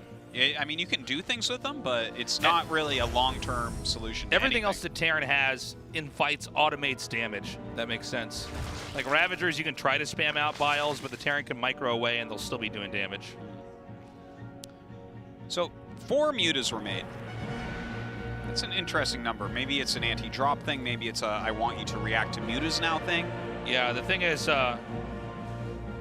you can do a little bit with it, but then eventually they're going to say, okay, this isn't anything, you know? Yeah. There's 5 Mutas here. Well, yeah, I guess look at this, right? There's a Thor and there's Drilling Claws on the way. So it's kind of that thing that we saw before where he was playing against Rogue who was going Hydra. Here he's actually seen Muta, so maybe he's really sold that this is Muta. When I saw him adding the same fact, I was like, oh, if he goes Siege Tanks here, that's going to be really strong against Roach Lingbane. But in this case, it looks like he's countering Lingbane Muta, which is, you know, it's the most common thing right now for the Korean Zergs. But he does have a good group of roaches in there, so we'll see. He's getting that +1 air. Doesn't mean he has to make more Mutas right now. That can be utilized later on as well. Infestation Pit coming here. I like how Dark's played this overall. It is kind of crazy to see just how different Dark and Rogue are when Rogue are when you put them in this matchup against the same player. Definitely different styles coming out. Now we're getting to the point where the game gets much more interesting. Terran's beginning to push out. The other key upgrades are starting, and in this case, as the push comes, it looks like Dark wants to try to bombard this mineral-only, or this not mineral-only, mineral area here, I should say, with some Banes. Instead, he's going to go up here into the natural. Is Innovation paying attention? It doesn't look like it right now. Is he actually going to drop this out in time, though? Well, that was weird. Kind of funny. He could have killed the units at the gas had he done a little bit better. But still a victory there. Clearing some of these mines right now. Those Ravagers definitely going to help to zone everything out. Here comes the Thor. Yeah. Thor is here. Thor is not here. Hey, he picked up the mine again with the corrosive bile. I really like the technique here from Dark. Innovation not relenting yet. He's going to keep pushing forward here. And you know what? He's really held everything very well. He's got great creep spread. There's another group over here on the creep. He needs to get over there and actually deal with it. Yeah, so far Dark has just been mopping up any Terran presence over here. The moment that the Terran gets there, the Dark's there to bully him back. The two mutas are harassing across the map. They've almost burned down the refinery. Yeah. 3 medevacs out. Not going to find too much damage here. I got to say, the way Dark is playing... Oh, okay, he's actually thrown down a Hydralisk Den, so maybe he goes into Lurker from here, but I was going to say, his unit composition actually transitions into Ultras very well, which is a unit he's known for using a lot and is very good at. Yeah. So it'd be interesting to see if that's where he goes. Because, like, this type of style, no one really plays like this right now, but there's nothing wrong with it. Hatchery getting low. Can he actually save this here? More links coming up. He does pick up, literally going to the main. Kind of an odd moment. It looks like this medevac might get picked off here. Right now, every time Innovation pushes out, Dark is here to answer it, but Innovation only needs 1 or 2 big wins to start to push through here and possibly topple the Zerg. Some of these and that moment might be right here, right now. I mean, look at this. The reinforcements coming up. Biles gunning down the medevac, but I think there's just too much here. I think we're starting to see exactly why this is not the ideal unit comp the longer the game goes on. Yeah, you can really see him gunning down quite a bit. Oh my gosh. He's absolutely everywhere, and Dark doesn't have the anti-air to stop the drops. Again, it's just and he doesn't have the force to stop the Marine Marauder. It is a bit of a style thing, but I think also there's a point where, yeah, which one has more utility? Clearly the way that Rogue plays. GG Innovation takes game 1. Let's go to game 2. Yeah, it was interesting because he made the Spire and he made like 4 mutas. Maybe just seeing those mutas like triggers Innovation in certain ways, like he's not going to do as many drops and things, and so that can help if you're going Roach. But overall, like, yeah, he was so much heavier on Ravager than Baneling. You know, the current style that you see from a lot of top Zergs is very Ling Bane heavy with mutas in there to kind of clean things up. So I don't know if Dark is going to switch it up onto this next map or still try to play his own very stylistic brand of Zerg vs. Terran. Okay, it's all going to come down to Eternal Empire now for Dark. Can he turn this around, or will Innovation advance? Let's find out. 영광의 전투가 펼쳐진다. GSL을 위하여.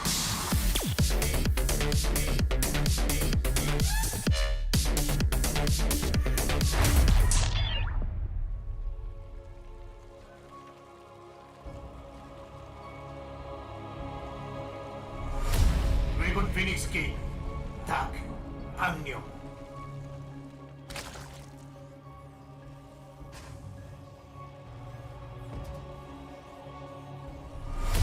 카이즈 게임 이노베이션 이신. Yeah, looking back on that game, I mean, that was Dark looking like a Dark ZVT, but again, I mean, you know, it's hard to really eke out more damage the more sophisticated a Terran army gets when you've got Roach Ravager.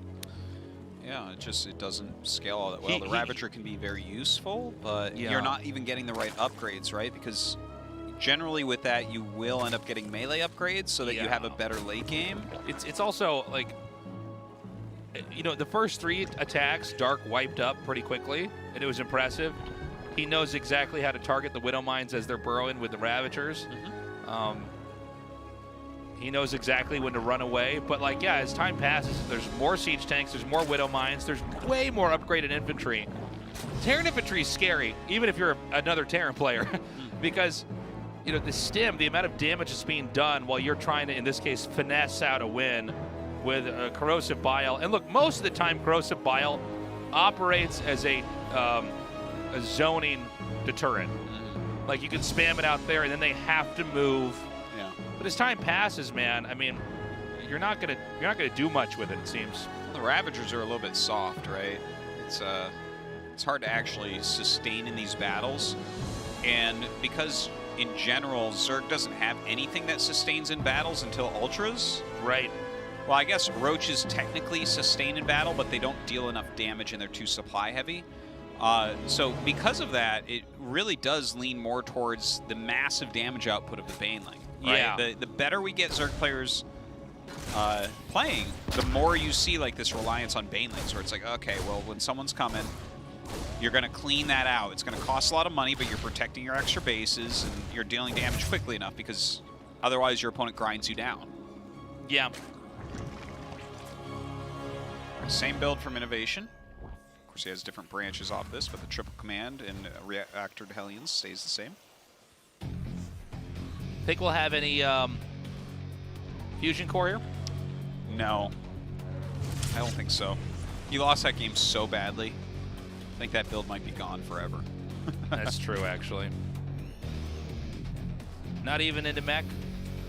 Can I dream? Can I dream, Artosis? I feel like you don't want to play mech against Dark specifically, because he's such a roach boy anyways. Okay. But that being said, I could see Battlecruiser Tech being all right against Dark just because he likes roaches so much. You're always going to be efficient with the BCs because of that. Right. And also you'll have the Tech Lab, so if he is going to do one of his early attacks that he likes, you can get a Banshee very easily.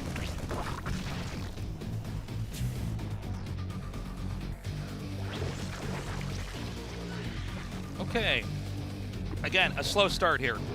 A very slow start in a game like this. We'll see when and if and when the Hellions do decide to dive in and do, you know, the damage they want to do.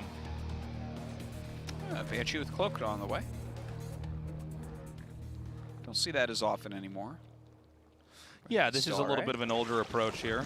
Maybe Innovation can eke out some more damage. Sometimes stuff that it's good, but it's old. If it hasn't been used in a while, you can reintroduce it. You know. So again, like against the way that Dark likes to play, your Banshees are actually not going to go out of power if you have Cloak, right? No, you can back them, you know, later on. Because like we even saw in that previous game, right? Like Innovation had a Banshee, but it didn't have Cloak, and then the 4 Mutas flew over and killed it, and then it was like, okay, well there you go. But in a game where your opponent really doesn't like to make Spire, which is a lot of times that's actually one of the weaknesses of Dark. Sometimes you'll get to the end game and Liberators will do well against him because he doesn't have a Spire yet. That's a good point. But the Banshee is just always going to be useful if your opponent's going anything roach-based. All right, the Baneling Nest coming up very quickly. I think this signifies that he's going to get his Baneling speed quickly. Maybe he's realized that this has been an issue. Yeah, it seems like he is coming in here with a completely revamped approach. Yeah, it does look like that right now. Spire coming up quickly as well. This isn't a thing you'll hear people talk about, like, does he play correctly or not? And that is, in some ways, a real thing, guys. Yeah. You know, some people, you know, when you get flamed online and people say you're not even playing correctly, there is a lot of times a school of thought, like, this is probably the way to approach the game.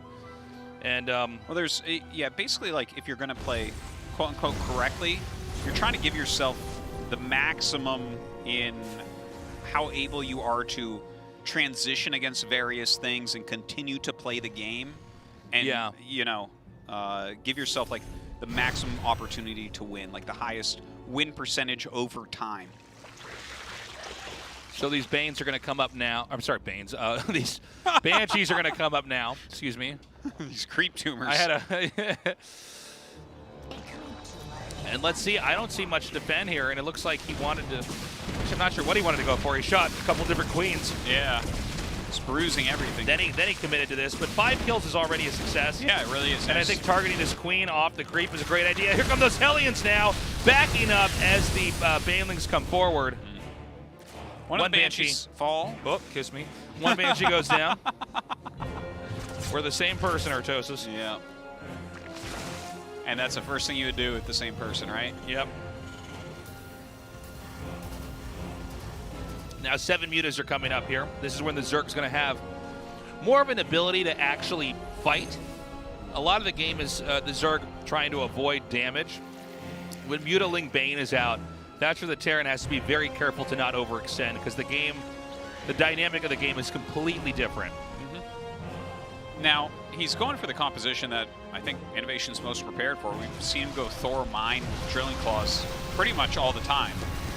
This time I think we're going to see continued Muta production. We'll see here just momentarily. If he makes any Mutas beyond what we see here, then it's actually Lingbane Muta. But, you know, Dark sometimes just makes a small group of Mutas, and that's it. Yeah, that's correct. Which, honestly, you can play that. You can go really heavier on Lingbane. You have to nail that macro on those engagements, though. Very true. So you don't really have a whole lot other than that. Now, he is making a ton more Mutas. Yeah, he's going to have a lot more on the map here. He's continuing to spread out. This is a map that generally lends itself to a pretty long game if both sides are playing properly. Yeah. And I do think with Dark, even though we talk about him being a Roach boy, I do think he is probably going to be fine at holding off Innovation's pushes, but we'll see.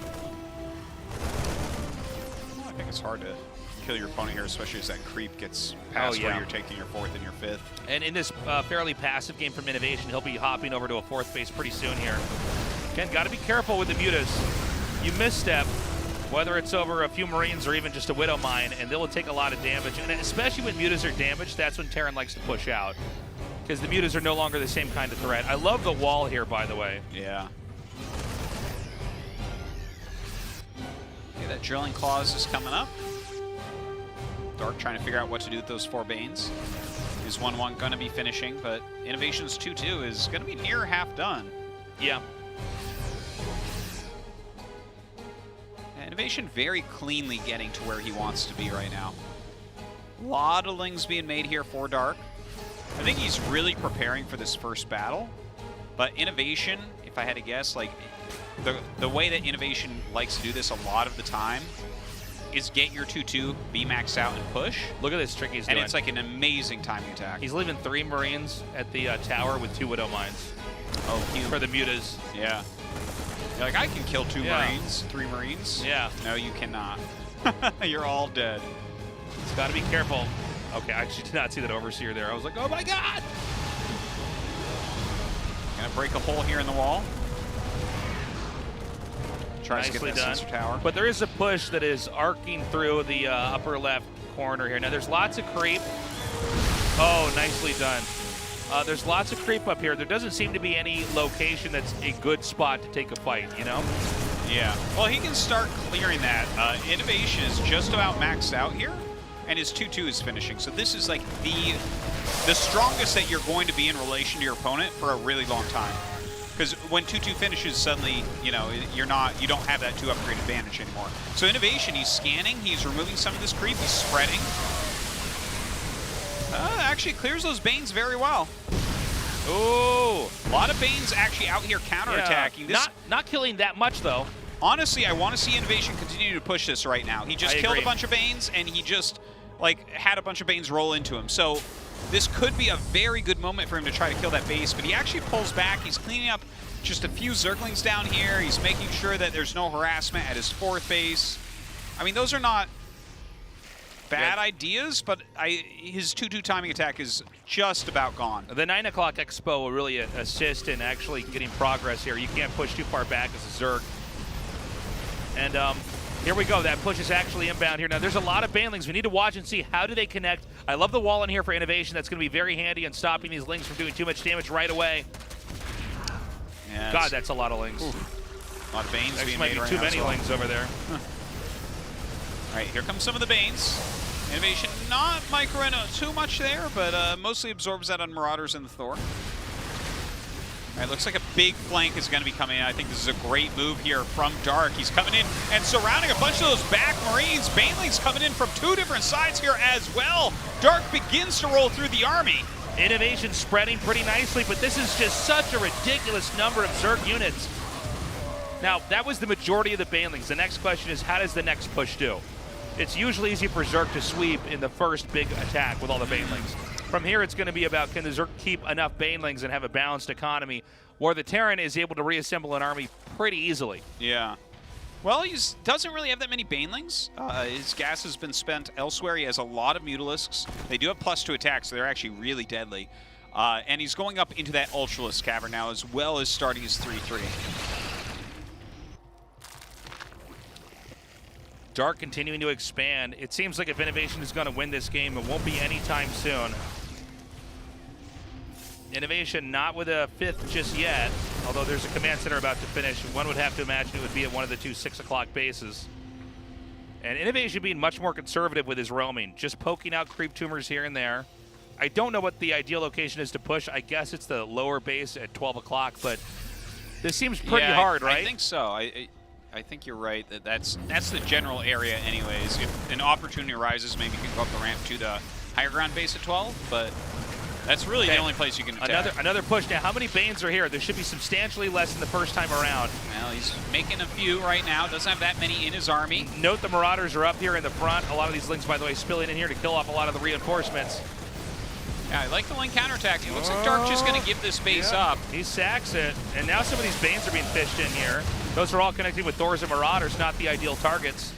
Is Innovation going to keep going? Now there's more Banes coming here. Ooh, I don't know about this. He's going a little bit deep, and he might get flanked. Well, you're on creep, so it's almost a flank when they come from one direction, and it looks like it will all get cleaned up. Yeah, an odd overextension there from Innovation. I think it would have been better to back up and then go up through the upper left and then hit the top. Yeah, if he backs off creep there, that engagement can't look that strong, that overwhelming. Maybe he can reinforce and continue forward, but odd decision, overextended onto the creep. It's a mistake. I mean, even the very best players make, as we just saw. In a game where this much is happening, you kind of understand it, but let's see where the next attack goes here. There's going to be plenty more time to muster up more Banelings to survive the next attack. We also have Ultralisks out here now.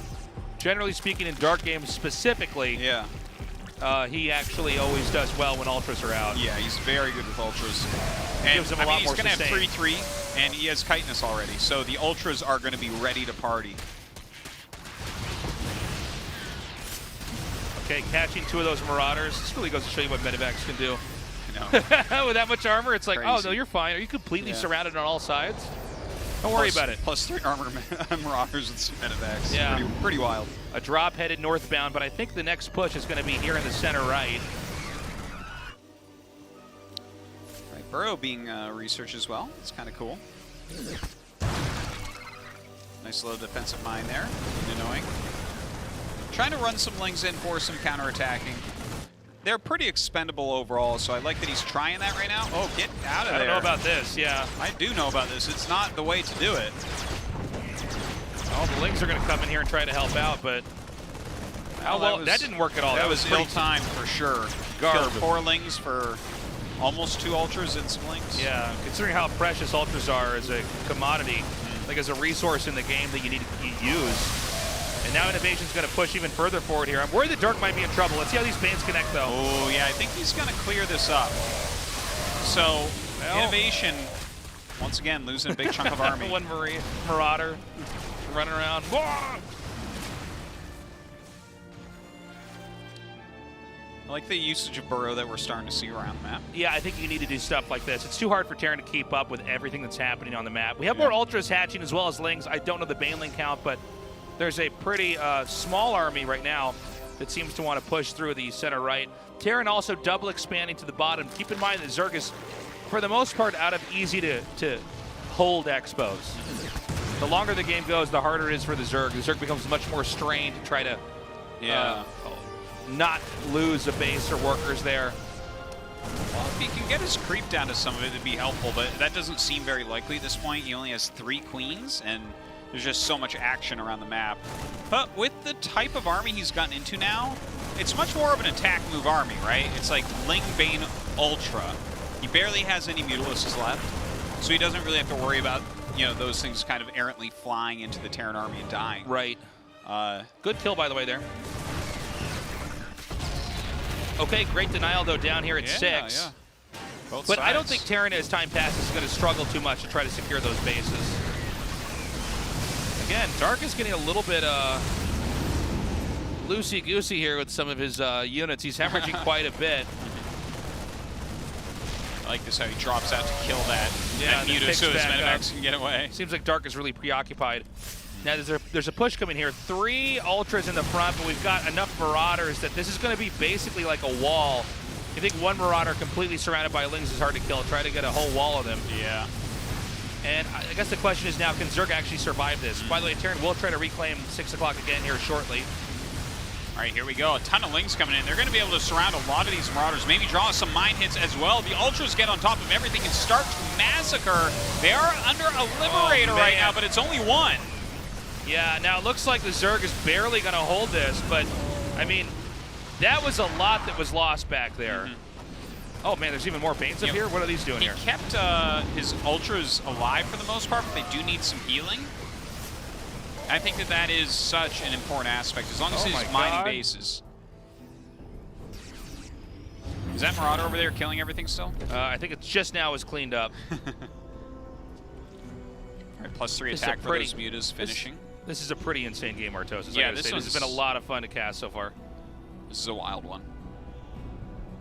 I appreciate that he's actually remaking some mutas now, right? We're seeing Liberators start to pop in, and we're seeing Medivacs that could be killed off if he has that anti-air. So he's added that in a little bit. And with the +3 attack, I mean, they can actually even deal a lot of damage to things like Marauders.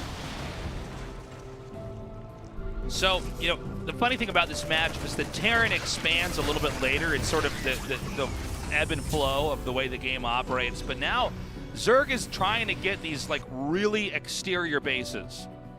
Zerg is going to start to mine out a lot of the locations they've had for most of this game. Top left, bottom right are what I'm watching for. And these two bases closer to the middle, all very hard to control. Yeah. All very hard to keep. I wonder about Innovation, because he's added Ghosts in for his late game comp. Yeah. We only saw like 2 or 3 Liberators so far. And generally in the past, people do like to use Liberators to help against the Ultras, right? They just have such a high burst damage that Ultras have a hard time against them. But we don't really see that. So I feel like the Ultras are really going to help to carry. Yeah, he has 2 Liberators. That's not, you know, 2 Liberators, you're kind of like, whatever, I can fight under that. Okay, he's starting to chip away over here. Now, most of this is on creep, but let's see how this is handled. There's also a really good counterattack opportunity because Terran is so far over to the right. Again, just Ultras. Where are the... What am I seeing here? Where are the Lings with this? That is not the greatest attack. Yeah. And also, none of these Ultras are here to help defend this base, so yeah, this base is going to go down. What am I even seeing here? This is Dark throwing so hard. Yeah. This is a disaster. That was... If there was a moment where if Dark has lost this, it's right here. He lost all of his Ultras, all of his Mutalisks. The base has been destroyed. Although Dark trying to squeeze here into the upper left. There's no... I mean, he lost all of the key core units that allow him to sustain. Yeah, that was an awful attack. Yeah. That was awful. I'm very surprised because if he had all those units over here, he could have saved his base. Or if he had these units over there, he could have killed the base. So it was like just the worst split he could do, basically. Good pickups here. And I think from here, one of the next large attacks, maybe even this one up here, I think, will win the game because, again, you've given up all the tools you needed, and you did that by attacking into a planetary that was not killed. Yeah. Very bad choice there. Yeah. Right. Got to go up here and surround everything. I mean, doing a good job there with the Lings around all those ghosts. Now, where is that large group of Medivacs that was picking up an army earlier? That's what I'm wondering. I think it's actually headed northbound here to hit this location. I think it's just 2 screenshots below.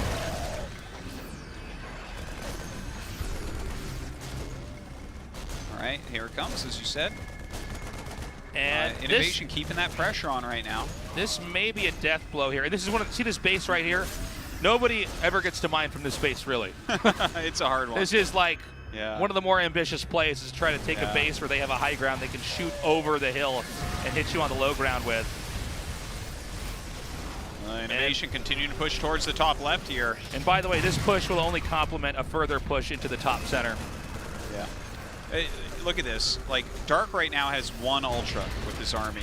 So he's mostly focusing on counterattacks because his army is mostly Zergling Muta. Imagine if he had 4 more Ultras with this. Yeah, well, I mean, he would actually be able to take a fight, Artosis. I mean, with 1 Ultralis coming up here, they actually just snipe the Ultra and kill it. Yeah, and it's like, it doesn't change the dynamic of the fight whatsoever. Well, He lost 2 hatches, so that's definitely good for Innovation. Innovation staying near maxed out here. Dark having a much harder time with that. Another attack over here at 6 o'clock. Now this could actually do something.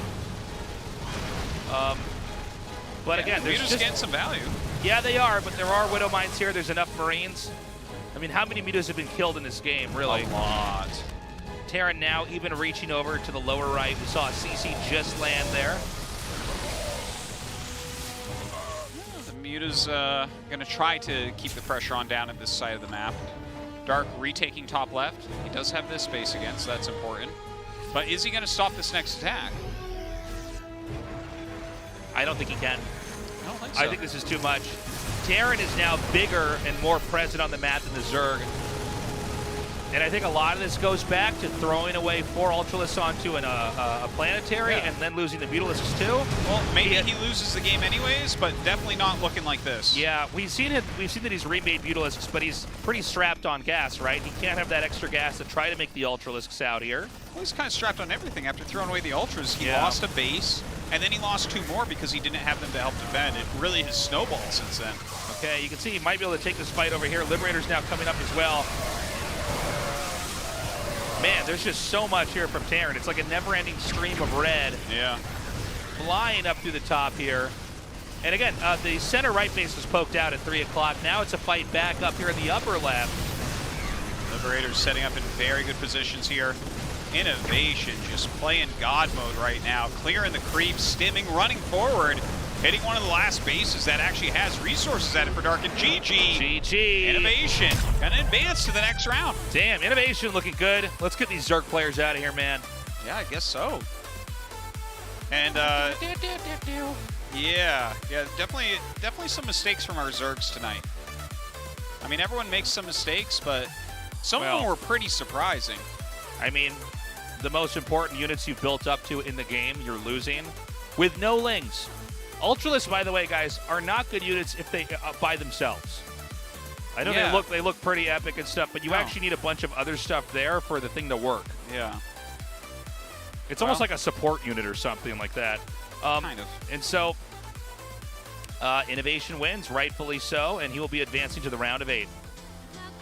Okay, the last player to advance to the round of 8 is Innovation of Kaiji Gaming. Congratulations. Thank you.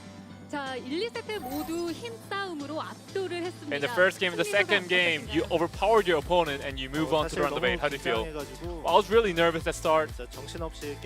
And you know, I couldn't think straight. But somehow I won the game. And you know, it feels quite fascinating, to be honest. You felt so nervous, but you played such a long game. I just played, you know, however I wanted. In the match against Rogue, you won 2-1. And you showed your special characteristic, which is optimization, perfectly in the game. In the third set, you eliminated the lurkers with the Widow Mines. So what was that about? In the game, I did start off the game with an advantage, and then I knew that using Widow Mines would be a good option. So are you confident in terms of micro and your like army production? I'm not too sure. I'm not too confident, but in practice, I think it wasn't too good. But today, it definitely worked well. In Season 2, you gained a 2-0, 2-0 victory. So what changed compared to Season 2? Well, that time I did make thorough preparation, and this time it was more like impromptu, everything. So today I'm not too sure how I won, but I just somehow won. Well, it wasn't immaculate TVZ, but he still doesn't know why he won. So let's talk about the TVP. You were quite powerless in that matchup today. So what went through your mind after that match? Well, Protoss itself is just too strong. So even before the game started, I was, really intimidated, and I knew that whatever I do, I wouldn't be able to beat up Protoss, and I think that's why I felt very weak in that game. 선수의 생각과는 조금 다른 반응이시네요. Okay. 오히려 그 상대가 저격으로 전멸 추적자를 꺼내서 성공을 시켰어요. So Trav actually exploited by going for the Blink Stalkers. 상대방이 나에게 자신감이 있기 때문에 똑같은 걸 또 할 거기 때문에. And Trav said in the interview before that you Innovation were very confident playing against him, so he knew that you would only stick to one build. 할 빌드가 없기도 하고. Against the Protoss, there's not many builds I can use. 그냥 하던 거 했어. So that's why I just stick to one build. 없는 거다 이런 말씀이셨습니다. 자, 이렇게 오늘 이신영 선수가 2위로 So with Innovation securing the second place spot, your opponent is another Protoss, and it is stats one of the best Protoss right now. So how do you feel about that matchup? 그냥 솔직히 토스전 너무 어려워. Well, TVP is so hard, it's so difficult. 뭘 어떻게 해야 이기는지를 모르겠어. So I just can't grasp like the 사실 matchup. 떨어질 거라고 생각하고 왔는데. And honestly, I came here thinking that I would get eliminated today. 해도 될 것 같아. 네, 과연 어떤 답을 구해 오실지. So we'll see how you prepare ahead of that 이신영 match. 선수 마지막 한마디 들어볼게요. So before you go, anything you want to say, Innovation? 8강 와서 되게 좋고요. Well, I'm really happy to have moved on to the round of 8. 이번 최근에 이제 저그전은 좀 괜찮은데. And recently my TVZ has been getting better. 경기력이 많이 안 좋은데. But TVP, my performance hasn't been that great. 특별하게 So in the round of 8, I'm gonna have to make especially important preparation. 보도록 하겠습니다. 다시 I 한번 will look forward to that. Congratulations. Thank you. Thank you, Andy. 이신영 선수 만나봤는데요. That does it for the 오늘 round of 경기 16, 최종 everybody. 경기 We're going to go into the round of 8. That'll be on, what day is it? Is today Saturday? That'll be on Wednesday. Yes. We'll start that. Sorry, we've had so many casting days here. It's all bleeding together.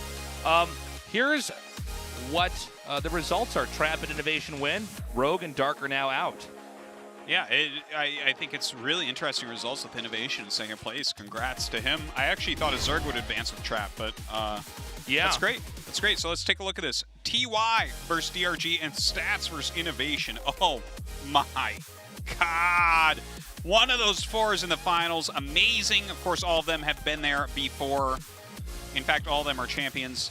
And then down at the bottom, Armani Zest. I think that is the real weird match in the round of 8. I'm excited for Armani. He's been in the lower tiers of our tournament for so long. Maybe he advances. You know what's crazy to me about this? Because we have some really great players that you would look at and be like, these guys might win. Zest has been quiet for a bit, but I look at this bracket, I'm like, Zest can win this tournament. Sure. He can win. It can happen. It's And that would be our hard one first to call. 3-time Protoss champion if he does. That would be very special. And that would be, if we yeah, get that would be something else. As a quick reminder, guys, tomorrow night, 7 p.m. KST, the ASL is going to have the group with Flash in it. Now, Flash has been playing random.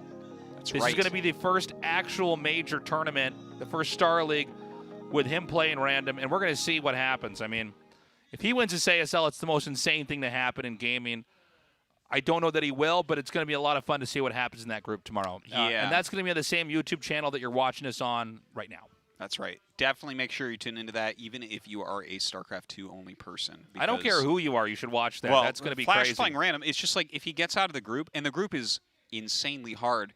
Flash's first opponent's kind of easy, but the other two players are like finalists of ASL, including the best Protoss in the world right now, Snow. So it's going to be pretty wild to see what happens. Again, with random, they don't tell you what race they got. So there's this whole guessing game going on.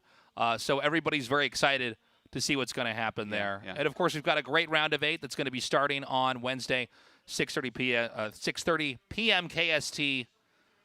Yeah. But even before that, on Tuesday, we have ASL again. That's true. My God. Guys, that's all the time we have. Thank you for joining us. We love you. Have a good morning, afternoon, or night, wherever you are. Bye-bye.